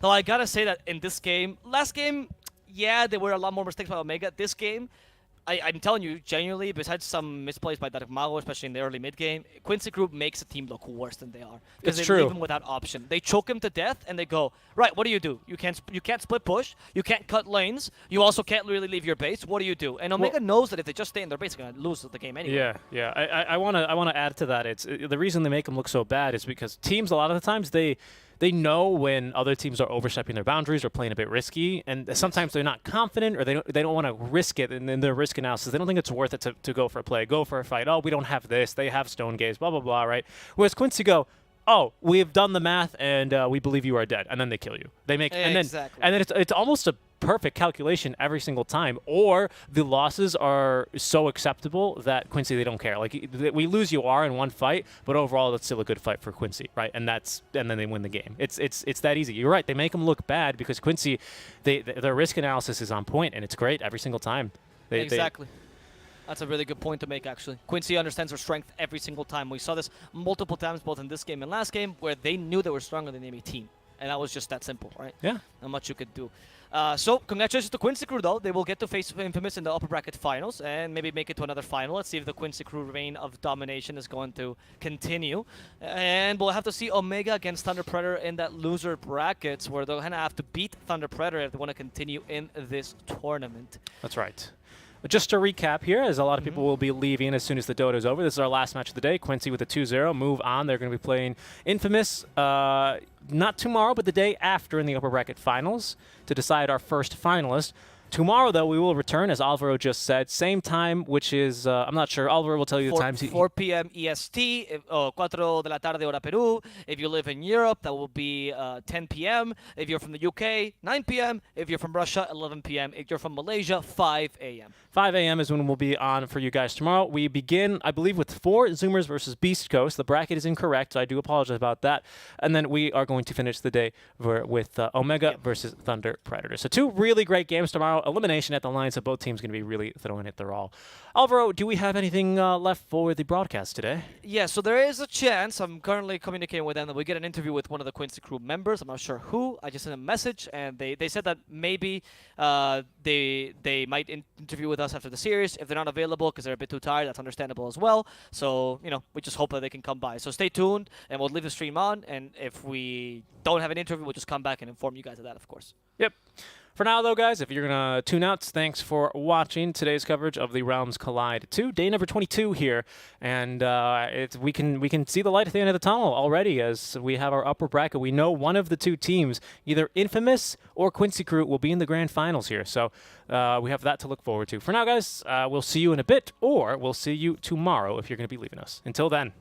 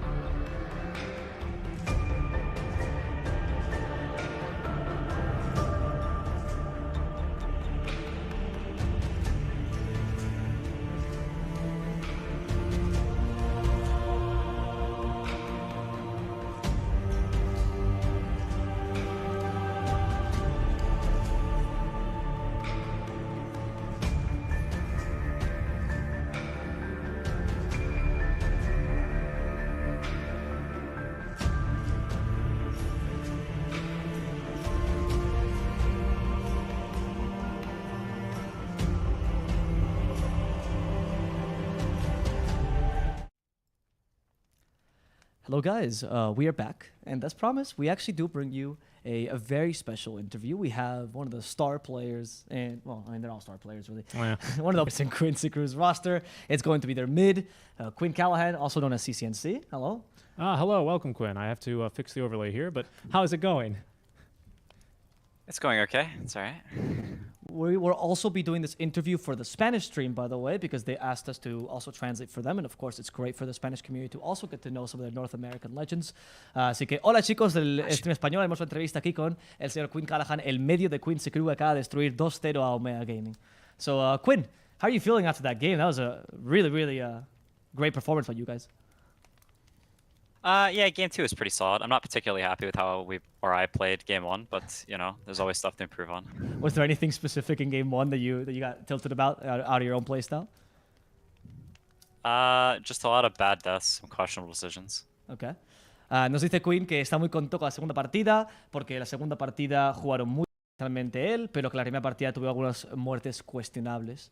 I want to ask you actually, because you know, one of the top caliber players. I've heard from a lot of like really, really good tier 1 players that they get very stressed out about their own mistakes, and they start to concentrate on their own mistakes, and they tilt themselves because they are so used to playing so well. Does that happen to you? Do you think that sometimes that hurts you a bit in your playstyle? I think it was Sumail that said that. Yeah, Sumail said that in one of the TI panels he was on once upon a time.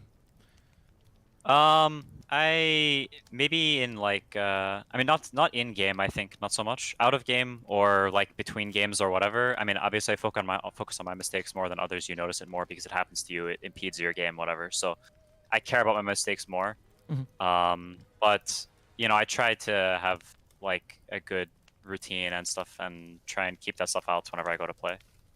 Nos dice que los errores se cometen a veces en la partida, a veces sí que le molestan un poco, pero siempre fuera de la partida, nunca dentro de ella. Tiene una manera de lidiar con sus errores fuera de la partida para asegurarse que siempre puede estar fresco dentro de la partida.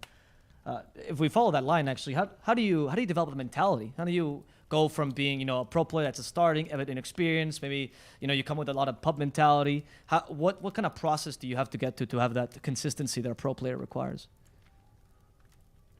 I don't know if so much of mentality as it is like, I think whenever you first start playing competitively, you're just worse, and over time you get better. I'm not sure if it's like, I mean, mentality comes into play in like your resilience to losing and being behind and stuff like this in like team environments and building each other up. There's definitely some value in that, but I think a lot of what makes you better and more consistent is just being better.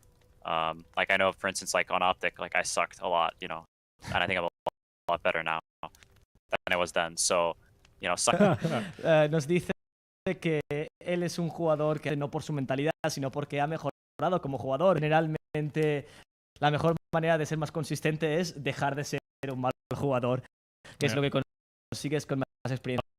But not so much the recovery, because I don't think Quincy was ever really too bad in position throughout the group stage. But you guys did have a loss versus the Zoomers, which to some, especially in the American Dota scene, might have come as a shock. Zoomers with the new offlaner, right?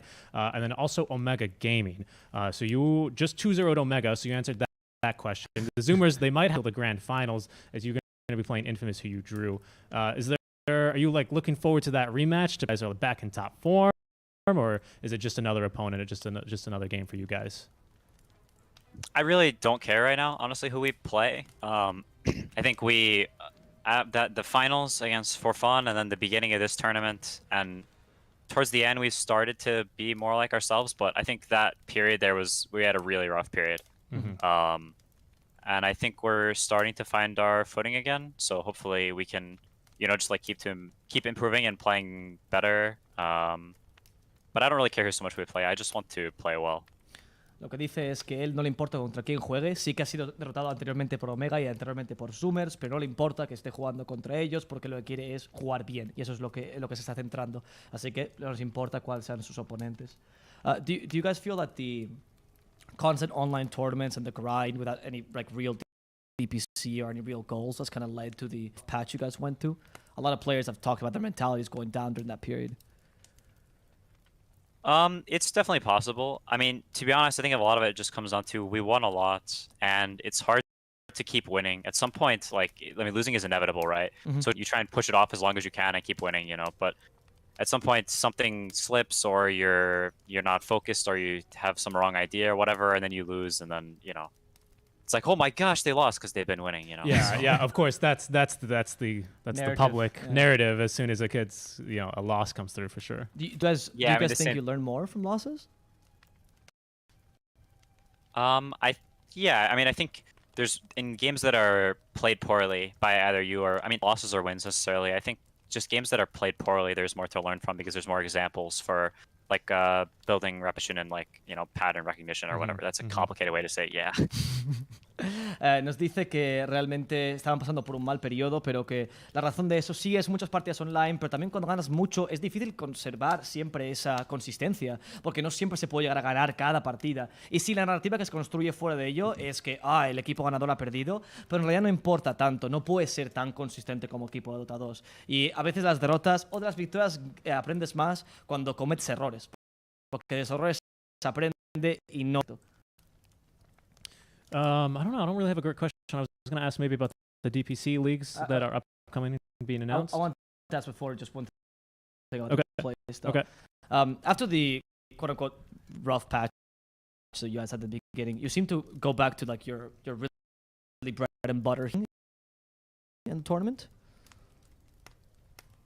There may have mentally or subconsciously. Where you win every game with Void Spirit or whatever, you know, it's like, I'll pick Void Spirit, you know. Yeah. Some I'm sure that there's definitely some stuff like that. I think either conscious or subconscious. Ahí sí que querían piquear comfort picks, sea conscientemente o subconscientemente, porque es más fácil jugarlos cuando estás en mala posición, pero no necesariamente intentaron ir elegir. And then I guess just looking forward beyond this tournament even and into the new year when hopefully the DPC leagues are going to be up and running. Like, how are you particularly feeling about that? Is it like more stability in the scene, make you want to keep playing, you know, or PPD says he's coming back, perhaps Nit picking up a different roster, you know, like, are you looking forward to that, or is it, again, just more for you? Yeah, for sure. I mean, LANs are like, I mean, there's nothing wrong with online tournaments, and I really appreciate all the Realms Collide and all the other people who have run tournaments. It's like very much appreciated, but I think LANs are what people really, like the prestige and the level of competition of playing global teams and stuff, people like really appreciate this and value this. So I think as LANs, you know, like more Valve stuff comes back and LANs slowly start to come back, people really crave that, I think. Yeah. Do you find that the atmosphere at LANs makes you play better or improve more? I think so. I think a lot of people improve in chunks at LANs. Other people are more incremental, but I think a lot of people improve, especially at LANs. Dice que le hace ilusión las nuevas ligas de PC porque es algo a lo que esperar, pero no le importa los torneos online. Está muy agradecido a organizadores como 4 Realms Collide para que puedan seguir jugando y seguir ganando dinero, obviamente. Y también dice que sí, la atmósfera en las LANs a veces es mejor y hace que mucha gente mejore muchísimo. Hay equipos que mejoran muchísimo las LANs de 0 a 100 y otros equipos que son más incrementales y que no funcionan tan fácilmente. And then I just wanted to wrap it up by asking, without leaking any strats, obviously, what is one thing you're looking forward to in the next patch? Because it's been a while in this patch. Next patch. Viper needs to stop spitting.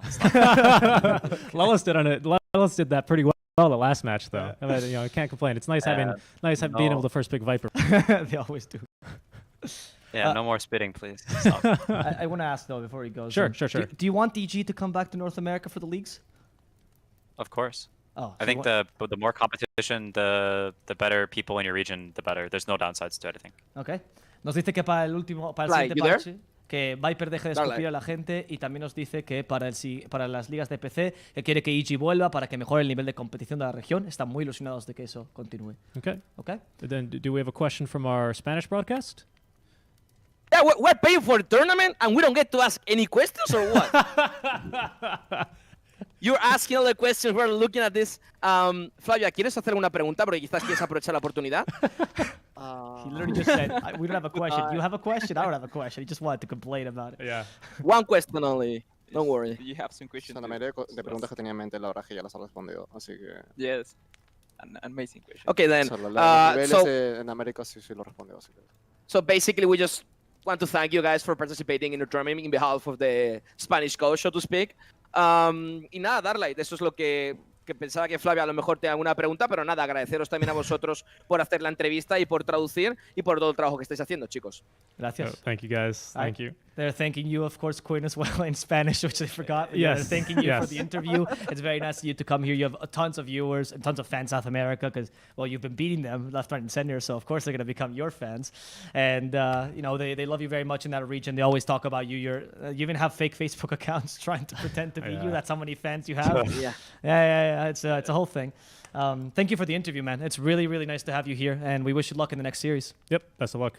Yeah, thanks. I appreciate it. Have a good one. Yep. You too. Take it easy. All right. Shout outs to Quinn for joining us there for our little interview to wrap it up. And thank you to our Spanish viewers, or to our Spanish stream as well. Sí. Amigos del mundo de 4D, chicos, sé que yo parezco español, pero no. Os aprecio más que la mayoría de gente. No sé cómo Flapjack, no me confundan, o como Suado. Ha sido un placer estar entrevistada por ustedes. Siempre que podamos entrevista estamos aquí dispuestos, obviamente, solo pídanoslo, para eso estamos. Y también, al igual que nos dan un cálido saludo, obviamente, el trabajo de 4D es lo que hace este torneo posible. Sí. Incluso, ya sé que mucha gente critica al feo Caos o posiblemente a Suado, pero es gracias a su trabajo duro y su sudor que este torneo puede existir y pueden disfrutar de esta gran calidad de Dota que estamos teniendo. Corazón. Gracias, Darley. De verdad, muchas gracias por traducir. Thank you guys for the translations and thank you guys for the coverage. It's been a pleasure so far and let's see how it goes. Pues nada, me quedo con vosotros en el panel ahora sí. Fly. Yeah, okay, go. Nice. All right. Nice. That Yeah. was really nice because I also felt like I could give back to 4T. Like they gave us this whole tournament. I'm like, Yeah, I'll yeah. help you out a bit. I've casted with them a couple times, but Of course. A little funny business in there. Of course, in case we missed any Spanish translations throughout the interview, basically the end interview was just them joking around. Oh, haha, you already asked all the questions that we wanted yeah, to that ask. was it was really funny because Yeah. Suado is very well known in the Spanish community for being like almost like a jokester. He's like the Slacks of the community, I would say, very similar to that. And when he goes, hey, we want to ask some questions, then he literally goes to his co-caster and goes, hey, do you have a question? Flapjack, for ¿tienes pregunta? And Flapjack goes, no. de verdad No, no." they've asked everything. Yeah, Yeah, Flapjack yeah. is a much more calm analyst. You've seen him in the stream before as well. He also helped us out.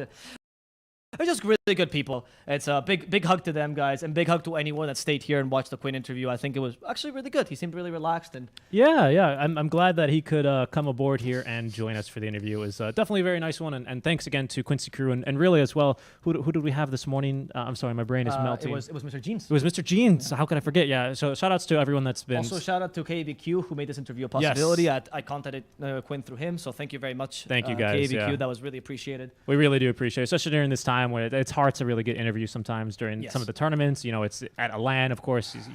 You have to do interviews. You have the whole sometimes. interview day, yeah. right? Like yeah, there's a whole usually media at day. LANs, they have a media day or media days, media week sometimes, depending on how big the LAN is, honestly. Yeah. And in this tournament, we've just literally reached out to the teams, and those that are appearing here are just because they're just good people, Yep, and they're helping us out. They're not winning anything out of this except for a bit of exposure. So thank you very much to all the teams who agreed to speak to us. Yeah, indeed. Speaking of exposure, that's how we're getting paid as well, guys. So if you do want to support the stream here and make more streams like this possible, all you got to do is just follow us here on the Twitch page here or the YouTube, or you can like our face, like our page on Facebook is what I meant to say. Whatever streaming platform floats your boat, because that's going to be the biggest way to show support for the stream. You can also check out Seek's own personal Twitter at Seek and Strike Dota and mine own at Mr. Avo Plus.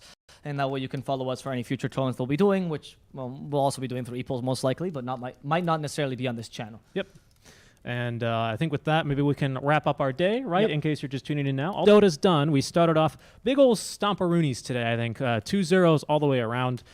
Maybe perhaps some not expecting the first series to go 2-0 favor of Infamous, but they win a pretty decisive 2-0 victory. We're surprised that one went to 3. Mr. Jeans as well was, I think he's a very humble man when we interviewed him and is looking forward to the rest of the games. Both players were very, very humble as well. They were. I think that often because of the streams before, the CCNC will get a bad rap. You know? Yeah, But yeah. every time I've had the pleasure of interviewing him and seeing him. And we frequently see players when they're not doing interviews, which is fairly frequently because no one really likes doing interviews, right? We frequently see them at their worst as well. Which is the ranked matches. Which is the ranked matches. And I mean, we all know, like, you know, if we looked at, you know, one of our ranked matches as well, it's it's sometimes people It's get more heated. depressing than bad. That's true. I'm always crying in the voice comms. It's Yeah, a whole, it's very sad. It's the whole thing. I miss He's Elastic. crying. I'm 0 and 15. But I'm back my invoker. but back to how the day went. Of course, then you want to recap our second series, perhaps. Yeah, our second series was a 2-0 for Quincy Crew. Very consistent as well. Performance by Quincy Crew, absolutely dominating Omega. And yeah, I mean, we see why, right? The Queen even said it. I love something I really like about a player is that when you ask him, of course, I'm never going to go, you played like shit that game, right? But like, you go to a player and you go, oh, I think that was a really consistent game. And he corrects you and goes, no, it was just game number 2. Yeah, right? game number 2. The showing the self-introspection, this is the kind of mentality you have to be a real true pro, right? The acknowledging that, yes, you make mistakes. It's okay. Everyone makes mistakes, but you got to acknowledge them to improve on them. That's the right mentality. So I was really happy you mentioned that. Yeah, indeed. And so that'll set our next stages of the playoffs. We're going to be into lower bracket round 2 tomorrow, kicking it off with Beast Coast versus 4 Zoomers. Not Beast 4 Coast Fun. for Zoomers. And then our other match will be Thunder Predator versus Omega. So 2 really strong matches starting tomorrow. Do you want to remind everyone of the times, just in case? Yeah, it will start at 4 p.m. EST. 4 p.m. EST for you guys, which would also be 4 de la tarde, 4 de la tarde hora Peru, perdón. That would also be 10 p.m. Europe, 9 p.m. UK, 11 p.m. Russia. Privyet. And we have 5 a.m. if you live in Singapore and Malaysia like us. Terima kasih, everyone. Terima kasih. As who knows, maybe there's someone that's going to understand that one in the chat. But yeah, that just a lot about of Filipinos actually chat. That's why I'm saying it for them. That just about wraps it up for today, guys. That's going to be our coverage of Rums Collide 2, the bittersweet for today. So for now, guys, on behalf of all, thanks so much for tuning in. We'll see you tomorrow. Until then, stay safe and see you.